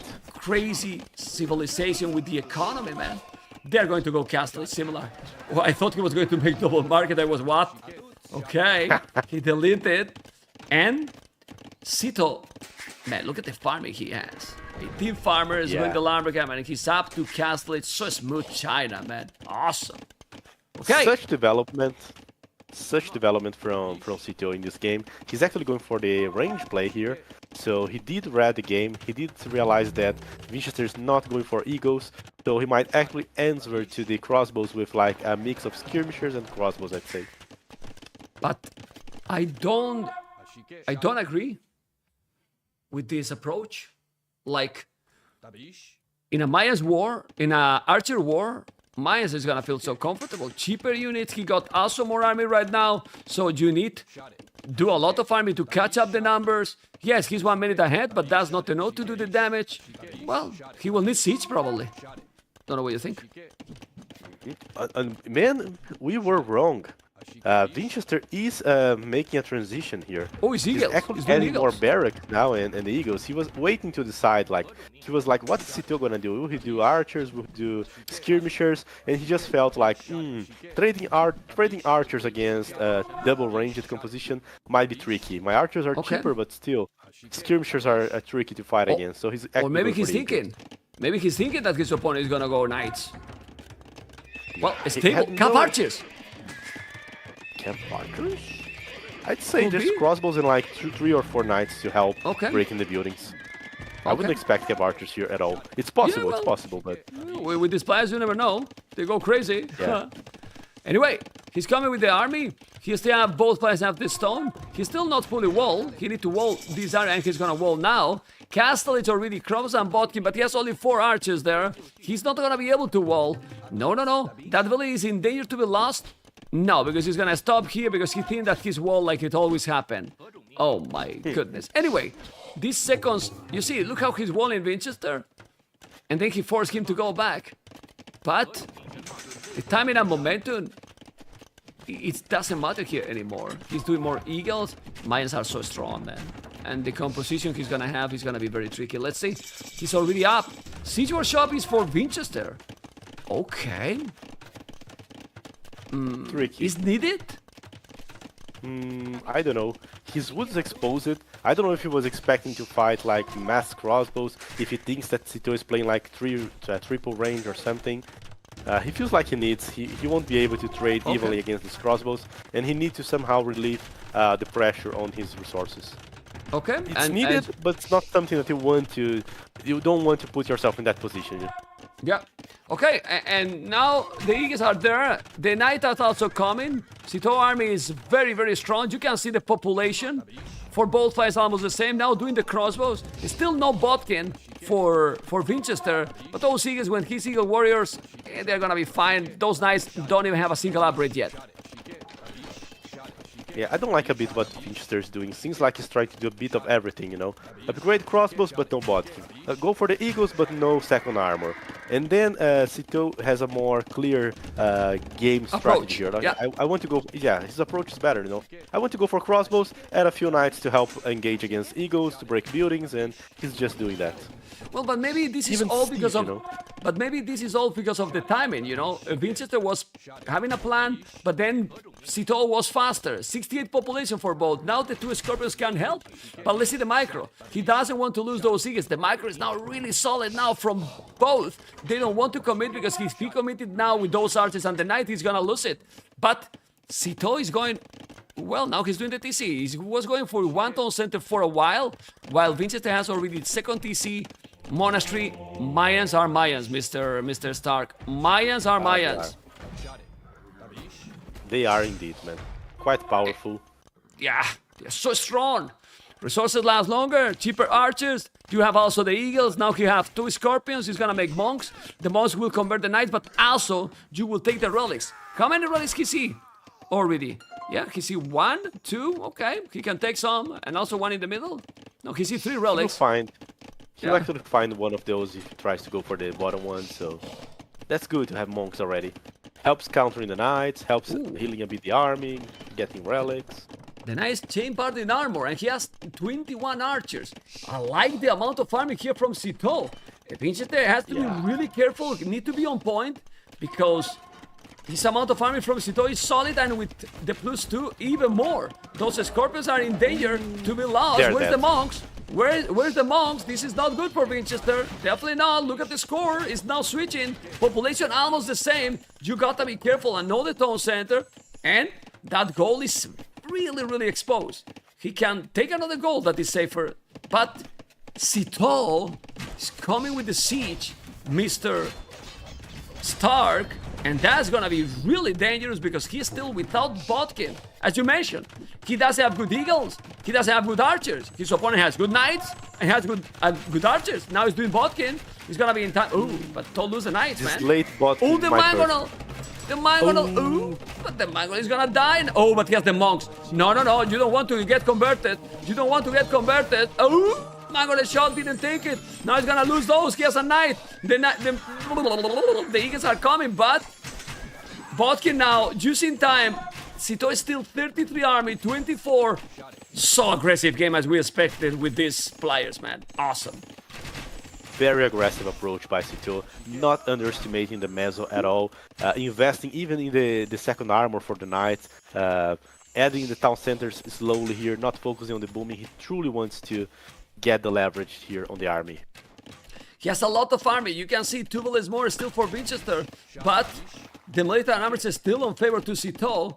He can do the damage. Now he's cleaning the archers in front. That Mangonel is gonna be down. No, he has the monks. Oh, the Mangonel now. Man, Mayans is so strong. I feel really that Sito is playing a little bit better. You know? Oh my god! No! That was a big shot! That was a really big shot, and I have to play the Badaboom. Bam!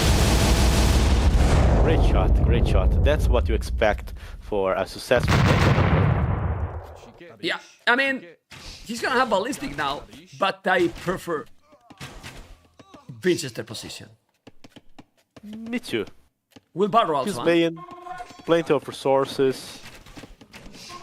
Has the armies upgraded, he can still defend with like mangonels or so on. He's picking up stone, so even if he gets heavily pressured by even siege or more army, he still can drop a castle later, buy time. It's difficult to kill a Mayan. It's very, very difficult. He's trying to convert, he's not gonna convert, now he's gonna lose both monks, that's great. And oh, ballistic is... Oh, he's dodging the arrows, man. Oh, he's microing the monk. What the hell, man? I mean, seriously, lose the monks, man. Well, but in the process, trying to kill... He's dodging the arrows. He lost only one. Stark. How to do that?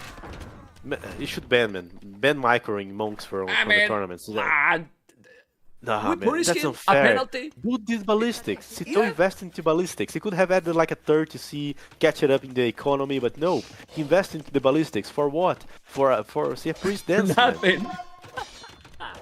For nothing, yes. Population 99-93.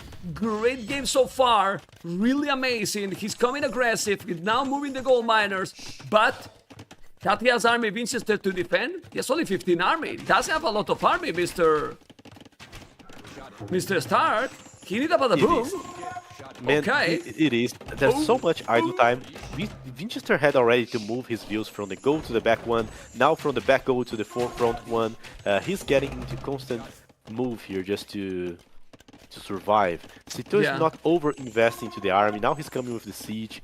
He's doing exactly what he needs to do. It's not like he's going for like 20 knights against a guy with like lots of monks. He has enough to put the pressure. And check the resources, and also a stone to make a castle soon, but now Lucien is in front. He has to be careful. Sito is attacking constantly, non-stop. He's attacking constantly, non-stop. Listen out, the crossbow, remember that could lose this series is in the hell. Now he's converting one monk. He's coming with the eagles. There's a mangonel as well.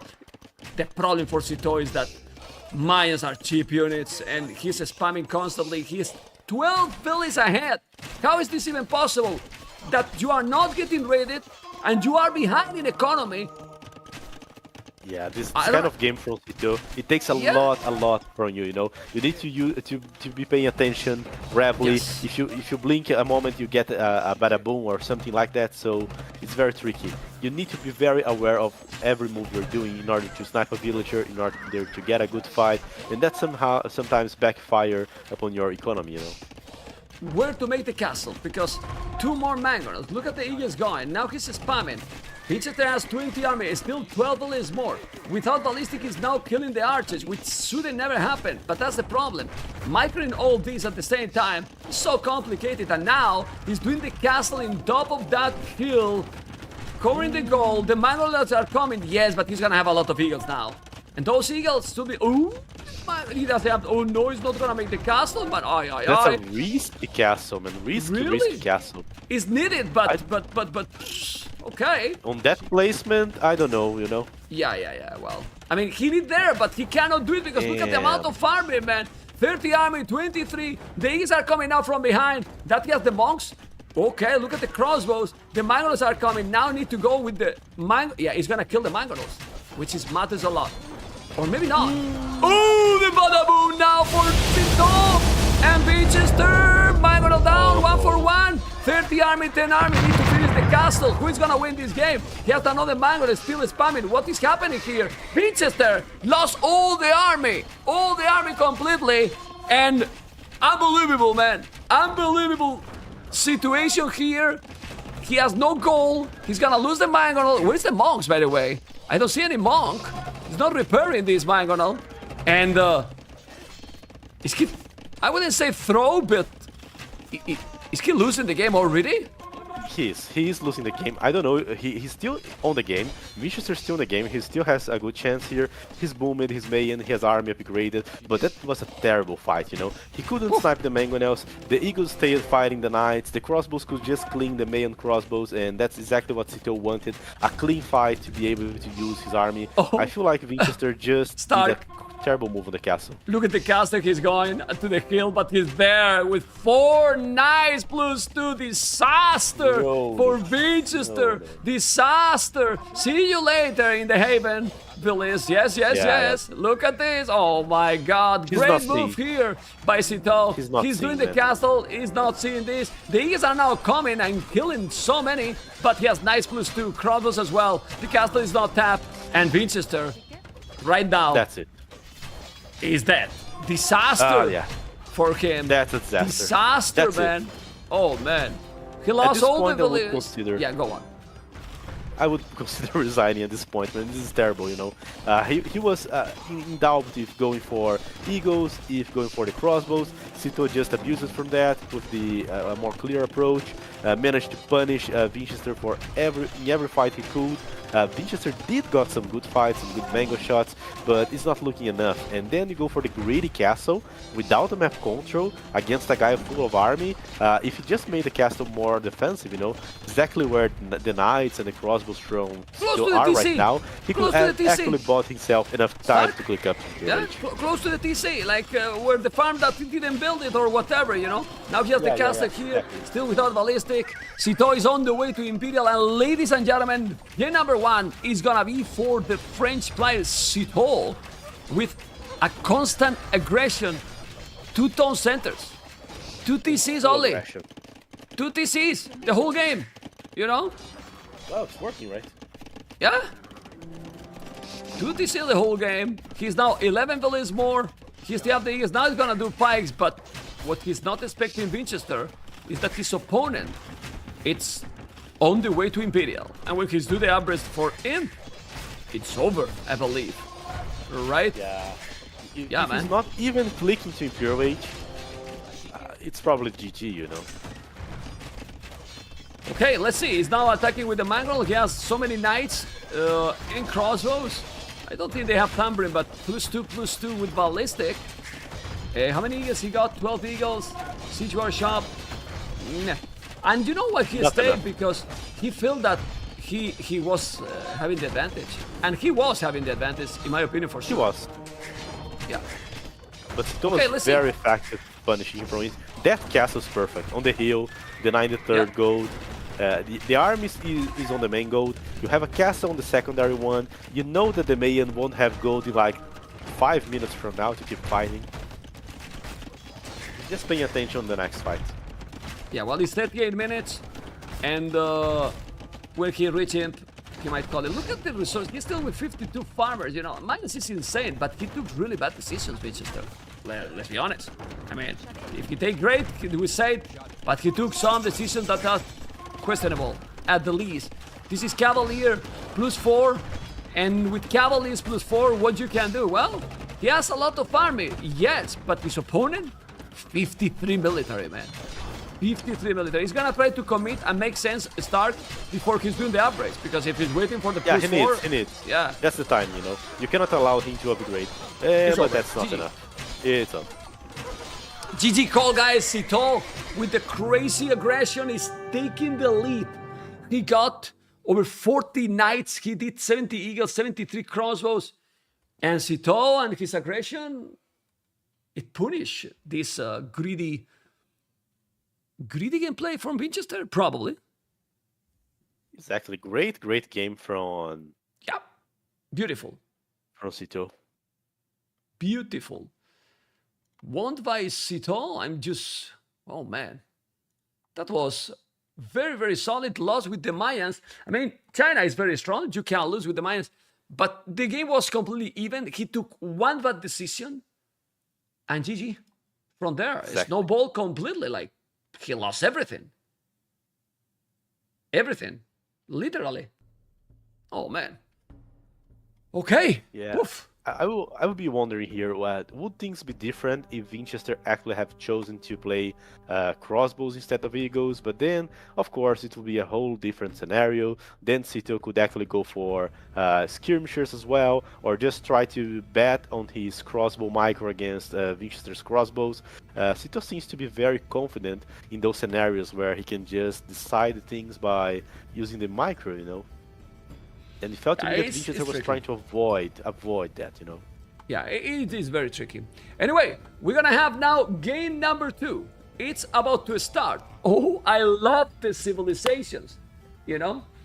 I love the civilizations because we have here Arena, and the Cs are Winchester Burgundians, but SITAUX has Cumans. Cumans, Mr. That's very Stark. interesting. It was like his last pick, the Cumans. It's like, oh yes, I still need a C for Arena. Let's see, it's close to the map. I can boom. Let's go for Cumans. I don't know if there's a big plan for SITAUX or if he's just going for the standard. You know, we have seen some players trying the standard and against Winchester as well. You know, we just saw Vivi against Winchester.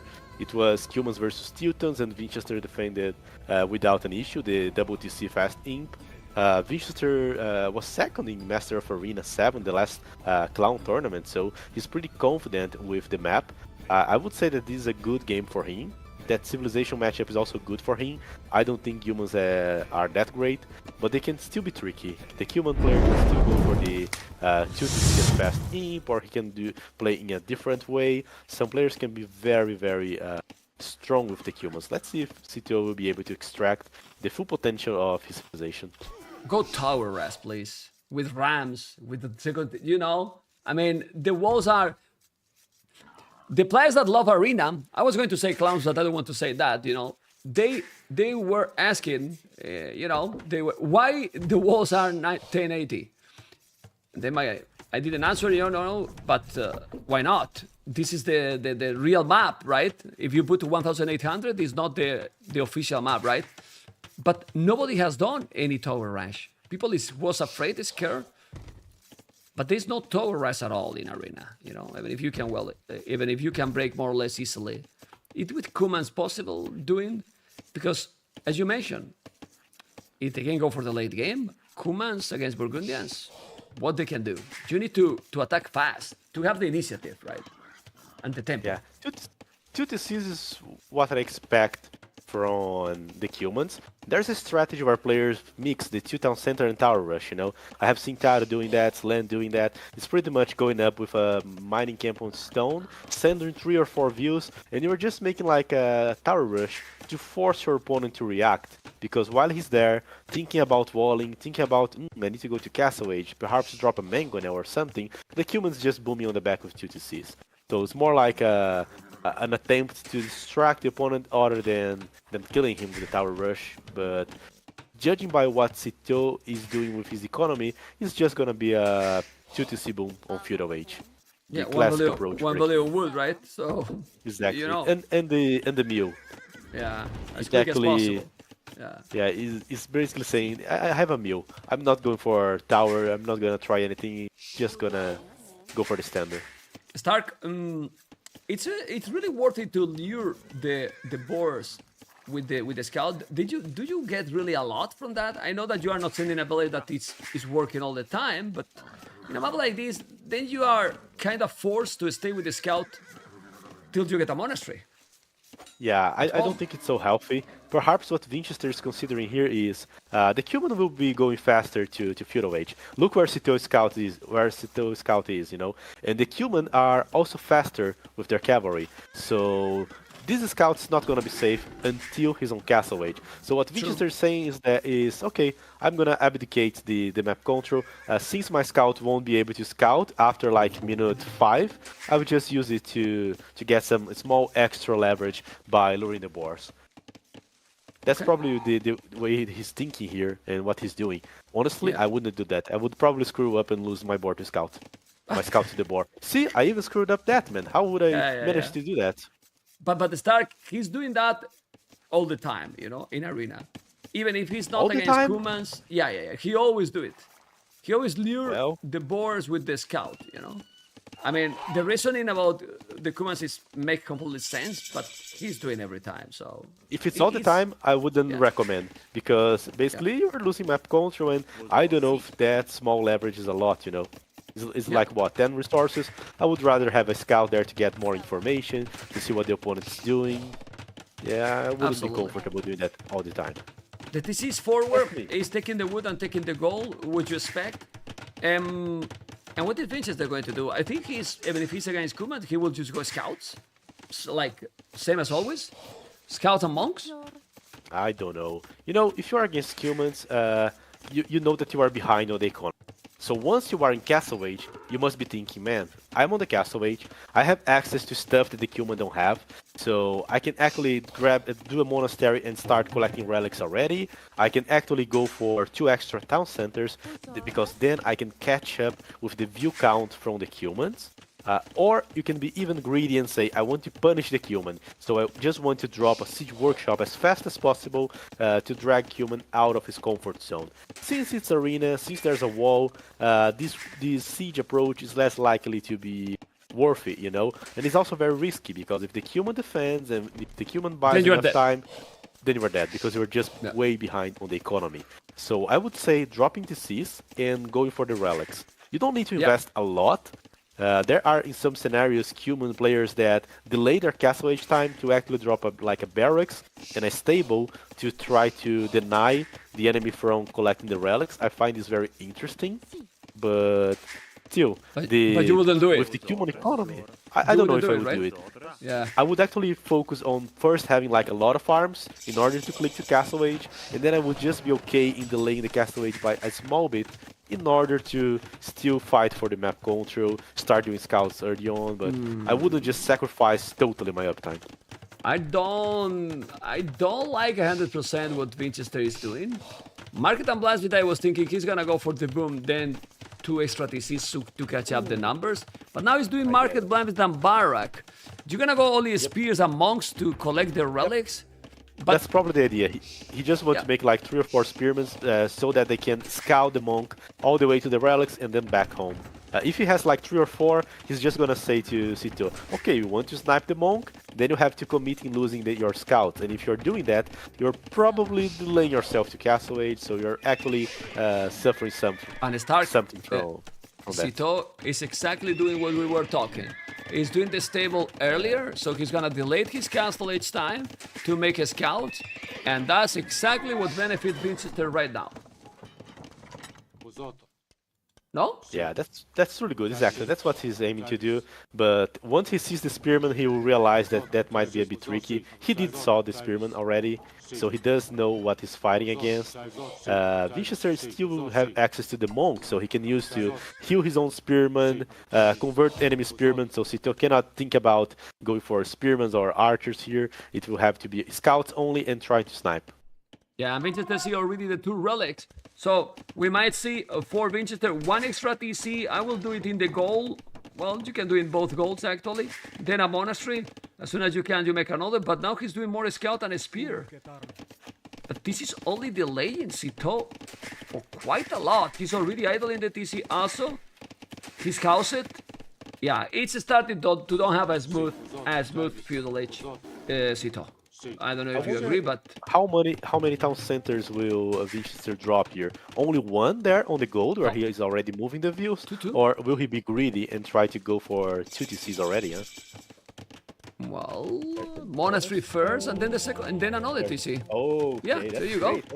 So he'll be contesting the relics, and meanwhile he'll be catching up with the view count.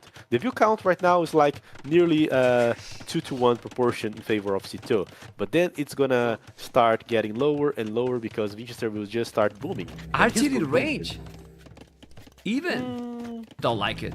I don't like it. I don't as well. Me too. I don't like it. It's too much. Me neither. It's really too much. I agree. He's seeing the pikeman, he just wants to snipe the pikeman for the scouts to win. He will try like a feudal age attack there on his army, but that can backfire, you know. You get like 1 or 2 archers converted, there it goes. Yeah. Anyway, let's see. We're gonna see what happened here. Also, eventually, when he see this, if Winchester get the wood, I will do a stable now. When he see the archers, why not? He might know, okay, this guy is not going up. If I do one knight now, I take everything. But you know what's the tricky part here? Winchester actually needs to catch up in the view count. Yeah, that's true. So for him to drop a stable, start making a knight, it would be healthy only after he had something around 18 farms. So he still has to develop the eco a bit more, and later go beyond 20 farms to be able to do that. Oh, look at the formation. I love it. Oh, he's still gonna lose it. Yes, he lost. He lost the monk. And then this is working. And now he see the archer. Now he see the archer. So now he cannot take the relics. Well, at the end, he did the archer range. Yeah, he's clicking up. He didn't delay that much. Did he make the market? Well, I mean, Kuman's boom is still powerful. And now he's doing another stable. So he's gonna go full aggressive? Pretty much. He's going to convert that spear. He should delete that spear. Okay. He's 15, 16 dollars ahead still. Doing another mail. What he should do, Vinchester? Keep booming? Because now he cannot take any relic. Yeah, I don't know. Perhaps adding a few more monks. Keep booming for sure. Don't stop booming. Perhaps considering, like you said, adding a stable. Now that he's developing the eco a bit more, by the moment SITAUX reaches castle age, he can consider adding his own stables to do that. Okay. SITAUX is moving now many dollars on a stone. He probably want to make a castle forward, but obviously it will take a while. And there is not a big difference anymore with the... With the village number, it's only 9 now. And by the time that he reaches there, it's gonna be what? 5 villages different? And now he's housed it? It's gonna be even because Vinchester will still have like an extra TC. And wheelbarrow. He has wheelbarrow already. But things have just went for a huge swing here because SITAUX is going heavy for the stone now. 9 views on the stone. So his plan's clear to me now. Get the map control, force the fights using the army, seize the map control to then drop a castle forward and click to Imperial Age. Let's see if it's gonna happen. He's doing the light cap now. I think he's not gonna take that relic, or maybe he will. No. Well, he's gonna be very close, so he's gonna lose the monk too. Now he's gonna kill those archers. The relic is very close. Okay, he's taking the archers. Yeah, he's gonna kill those archers, which is very good actually. Yeah, he's invested, and now the spear is still alive. Don't go in. Don't let him in. Oh my god, if he's gonna stay there, disaster, man. Oh, no, why you are doing this? Keep there! If you do that, you can spam, you are in castle and you are sending step lances. Keep in the gate. No? Okay, well. Yeah, I don't know what went here. That was a mistake.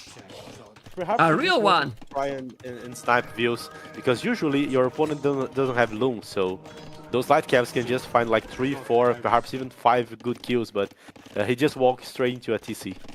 Yeah, but you are Kumans. You can spam a lot. Anyway, 62 bullets, 59. Resources are looking strong. And now Vinchester needs to spam army to don't let his opponent come with a forward castle, because SITAUX has the resources to go up to Imperial Age. This is 1, 2, 3 stable. He's doing a skill bar and armor, so he's gonna do that. The question is, light caps, cavaliers. For now, he's doing light caps. If he's doing a castle forward now, SITAUX, he might have a great position, Mr. I agree. Mr. Stark. I agree. He's playing great here. His human strat is indeed working. The scouting to Archer is truly something that benefits the way he likes to play, you know. Microing, going aggro, asking for the fights. Human's a great sieve if you want to play that. Oh man, and he cannot even see the castle. He cannot even see the castle, and ladies and gentlemen, SITAUX is about to click up to Imperial. He's not up yet because he doesn't have the buildings. He's gonna take the relics, and this is working for him. He's gonna see this. He might see now. He still doesn't see the castle. I can't believe that he doesn't see the castle here. Oh my lord. Yeah, well, he doesn't see it. Anyway, he can't deny that. Probably he could. He has upgrades, and now the castle is there, man. Oh man. Maybe this is gonna be so bad. He sees what's happening. He sees there's a castle on his face. He doesn't know, but he might assume that SITAUX will be able to click up faster. Now he needs to rush to Imperial Age, and while doing that, he's also probably gonna give the map control up to SITAUX even more. He already controls the map, but SITAUX will be able to even collect the relics. Well, look at what Vinchester is doing. He stopped doing the village. He knows what is coming now. But now the timing, the momentum, and I didn't say in the whole evening, is for SITAUX, man. No? I agree. I agree. It's for him. Vinchester still have some good weapons to fight that pack. Which weapons I'm thinking about here? First off, SITAUX won't be able to spend a lot of keep checks if he engages in a trap war. So Halberdiers as a unit should be great, and they should just do enough here during most of the time. Ooh, good, nice catch, right? Oh, Nice he's getting catch. inside also. Yeah, Yep. I mean, SITAUX in this game, he could have been up to Imperial 1 minute faster. He didn't have the building and he waited for the castle. So imagine that minute faster, how important would have been in this situation, because at the end now it's only 50 seconds. And bomber cannons can be very important here. It's true that Exactly. SITAUX- Winchester has the access to the bomber cannons. He has the access to great weapons. He can just go for like halberdier and then try to force a trap fight, defend from the human aggression by fighting back using bomber cannons, trebuchets. He has the weapons to defend. And so But two SITAUX castles- exactly against the time. But 2 castles in his face is starting to be a lot.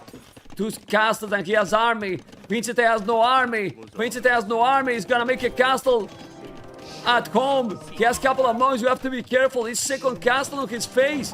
This is really difficult situation for Winchester. The castle is not tapped. Now he can raid. 97 population, 91. More villages for Winchester, yes. But more army for SITAUX. He's now raiding. The TC is gonna defend, but is this gonna be an old Botkin arrow? Trebuchet. He's housed it in the worst moment. Stark! He can't make trebuchet. He's housed it. I can't believe it, man. It's giving time to Winchester to breathe. Oh man, house it now. This Seriously? position is perfect, man. Castles are great. They're denying the gold. Winchester is not taking the main gold. The third gold is also under SITAUX. His aggression. We don't hear you, Stark. The microphone. His We don't hear aggression you. is happening. Sorry, man, I was getting rushed here as well. The aggression is happening. He does have like 2 castles in the perfect position. It's more like a matter of time. If SITAUX is able to just push the castle, he doesn't even need to kill it. But if he drags that for long enough to keep Winchester inside of his base, he will eventually have no resources to push that back. He's doing chemistry, gold, but you know. yeah, but he has no goal already still. Obviously, he need to kill. Let's see the micro here. He has spikes here. He's converting to. Oh my god, look at the army numbers now. Population is almost the same. Is Winchester going to come back? He still have better score than his opponent. The game is crazy. The series are crazy. The tournament is crazy, Mr. Stark. Unbelievable, man. Truly What is crazy, this? truly crazy. But losing the castle there, and all the TCs are gonna be exposed, so they're soon gonna go down to the trebuchets. I don't feel like he will be able to push back in time, you know. He's still like Third researching castle. the chemistry. And another Third castle. Oh, castle, man, in his face. Third castle. This is disrespectful, man. Nah, we nah, still nah. bank him. We still bank him in Star for disrespect. For bad Way too much sportsmanship. disrespect. It's too much disrespect. play. Yeah. But But honestly, great man, play. great Okay, play, okay. great play. He can do it. He can do it. He's all good. Anyway, he has the +3. He has now the same army. How he is still with more population than SITAUX? I have no clue. How he is still with more population. And now The only answer is he had 1 extra TC. 3 TCs against 2, but now the TCs are no more. So this means that whatever view advantage that he has, like 10 views, will soon disappear because he won't be producing more views. yeah. Well, still, his focus now is to try to kill 3 castles on his face. He has skirmishes, which is great, because they have the +3. Now ballistic is gonna be in 5 seconds. With ballistic, you kill that army. He has spikes as well, but he has 4 traps. 5, actually. 3 castles. He's playing really good.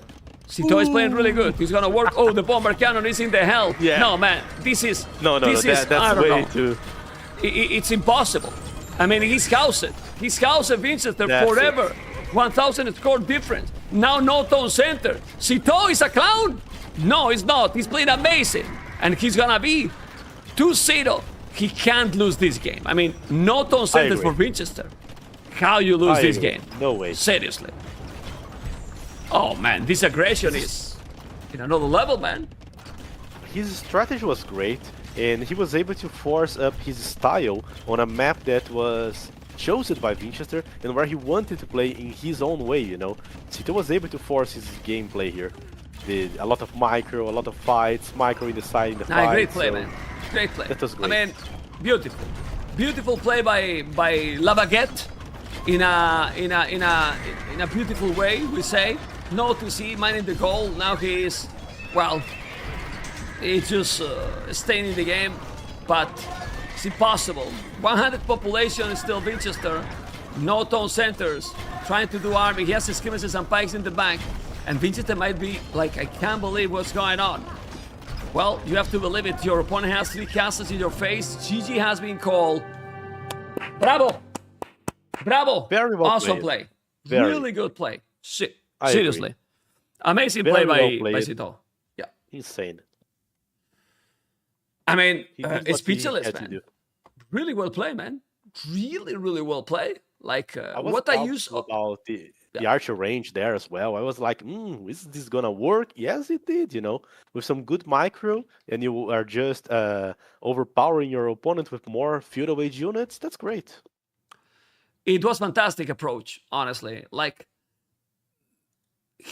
because he went aggressive, you know? He went all in, all aggressive. He's playing his own play style, and it's working.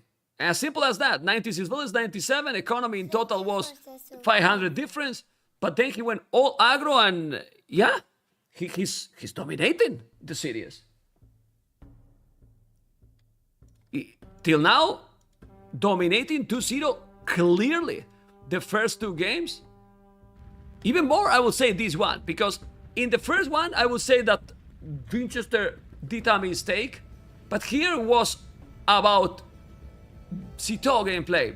Winchester was doing okay, was doing what he has to do, but SITAUX outplayed him. I agree. He outplayed. He had some strategy strategy there. He went for the Cumans, and he knows, like, okay, I'm getting the Cumans because I don't want to be trading light cap monk against light cap monk. I want to buy a time window so that I can play 2 DCs only and force the aggression. I want to play aggressive, and my shots of doing that in arena is playing like that. So he actually got a strategy that allowed him to play the way he wants, and that's important. You know, players need to respect their play style and how they want to do. Like, if you hate monks, you don't want to go for a civilization like Bengali, something like that. So that was quite nice. Yeah, very good. You know, very good. Okay, and now we're gonna have what game? Because they didn't start. Well, Winchester is still not there. So, well, what can we say, guys? Let's bring here the Stark and myself. Crazy series. We have well, round 4, 50% finish already. Remember that tomorrow we have. Oh man, and this tomorrow what? I mean, look at tomorrow what we have. 16 GMT or UTC. Vilese Vivi. Vilese Vivi. Tell me, Vilese Vivi, what do we expect here? Who is the favorite there? I go with Vilese. I go with Vilese as well. Okay. Jordan I go versus with Vilese as Nikov. well. That one is tricky. It's tricky. I'd say Jordan. Okay. And Hera Battles. That's the most difficult one, to be honest. Barnes is playing solid. He's in great shape. I feel like he's a strong contender for the top 8. But here you cannot just say that he's not favored to win a set or to qualify to the semifinals.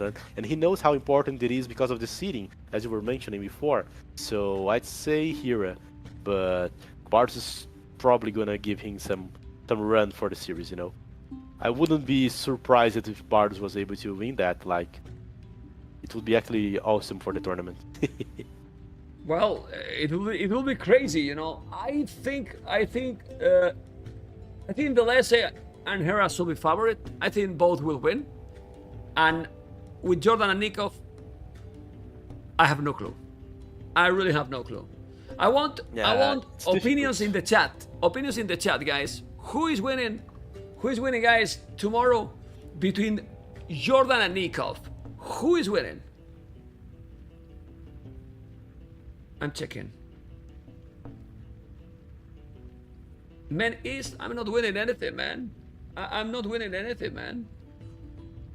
A lot of guys going for Jordan. Nikov has some shots as well. A lot of people going for Jordan, yes.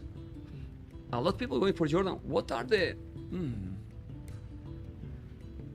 Jordan is very crafty, you know. He was able to beat freaking Andy in his own map and taking out of the tournament by making some counter strat and so on. So he's a pretty smart player, dangerous one. Okay. And GL players all seems to be performing great, you know. They are, man. They are. I feel bad for DAUT today, but both can win, right? I mean, I feel bad for DAUT, but this LIEREY, in my opinion, Stark, I don't think he's in his best shape. I don't feel it that he's in his best shape, but even not being in his best shape, he's still very dangerous, man. What do you think? He's always dangerous. He's always Yeah. dangerous. His decision making was on point, you know. I think that he was being very clear with his decisions. Like, he saw DAUT going forward, immediately got villagers and built like a second mining camp and went full on go to start making monks. Then he hid his monks, then he chose which upgrade to focus on for the monks. So not only his battles and his micro is insane, but his decision making is so on point, you know. Okay, they are going to start in a moment. I believe they didn't start, if I'm not mistaken. Do you see if they started? They didn't, right? No, they didn't. They didn't start. About the next map, Baltic. Vinch, it's probably going to be Baltic because it's the map that Winchester has chosen. There are two ways of thinking that, like, let me go for the map that I'm more confident playing, or let's go for whatever because I have to win 3. Yeah, I think. So- Okay, the game is starting now. I see now the game. This is starting. Italians versus Japanese should be the thing here. Or oh no, No, SITAUX it's is not. actually going for Persian. Okay, surprising. Actually, Let me think. yes. What? Well, if you think about that, Magyars is for Atacama, and Japanese Yep. for border dispute looks also very good. Yeah, Japanese is good for border dispute. Malians as well could be called here. Yeah, and the dog working faster. Also, it's a big difference too. Yeah, It gives it's something important, extra. you know. It's He strong. can actually match the uptime from the Italians also with the extra food. So SITAUX can go for some very aggro build here, go for the docks and escalate from there. I want to ask you something. I don't want to be mean, but thank you guys for the support. Thank you so much, LIEREY and everyone that is supporting. It's supposed to be a LAN party where SITAUX is, but a LAN party without people? It's not a LAN party, right? I see a lot of chairs, but where's the people, man? You know? Look at the camera. Where's the people, man? I mean, LAN party, you need more people there. Oh my god. Or not, Mr. Stark. They're out dancing? It's Friday? Okay. It's fine, man, to have a clear room. There's just a guy there. I don't know if it's a guy, if it's a statue. Dude's Okay, barely okay. moving. No, I mean, I'm fine. All good, you know? All good. Anyway, this is starting in 5 seconds, guys. In 5 seconds. And as you can see, this is gonna be the last game of the series. Well, we would love to see another close series, but for now, SITAUX is being very solid. Do you think that Vincent can make a reverse sweep in this series? I think it's possible. I don't doubt those players. They have a lot of mental strength. I like that Winchester actually did a small break between game number 2 and this one. He went there, ate something, probably drank some water, got himself calmed down, like, okay, I just lost a game. There was my home map, there was confident. I need to clear my head now to do a good performance because I cannot keep losing, you know? So that break was very strategical, that was very smart. We have a dock already for SITAUX. He's abusing from the Persian bonus. That's interesting. Which makes sense. It's going very quick. But is he producing already efficiency? Not really. So you make Yeah, so he quick, actually but needs a house. yeah. But, I'd say but that then, if you want to go for the dock start, it's better to just get the stagglers, you know? instead of the lumber camp, right? Yeah, later go for the lumber camp, if the plan is to outfish the opponent. Yeah, now he's housed, not anymore. Okay, doing the dock already. Very important in this map, who is going up quicker and how fast you are. Very, very Yeah, important. we're seeing a lot of different builds here. I used to see players reaching like field of age with like 4 fishing ships, 19 to 20 views, way later, but no, not anymore. Right here, times matter more and more. It's a lot more common that players go for like 2 docks instead of 3. Very few civilizations can actually afford to up that quick and still play with like 3 docks. Dravidians are one of those. No wonder they are banned on the draft. 17 population up? 16 views and he's going up. It's the same thing that other players are doing. Jordan was doing that as well. I feel like Jordan and Visitor are the only 2 players that I saw doing this. 16 views and they click up. Oh man. Well, Italians are also cheaper. He's all going up incredibly fast. Like super fast. And without fish. Now he's doing the fishing ship. He's going out for the goal. Obviously, it's a super tight build order that even doesn't need the second bore. As you can see, he's not taking the second bore. My goodness. And honestly, both are doing that, you know. SITAUX is not getting the second bore as well. Yeah, he's not so behind. Up is 30 seconds, but 30 seconds in this map is some. You know, it's really some, and... It does matter a lot, and there are other small differences. For example, you can see that both are sending the scouts to try and... Okay, that was good. That was very smart from Winchester. SITAUX was trying to kill his view using the uptime, but he was just there waiting with his own scout. Is he gonna lose the scout? Winchester? Don't lose the scout. No, now he's winning. Now he's winning, Winchester. And now he's gonna kill it because he's up quicker. Ooh, this is big. And in this map even more. This is really big. This is really big already. Also, really the second lumber camp for SITAUX delayed a bit his dock and other stuff. That can also hurt him a bit. Winchester also having the scout will be able to spot like a landing or anything like that. Yeah. Okay. He's gonna have already the 2 galleys there. He's gonna take the fish. Already the dogs are not gonna be easy. 3,600 HP, which is double the HP that any standard dog. But he's gonna find now the dog, as you can see. I mean, the scout is so important. He's gonna lose it. No, don't lose it. And he's gonna take the fish. So man, look at the left. Look at the left. Sending a belly already. This is the scout passed by. SITAUX saw that the scout passed by, and he just sent a view. It makes sense, you know. He's not going back to send it? No. He's not sending back. Oh, man. Nah. He cannot guess that, you know. He's just focused here on getting the fish. He needs to do damage to the fish and get some good early fights. That's what matters for him.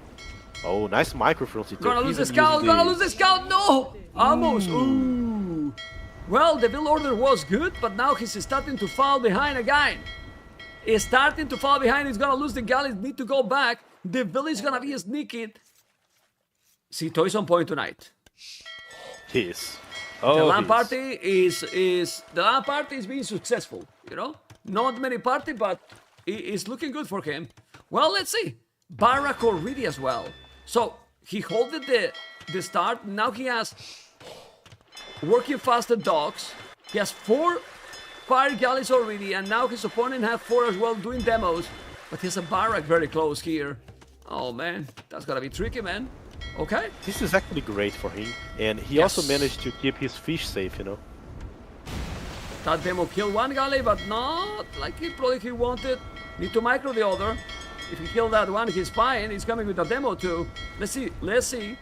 If you're gonna take it, he's coming with a demo too, but he's splitting, so it's fine. Oh, he took both. That was good for Winchester. That was beautiful. That was beautiful. Yeah, okay, that this was really good. Is insane in favor of Winchester. Poor SITAUX. For Winchester, what the hell? Oh man. And Even you don't more count. if you consider Yeah. You don't. Yeah, the demo's lost, right? Yeah, that doesn't count. But he's there with an archery range, and Winchester is not walling. Is not ready to rumble. That's still not killing anything. Oh my god. Okay.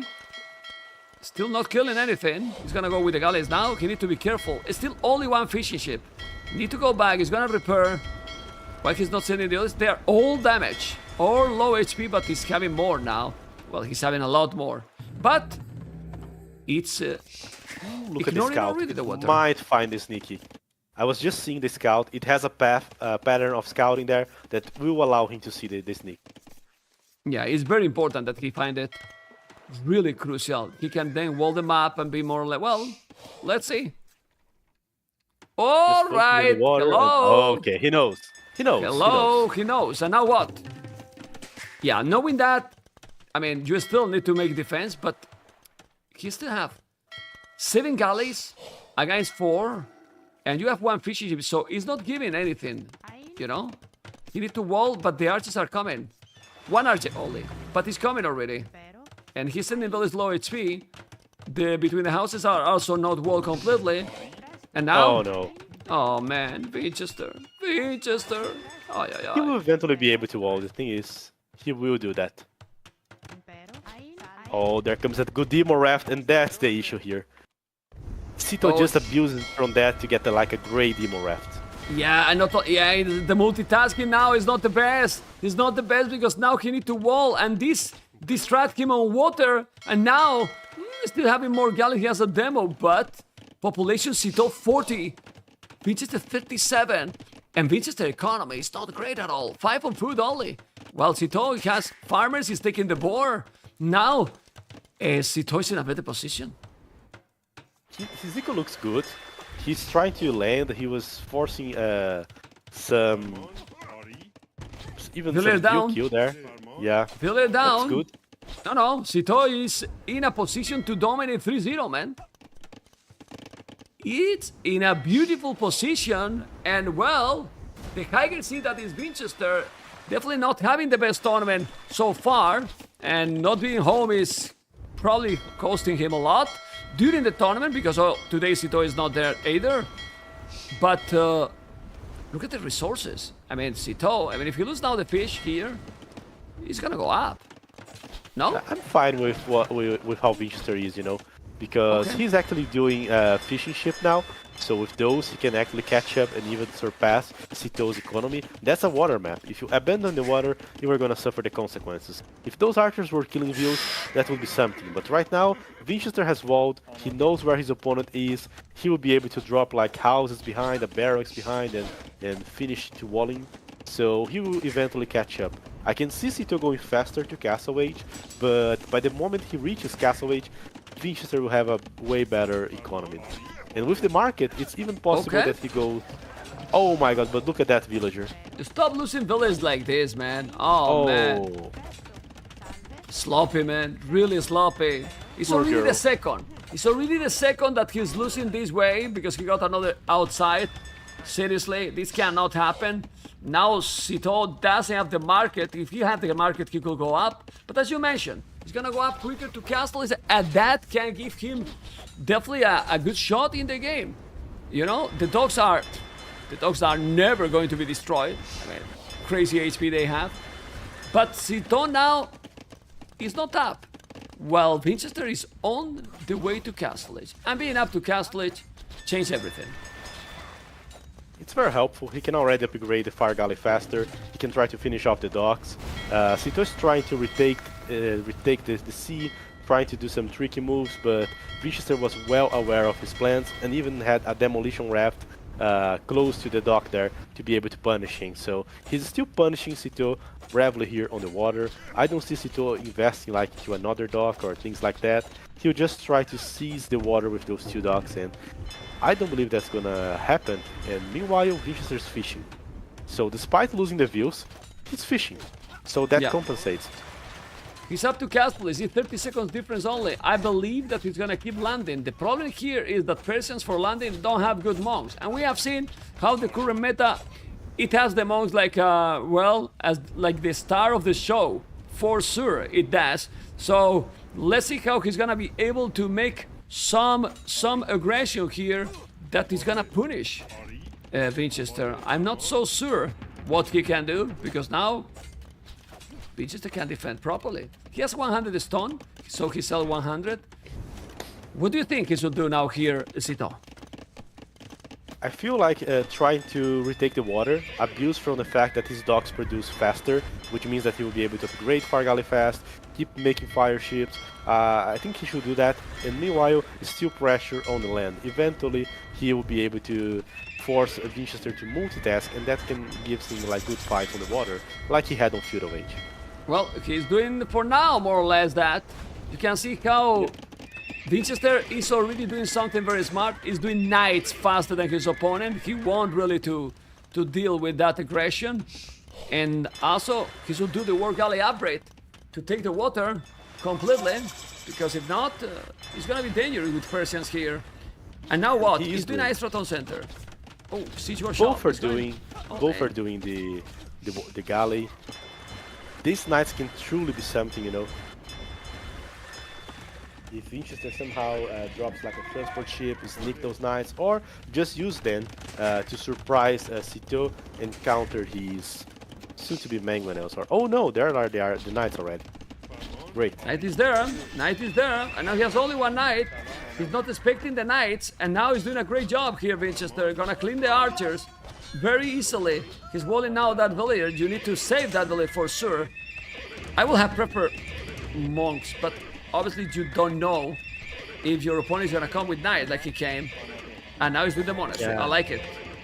Yeah, The issue with the monks there is that they are a defensive unit, unless you were like pushing there, but they do not have the counter-attack ability of a knight, you know. He just cleaned the archers and is straight up going for SITAUX's economy there. With the monks, he wouldn't be able to do that. So that was a very good decision. SITAUX is still trying to fight for the water, but I still think that Winchester is dominating the water. He's getting like great fights. KD is heavily in his favor. Every time his galleys get low HP, they immediately go back. He's not losing one galley by mistake here. Yeah, and now he's preparing more for the land. He's a little bit, well, abandoning the water. Well, he's not abandoning, he's still doing galleys, but he can't catch up the numbers. And here... And Winchester's feeling comfortable. He's just fishing with like 7 fishing ships and not losing the water at all here. Uh-oh, careful now. Careful now with that demo. Careful with that demo. Okay. That demo. He's careful. No. No, that was bad. That was a dead galley already. This is the most important thing that you have to do when you are on water. Microing those units, and he didn't micro because he's probably killing the knights with the camels, as you could see. And then he used a demo for a dead galley. Imagine if he got the demo here now, Stark. That was bad. But, ooh, he's getting the fishing ships. The fish. No. We don't hear you, Stark. I thought that he was gonna kill like the fishing ships, but he could get just a few of them. Now, mangonel, monks, that can be annoying to deal with, but Winchester's not saving up resources. He's going for double monastery already, so soon we might see redemption. He's housed. He is housed. The macro from SITAUX right now is a disaster. I mean, 25, 30 on wood, 5 on food. You need something else on food, you know? Because if not, what you can do? 10 on goal is... Yeah, his echo is at the limit. Winchester housed forever. Now redemption, and oh, the tools are great, but you need army. And he's doing double monitor, but he has one monk. He's coming aggressive. He's going all in. Mr. SITAUX, let's see the conversions. Obviously, you will need some more farms. Yeah, go on. I don't think he'll be able to keep pushing. Once redemption is up, he'll be able to counter the mangonels, which is the one thing that can put some pressure. Camels and knights are not gonna do anything to his monks, and Persian monastery technologies are very lacking. So there's no way those monks can be so useful now for SITAUX, at least against enemy monks. He doesn't have redemption, he doesn't have atonement, so these redemption monks here is the best play possible given the scenario. Yeah, but let's see, because now SITAUX is adapting well. He's doing 2 extra tone centers. Yes, to do some economy. So what he's trying is to disturb. Oh man, but the monks are going to be he's deleting the mangonels. So now he needs to do what? Light caps? He's gonna convert the camels probably. Yeah, he's converting the camels. The monks are just dominating completely here. Persians is, for this kind of approach, is... Yeah, I don't know. It has to be pikes or siege or I don't know, because now look at the monks. Yeah, look at the scouts here. Great snipe. crazy snipe, I would say. Yeah, he's taking Great everything. fight, crazy snipes. Yeah, this should be game for Winchester. And then he's still back in the series, man. He does have some disadvantage here, but he did realize that he won't be able to keep pushing. He started to making more TCs there. He's trying to recover. He's still Persian, so these TCs work faster. They are good. Okay. Still, I would rather have the water advantage there. Well, it's not a huge water advantage. Look at this. He has 2 demos and 1 galley. If he's now, well, yeah, kill. Oh my god, disaster. But now Micro, if he's going now with the galley, he's kill all the fish. So then, he has no water anymore. What the hell? Just look. Yeah, that wouldn't be so great, huh? That's terrible. Terrible for Winchester here. He has the water now, Sito. What the hell? What's happening? Those the Undying Docks, man. The Undying Docks are paying off finally. Yeah, that's crazy. Well, he's converting the Siege Workshop. I think he should delete that one. Yeah, the monastery don't need to delete. Remember that you cannot convert. And well, he can recover because Persia has just 3 villages behind only. 3 villages behind. Mr. Stargate, he also has Horse Scholar. He's gonna have a better Echo, man, in the long run, or what? Unbelievable. Unbelievable. Tricky to say, you know. Italians, how much will Winchester be able to fish? He saved up the fishing ships, making like a new dock. He has monks close to the shoreline, so he can even use that to convert enemy fire galleys or fire ships, you know. Yeah, the macro is down. Well, he's taking a relic and he has 1,000 gold. Population is still really ahead for Winchester.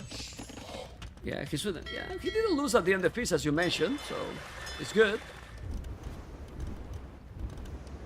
Yeah, he keep trying. Now the game kind of slow down a little bit because SITAUX is committing more to the water. He added another dock. He's walking with a villager in the bottom. He's producing from 3 docks, but so is Winchester. What a timing for both. So they are still fighting for the water, but as long as these fights happen far away from Winchester's fishing ship, that will be great for him. And as Italian, he can accurately click up with less resources, you know. So it's a lot more likely that he will be able to click up faster than the Persian because of the civilization. Yeah, that's what I would say, but when you look at the eco from SITAUX... Cav Archers. He's doing Cav Archers. Okay.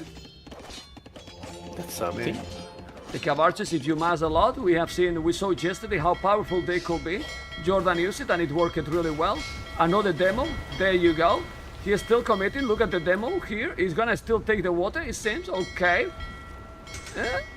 Let's see the badabooms with the demos. Okay, nope. Great shot one, but he still have more numbers. Winchester still have more numbers, maybe not after those demos. Oh, not both, not both. There you go, oh well. Yeah, it's about the same numbers. What the hell? This faster production for Persians is just OP. Really OP. It is. It is. Like, it's 15%, you know. It's a lot. Yeah, it's really a lot because he's done out with three dogs. So, yeah, he's recovering the water, man. He's recovering the water. Look at the population, and we have a close game. It's still prefer Italians because the longer the game goes, Italians got a lot more tools in late game. But look at that dock from SITAUX in the north, amazing. And he doesn't even know. No, he doesn't even know about the fish. He's fishing. He's fishing here. You gotta be kidding me. I thought that he was going to make galleys and he's fishing here. Full Titanic, man. Yeah, man. Okay. Not aware about the fish. Yeah, okay. And now the Cav Archers won't do anything because he has a castle there. Pledging, Winchester need to go up to him. He's walling, okay. And if he's doing some Genoese, those Cav Archers will have nothing to do. Okay, now he's doing the fire ships there. Okay, he's gonna take the fish, SITAUX. Yeah, that demo is good. And he's bringing another. Oh man, split the units, man. No, man, there's too much going on. He's still trying to attack with the Cav Archers. Check the resources. 104 billion, 103. I don't know, man. Who's winning this? Very close to click up. Both are very close to click up. SITAUX is even dropping now new buildings. The Cav Archers are not gonna do any damage, and having to face off Genoese is terrible. This fast castle this castle is great for Winchester. Allows him to produce a great counter unit to Persian, The Genos pretty much kills everything that a Persian can do, and he also has a good position to drop more docks. He's missing the buildings. How this is happening in every single game? That the players miss the buildings and then he's going up to Imperial slower because of that. It happens all the time, man. A problem. No stones, so no castle, no traps, no nothing. But this is the problem with Persians. You pick them because they're working faster. Okay. Now he's fishing, man. But that he has the water completely. Why he's fishing, man? He doesn't have the water. What's going on? I mean, hard to tell. He felt like he was controlling the water already. And these days, I don't think you should actually fully kill the water to be able to fish. In the past, we would be like, okay, let me go 5 docks, control the water, and then I spend 20 fish. These days, we actually realize that it's better if I'm just controlling the water, even without killing the enemy dock, to just add 2, 3, 4 fishing ships and sneakily fishing here. So that's way more effective than trying to go for those all wings, you know. If you expect to do that, you probably are not gonna fish. And what now in Imperial from Persians? Because they can do something against Italians. They can kill. It's doing skirmishes, you know. And bloodlines, maybe for the Cav archers, I don't know. Or Hussars, well. Try to go for like skirmishers to get some good numbers, try to push the castle, transition later into the Savar. That's kind of the thing here. But if Winchester sees that in advance and he is seeing, he can react properly, he can think about upgrading like his own Hussars or Cavaliers to counter that, or even send a few Condottieros, which are also great. He's also walled, so he has time to do the reaction. There he goes, Condottieros will be. Okay. He's doing the barrack there. He's doing chemistry, fast fire ship.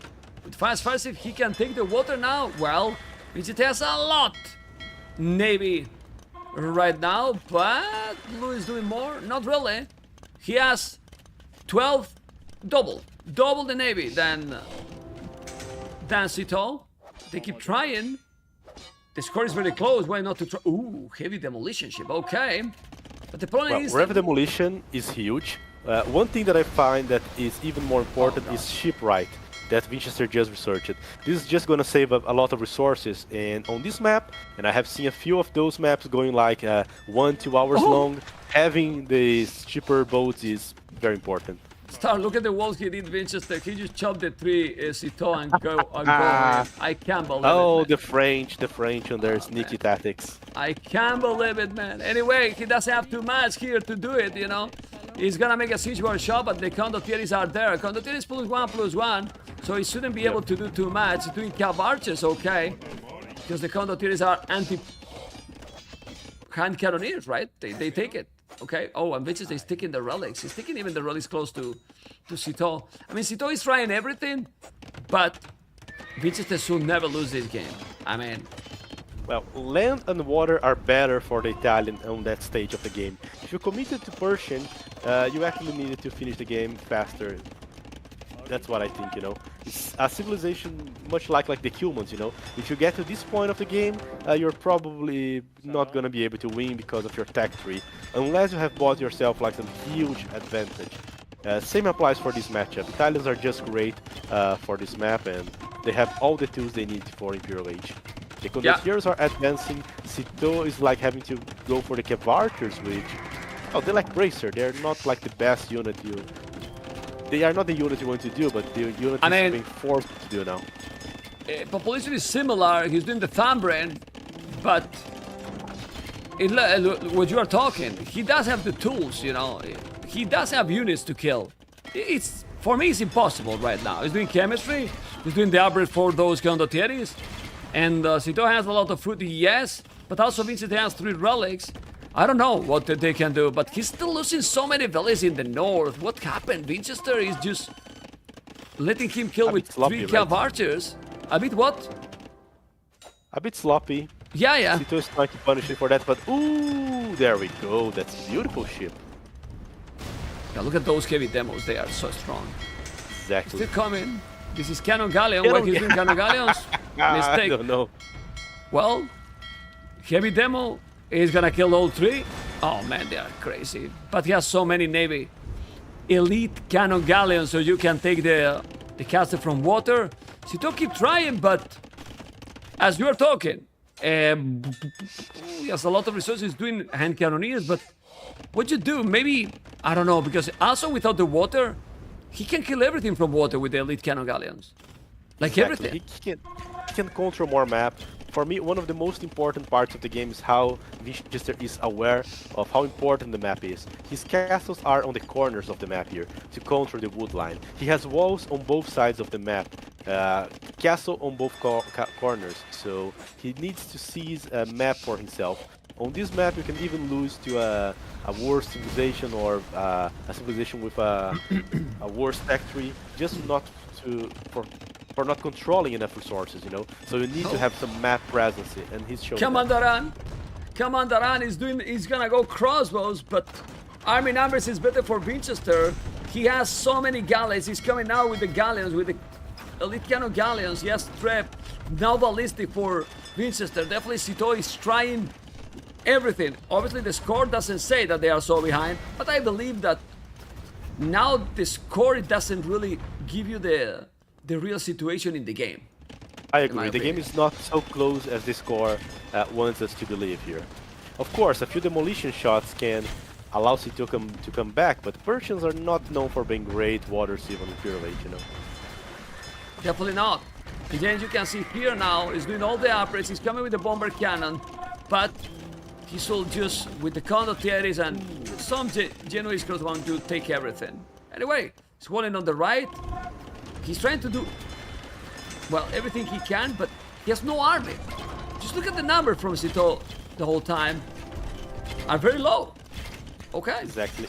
And Winchester it's the is start. Just, punishing him, man. 80 villains on wood, SITAUX. Is that a good macro? 80 villains on wood. Whoa. You need a lot more farms, you know? Yeah. A lot more farms, but yeah. Okay. It's hard to push, you know. Even the Commander Run archers, man, they are not being so effective, especially against the condottieri. They are fast. They work. They are so fast there. They're just eating away all the ranged units. It's game for Winchester. Winchester is still in the series, and remember, guys, that we have 2 more games that are Atacama, if I'm not mistaken, and Border Dispute.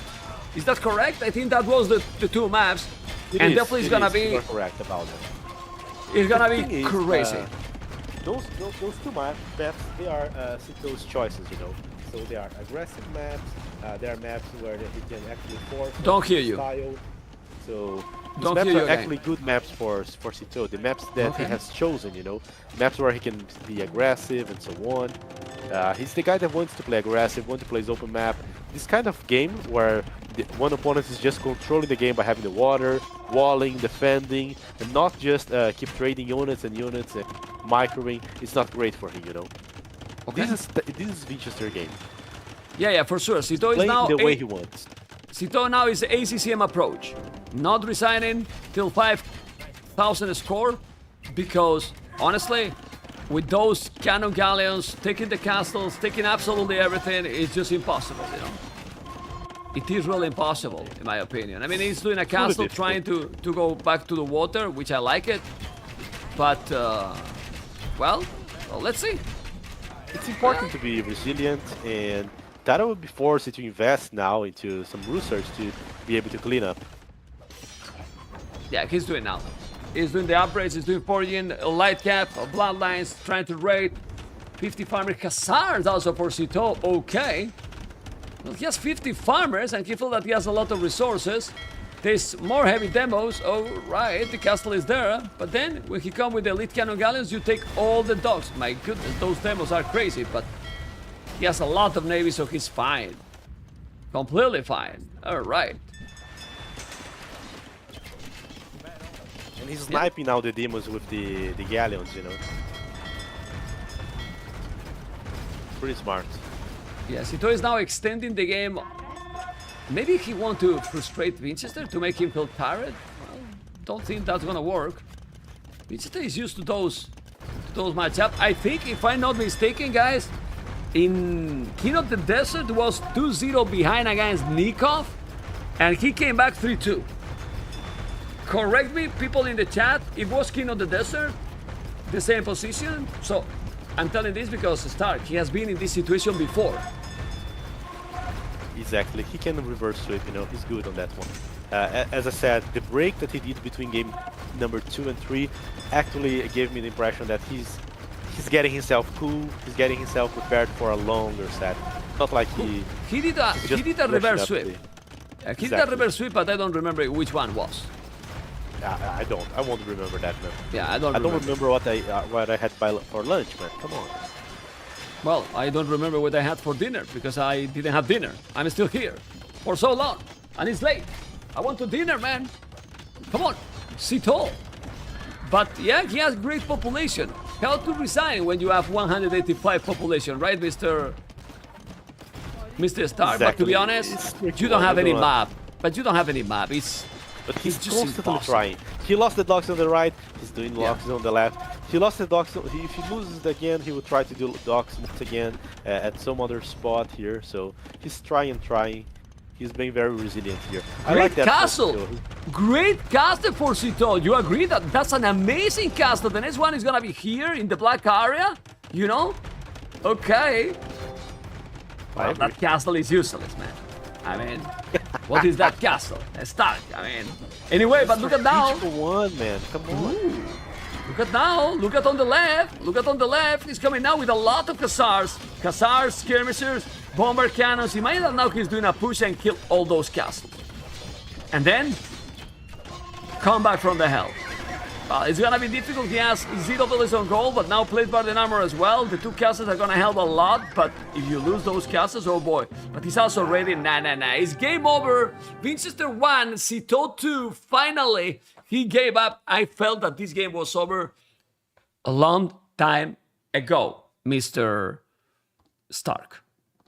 Yeah, it was a great play by Winchester here. I Yes. think that in the beginning, once SITAUX managed to make that sneaky archer there, it was kind of okay. It was good for him. He was able to cause some mistakes on Winchester to be able to kill some views. But then Winchester was just playing very solid, keeping the water control, not overcommitting to the water, but not abandoning it to the point of not fishing, you know. So that was very good. SITAUX was resilient and he was producing army non-stop from the start of Feudal Age until the end of the game. He was not stopping to attack at a single moment, be it on the water, on the land. He was not stopping to pressure and to attack. So that's very tiring to play against, you know. So I give that to Winchester. He had some very resilient approach there.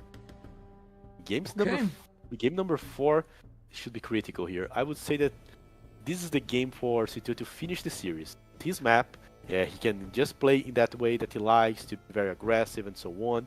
If he doesn't do that, I don't know what's gonna happen. If he goes to game number 5, then I'm gonna bet on Winchester, despite the map being a SITAUX 1. Well, it's Atacama. There is one. Winchester is not there. Again.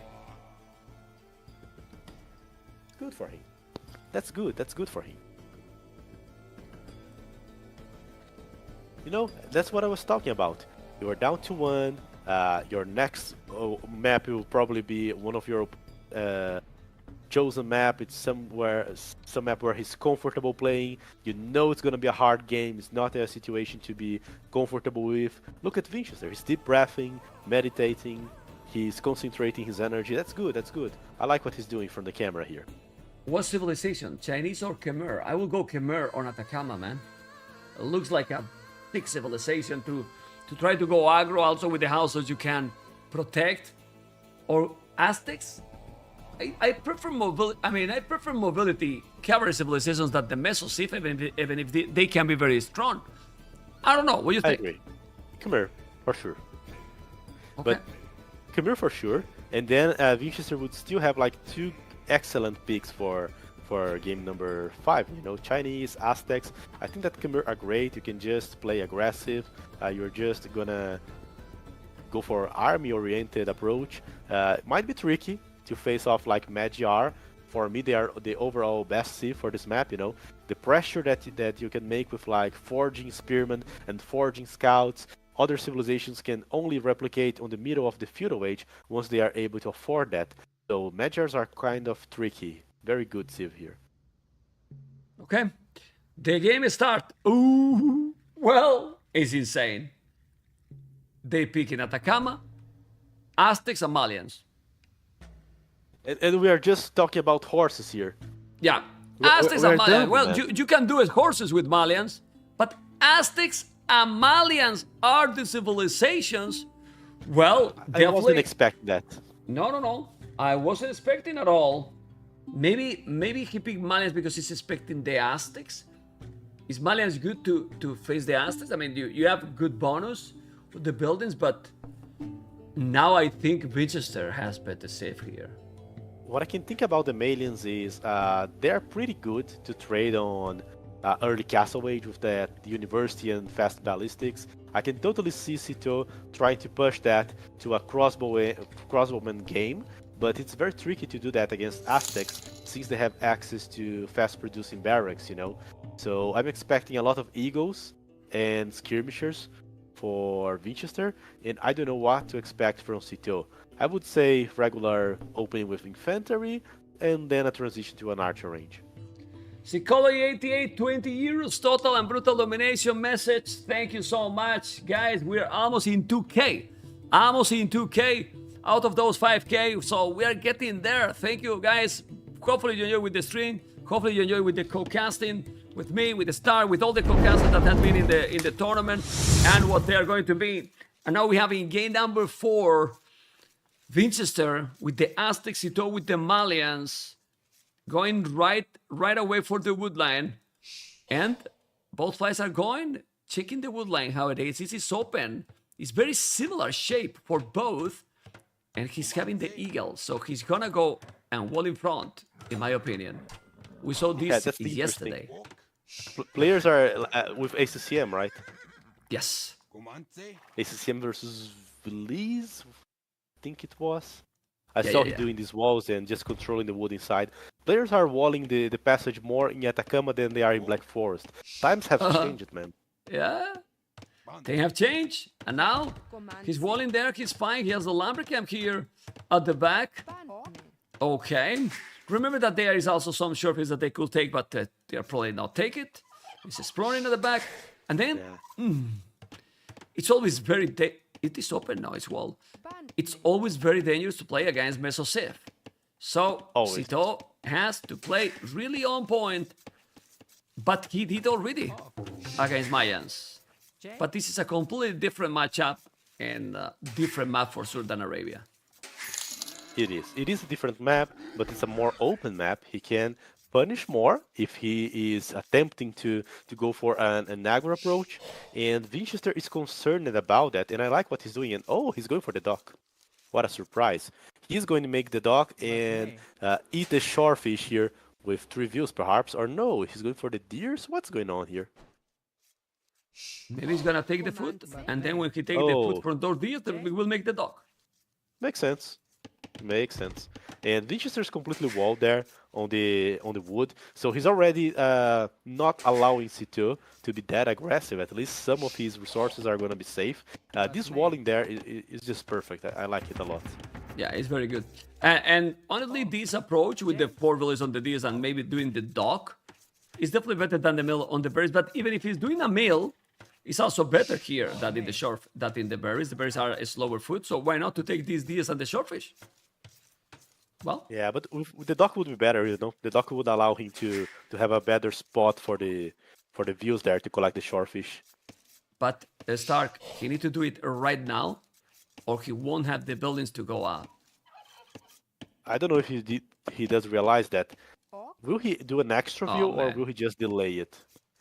He's doing more buildings, and now he's doing the dock. Okay.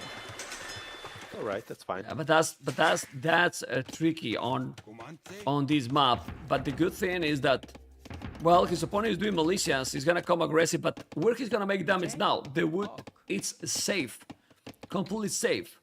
He doesn't see it yet, but he's safe. Will SITAUX actually go for the fish? Will he find out the fish and take the risk? Because it's a risk. If you jump with like your infantry there and a demolition raft appears. Yeah, sorry. He was trying to go inside with the villas, and now he's just discovered the palisade, you know? Okay. But Winchester is not mining gold. What you wanna do now? Skirmishes then? Hard to guess. Well, Perhaps. you have 100 gold with the Aztecs. That's the good thing. So you can make something, even without my gold. You So, can actually go for like 2 archers to counter their infantry and then transition to Yeah. skirmishers, or just go for a late mining camp. Do the 2 archers, then drop the mining camp while doing the second archer.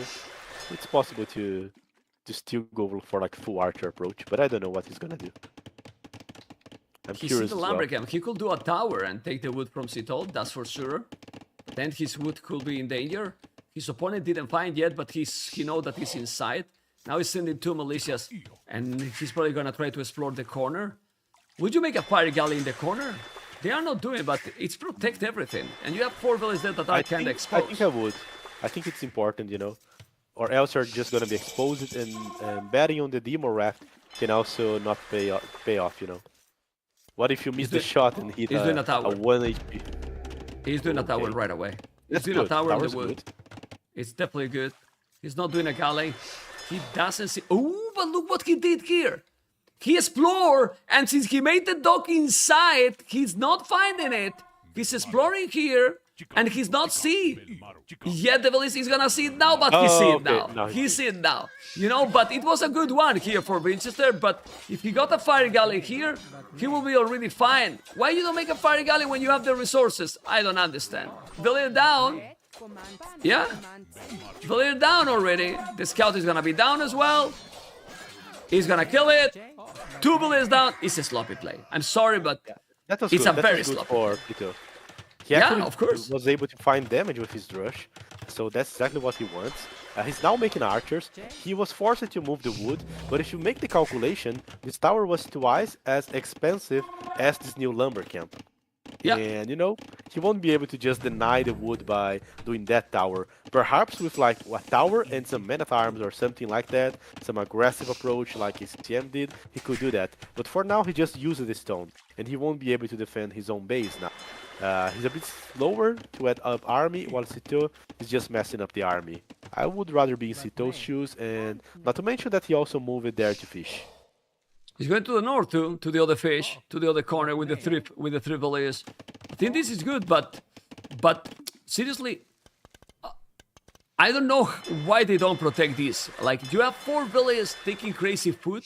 Just make a galley. He had 300 wood when he came, and now he's waiting to add fletching, which is great, to go for those villages on the berries, and he might take at least 1. I mean, he has the skirmishes there, but Winchester is probably not gonna see this. He's in gonna time. take 2. 2 are dead already. I said at least 1. Yeah, he's not reacting. 1 is down. Is 4 villages behind already. 4 villages behind already. It's huge advantage. Or it should be. I don't know what you think. I like what SITAUX is doing here. I agree, it's a huge advantage. I like what SITAUX is doing. This tower alone is not being able to put so much pressure or to hold so much map control as Winchester was probably expecting. So he's wood safe, but he's not doing anything else than that. Yeah, and he's going around with those archers. He has his skirmishes. He has 4 villages behind already, which is a lot. Really a lot. It's true that these Aztecs, dangerous, doing the market now. And Winchester is starting to macro, but he's going to lose the villages in the corner. Yeah, Oh no, he's moving them. he's moving them. Yeah. To He hide did them. realize, Yeah, don't watch, yeah, but... still, they're idle, right? Yeah. And maybe SITAUX is gonna go even farther? No. You don't want to get a demo and kill those archers, right? So it's tricky. Okay, doing the Tone Watch, he's starting to... He's buying a stone because he see that his opponent has a lot more army, and now going for another dog SITAUX in the south. 6 villages more. Because now Winchester is idling TC 40 seconds. But he's cleaning the army, which is really good. He's cleaning all, actually. Okay. SITAUX eco looks very good regarding eco balance, you know. has enough villagers on the food to be able to click up. He won't need a market to accelerate his uptime. He already has like way too much views on the food, a lot of food. He is being aggressive. He just needs to start messing up and thinking about Castle Age fights already. His economy is fantastic. Lucas, The Tubulis is still idle. I hope he's not doing a scout. I don't think he need it, and that can only delay him to go up. It's true that he still have a great economy, so maybe he can afford it. Like perhaps one stable just to drive these eagles off, you know. Couple of scouts, maybe. No, he's not doing. He's feeling safe, still feeling confident. 6 villages behind is a lot. It's really a lot.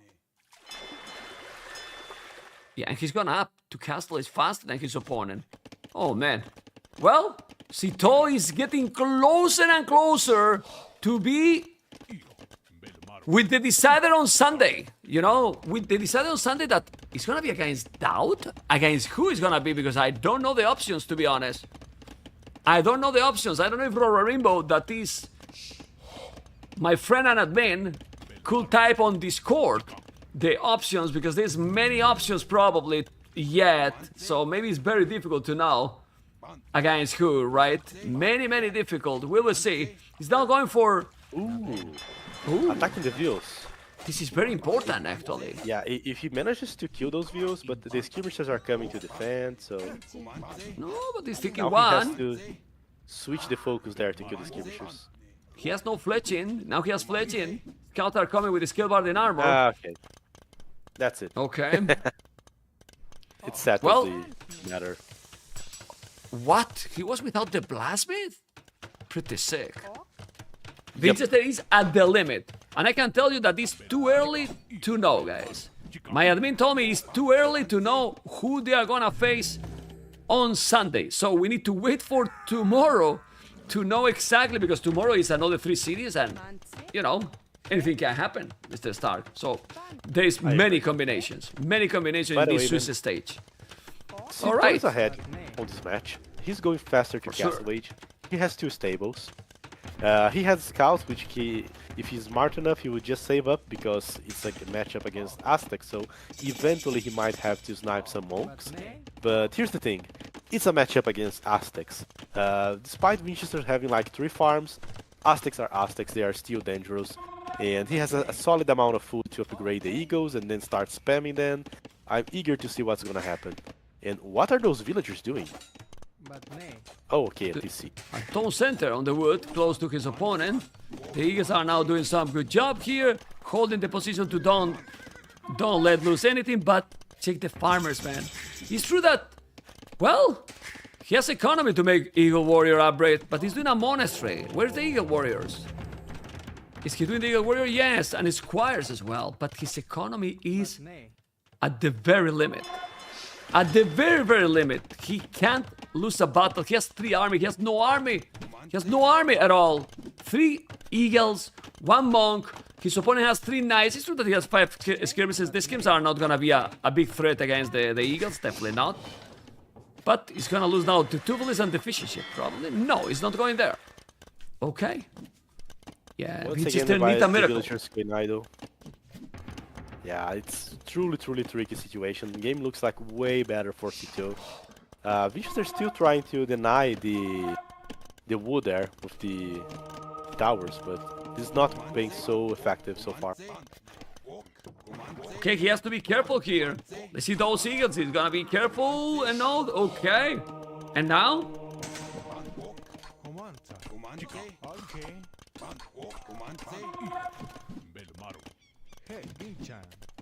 Well, but the meso sieves are tricky. You can spam and those the Aztecs, you don't want to lose the monk. You have to control now 100%. But he's not gonna lose it. And if he's doing few upgrades in those monks, they will be so tanky. Look at the army numbers. They are even Oh, already. he did a and tower, monks are and he did a very tower, so no wood. Oh man, Exactly. unbelievable, man, unbelievable, unbelievable map, game, series, tournament, everything. He's even now in military. Yeah, you are 9 villages behind, but that's, in my opinion, now is the less important. Winchester seems to to be in a position to commit to like a 1-2-C play. That's what I think he's gonna do. Like full army and try to mass to then counterattack.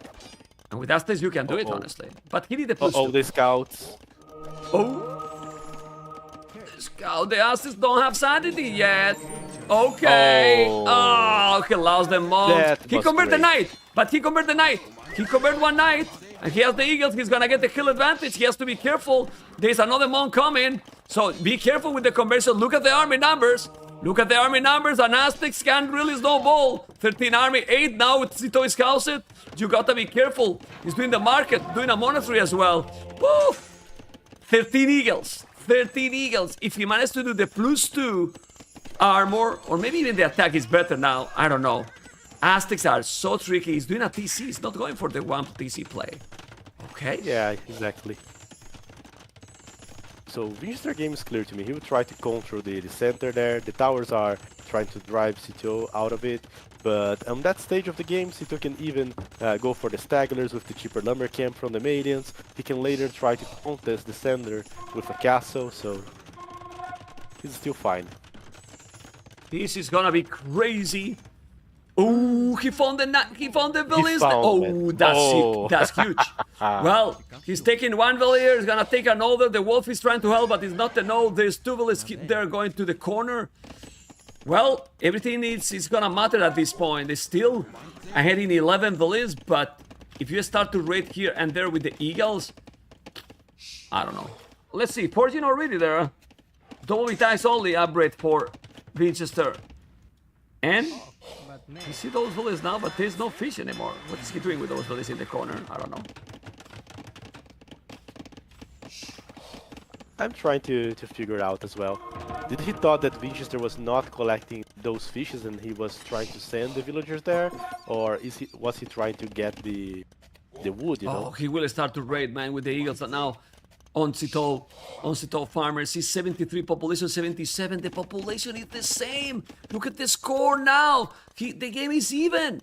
That's crazy. What's going on, Mr. Stark? Anything can happen at this point. The Aztecs are happening. They are so true. They are great. They are so great on Castle Age when it starts spamming eagles, monks. They do not need a lot of farms. Oh, the monks! Winchester! He noticed in the last second. My goodness! Now he can convert. Yeah. He has to be careful. 27 on goal. Okay. And look at the knight that he was trying to kill the villager there. I don't know what happened. Pikeman upgrade. Now SITAUX will have some trouble. The eagles, well, he can trade against the eagles using the knights. He can try to Unbelievable game. It's a fair game. Yeah. But now that we have to deal with like pikemen, how do we do that? You know. Still killing villages also. He's ready with a couple of eagles. He's still only 11 villages different. He has more eagles killing. Look at the Echo KD already. Winchester double the Echo KD, and now the knights are not enough. There are pikes there. He's still +1/+1. And just look, Winchester economy is just gold. 30 villages on gold. And another tower taking the wood. Okay. Towers are now starting to be a problem, and SITAUX is going to have to handle multiple problems. The towers and the map that he's losing time by time, and he's now starting to collect the stone that can actually help him solve both problems, you know. A defensive castle, Giberos, or a castle that can take down some towers. That's actually a good move, you know. He's trying to solve those issues. Another villager down. The stone can help for sure. The Gibetos can be strong, but Winchester will have to attack at some point. He's gonna make the castle, and where he's gonna make the castle? He has so much gold. Doing another town center in the stone. Doing +2 attack. Very, very important. Those arbors. Let's see the battle here. Let's see the battle. The monks. He's not microing the monks properly, but now he's gonna be able to do the job. Those monks are with a lot of HP, but even like that, don't think it was the best battle for Winchester. Don't think it was the best battle for Winchester. Time will tell. Anyway, he still have a lot of farming. He still have a lot of farming. Gonna kill all the monks. Look at the monks also from Winchester. He's gonna take this battle and then it can take the game. Or is this an oath to defend Mr. Stark? The knights are doing a good job, but the trade is so expensive here. Yeah, I thought that the Knights wouldn't do that good. They actually won the fight. But now SITAUX is being greedy. That forward castle is not gonna happen. Ah, okay, he did realize. Even that one is a risky one. Yes. If Vinches he keep does going, that- yeah. He can buy quite some time with that castle, but still a Oh risky man. one. Oh But he's gonna man. do it. He see the castle. He see the castle. He see the castle. It's coming now. With the Ah, army. it's No. too late. Oh, pop. It's chicken, man. Stark, you need to commit. It's a chicken one. Who is chicken here? Well, I don't know. What he should do then, Winchester here? Right around, I believe. Ignore now that spot. He has 3 No? Cs. He's I don't making hear you. redemption. Your microphone is Yeah. killing us tonight. Oh, sorry, man. Winchester has 3 TCs. He has redemption monks now. So, as you said, he can go around. He can start making a mess there. He knows that SITAUX is being forced to eat the Stagler Woods. So he can actually go around the castle and try to start raiding and harassing those views. Looking where SITAUX is being forced to drop a TC, you know, on the bottom, just to get like the Stagler trees. So that in the long run is not so great. The Gibero are a great counter, but they won't be able to deal with the monks. Neither does the Mangonel. So it's being harder and harder for SITAUX to get some good fights there.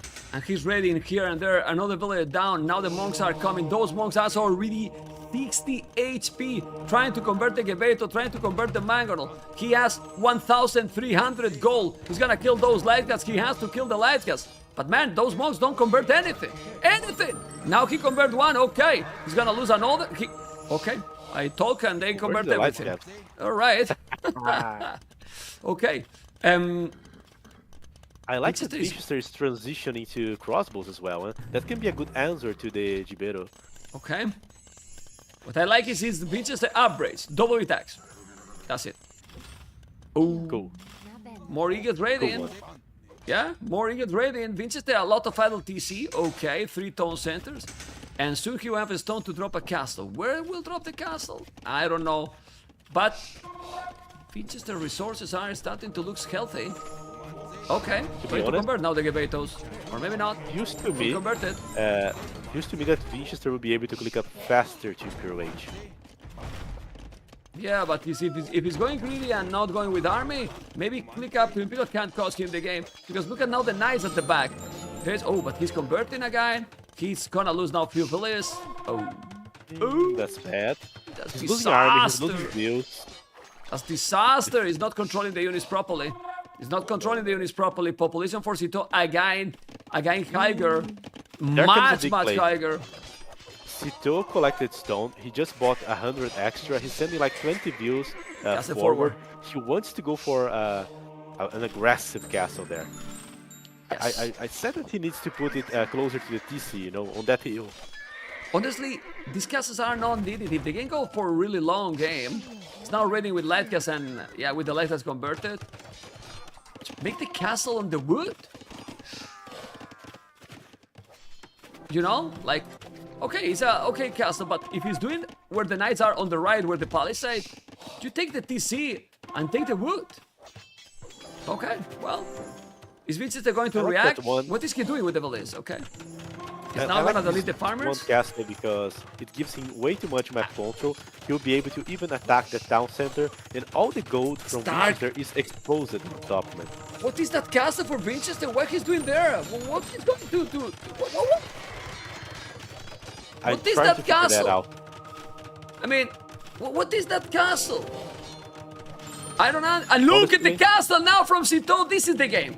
I mean, this Okay, is the that's one. game. That's a good one. This is the castle I wanted to see. Yes. Now Agreed. Stonewall, congratulations, but that Stonewall, Mr. Winchester, not gonna help you at all. 5 farmers, 26 on a stone. Now he's just gonna be in a disaster position. He's being cornered, and SITAUX is playing this one now amazingly well. Look at the population, 20 villages more army as well. I think Winchester really got a big opportunity, and he throw that opportunity, losing more villages. Look at the castle he has. I mean, these will be okay castles if he was up to Imperial, but no, look at that town center. It's just over, man. 30 villages more. And the baguette, Mr. Stark, it has the game. It's about to go up to Imperial. And without having the I wood agree. in the middle, it's possible to win the games in Atacama, Mr. Stark. Yep. Right? Exactly. And Malian is great to help doing that, you know, because he's leveraging from the cheaper wood buildings. He's requiring less wood to do his gameplay. All his army composition doesn't need wood.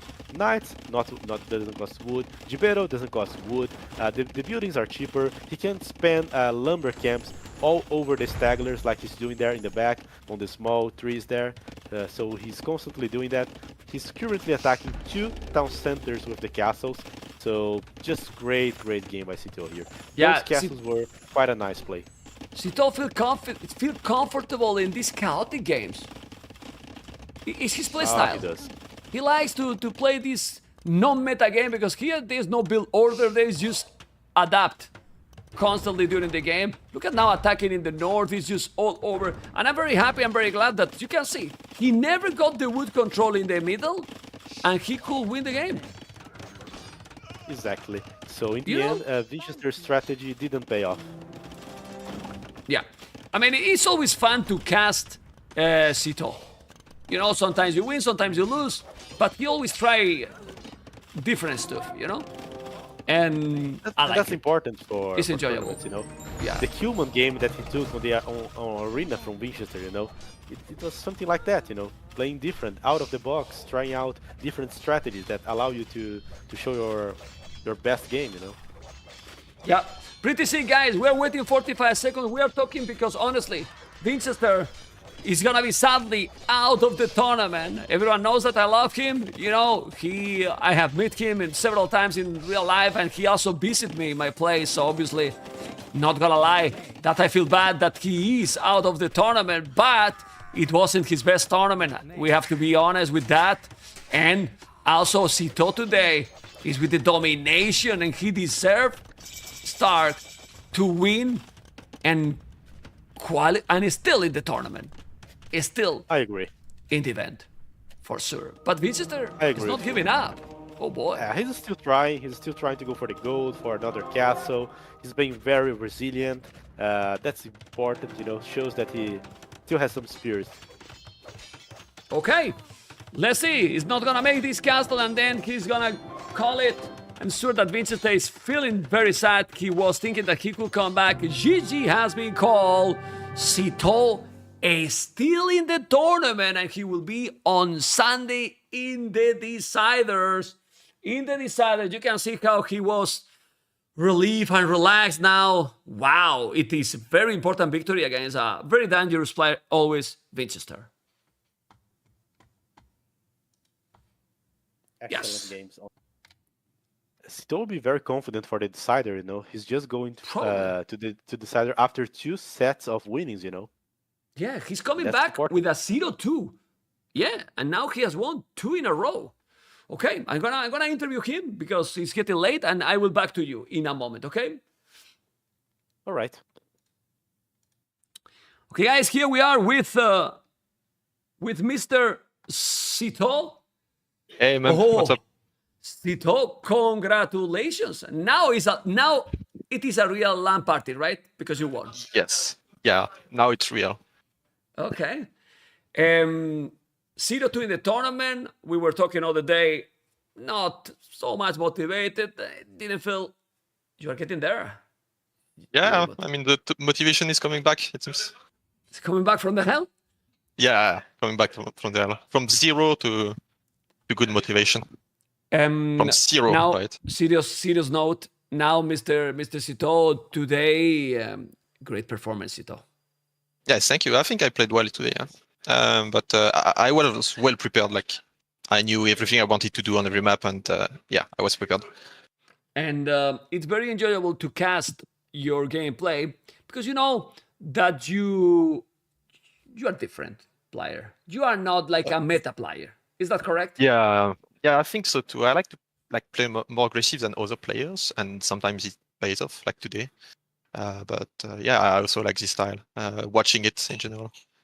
I mean, the first game, the Chinese versus Mayans, always a classic matchup. There was a close game till he tried to make a castle, and from there snowball. You were with 2 TC Chinese there. was that the key? What was the key? That castle he was trying. Do you think that even if he's not doing that DAUT castle, you were still ahead? What is your thought about that game? Yeah, I think even if he doesn't do the dot castle, I'm winning because he had forward gold and he was over booming for this position. So yeah, that's why I stayed on 2 TCs and it worked really well. Okay. I enjoyed a lot with the arena game. It was a fantastic gameplay there. You can describe whatever you want about that game. Yeah, I'm quite happy about that game because usually I'm not the best player on arena, but here I had a strat in mind and it worked really well. So I'm really satisfied about this. I think you fight a lot on the Baltic, but if you cannot make damage like you were trying with the land, if they can go for the late game, no chance against Italians. Yeah, this game was a bit frustrating because when I lost the scout fight, I realized I could lose the game if he found my forward because of it, and he found it. Like the scout fight was super important, but I was not resigning because I was like still 200 pop. You never know, like it's a tournament. So okay. I thought you were going to say I wanted to annoy you, man. So that's why I didn't resign. I mean, I wanted you to have a long casting day, right? So you get more no viewers. worries. I'm fine. I mean, I'm still 25. I can do whatever, you know. And the last game. You're already 25? Only 25. Okay. Yeah. 25. Already, no, okay. Sito, the last game, you have show how to win in Atacama without having the wood in the middle. I feel like this Atacama was really fair because he had one tie all, I had one tie all. He saw it before me, he walled it. But then the thing is, Malian cheaper buildings is really nice when you get pushed off wood. And you need a lot of towers to cover all the wood line still. You need a lot of towers. So it's expensive. But you were also attacking constantly. And you were against Eagles, you were getting ready. You were full open. You didn't have your wood secure in the whole game. And still managed to win that game. I think that was a fantastic performance as well. Thank you. I was happy about like my army control in this game, always knowing where his main army is. So I could always like play defensive and not having to wall. And yeah, I think I played really well that game. Maybe I was lacking some outpost on the north, like right side, because he did some annoying raiding. So yeah, next time I will think about it. How happy you're feeling now, Sito? Come on. Really happy. Like I have to be honest, I was like a bit sad after my 2 first sets, and like I was like, okay, let's go next tournament. This one I cannot win anymore, but yeah, I'm catching up, doing good. Sito, it's a Swiss stage. It's not over till it's over. 3 series but lost, 3 series won. You know, I know, but yeah, but it's a bit tricky to win 3 series in a row, right? You have 2 already. Yeah, true. Only 1 left. Only 1 left on Sunday. And people will like to know where you are right now. What is this that we have behind your back? Is there someone else that is known for us? Is Mark Gugu there? No. So it's a French LAN party. So a French streamer is organizing a tournament. I'm not allowed to participate in, but I'm trying to help like with organization and just enjoying my time with some AoE friends. So there are like 20 people, and yeah, it's nice. It's nice. It's his name is Vico, and yeah, he's organizing his Vico House Cup. Okay. Is there some streaming or something? Because if there is a streaming, I will host when I finish the stream. Not now, but during the day, Vico_AOE is streaming this French tournament. It's in French, but you guys can maybe understand. But or I can translate for you. French is beautiful accent, so it's good. It's good. Congratulations, man. And on Sunday, all in, right? I want to see aggression. Yep. If you play chicken, you know chicken because you watch my channel sometimes, right? If you play chicken, it cannot happen, okay? Yeah, no chicken. I'm going to be a rooster on Sunday, not a chicken. Okay, total domination. Congratulations, Sito, and good luck on Sunday. Thank you, man. See you, man. Take care. Bye-bye. Okay, guys, this is Mr. Sito. You can see how happy it is. And it's refreshing to see his gameplay. I don't know if you feel the same. Thumb up, guys, on YouTube. It helps a lot. Don't forget. I always finish the speech like this because you don't remember. Okay. No, I don't get old. Let them be. And Mr. Stark, amigo, thank you for another professional casting. And helping with the casting is beautiful. And whatever you want to say, because it's getting late, well, the channel is yours, amigo. Thank you so much. Hopefully you have enjoyed with the series we casted together. It has been great, in my opinion. I did, man. I enjoyed it a lot. Those series were amazing, both of them.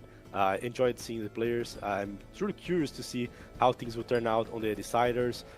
Will SITAUX be able to qualify?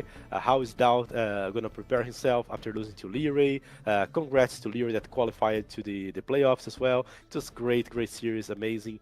Thanks for inviting me. And by the way, guys, for the ones that are not aware, me and Mem are just going to rewatch Jordan versus freaking Andy Black Forest right now in slow to see all the details, and we are just going to commentate every view kill. Right, Mem?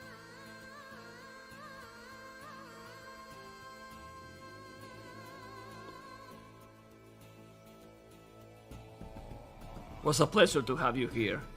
Bye-bye for now, Stark. Okay? Stay tuned. See you, man. Bye-bye, troller.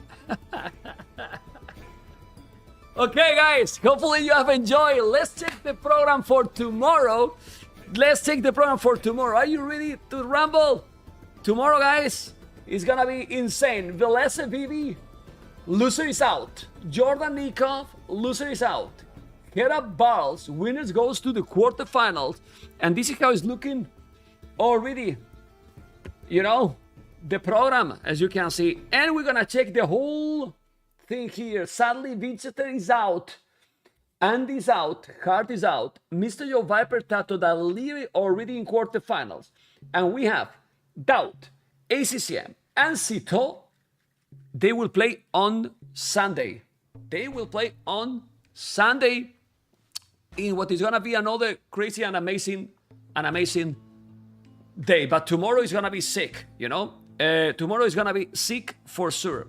I want to say thank you so much for people that it makes possible this. To have the Warlords expenses already almost in 2K.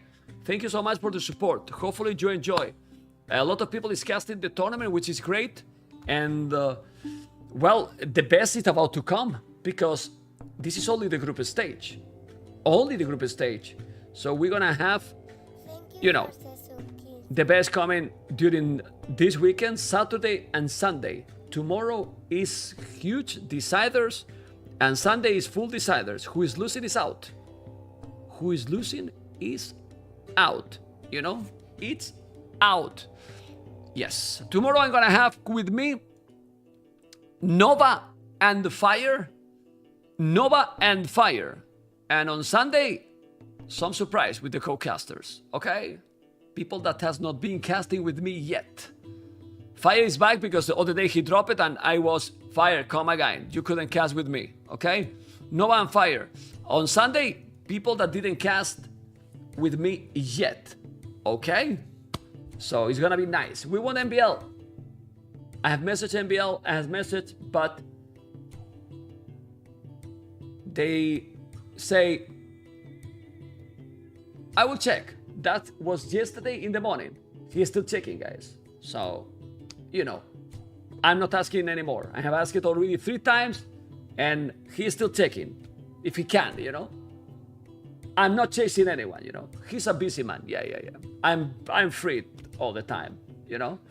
Anyway, have you enjoyed or not? Have you enjoyed the day? It's 6 hours and 30 minutes. We are being casting every day, and tomorrow it should be insane. Let's remind again, here, I mean, this is gonna be a banger, man. Tomorrow is gonna be insane, seriously. It's gonna be insane. Yeah, all right. I'm tired, Localo. I'm very tired because live is not only the stream, and also we have to prepare everything, a lot of pressure. I'm absolutely tired, yes. I've been in the gym today as well. I'm still working out. I will recharge my batteries. We love this game, guys. Thank you for watching. Tomorrow more, okay? And thank you for all the support. Thank you so much. Stay tuned. Good night, guys.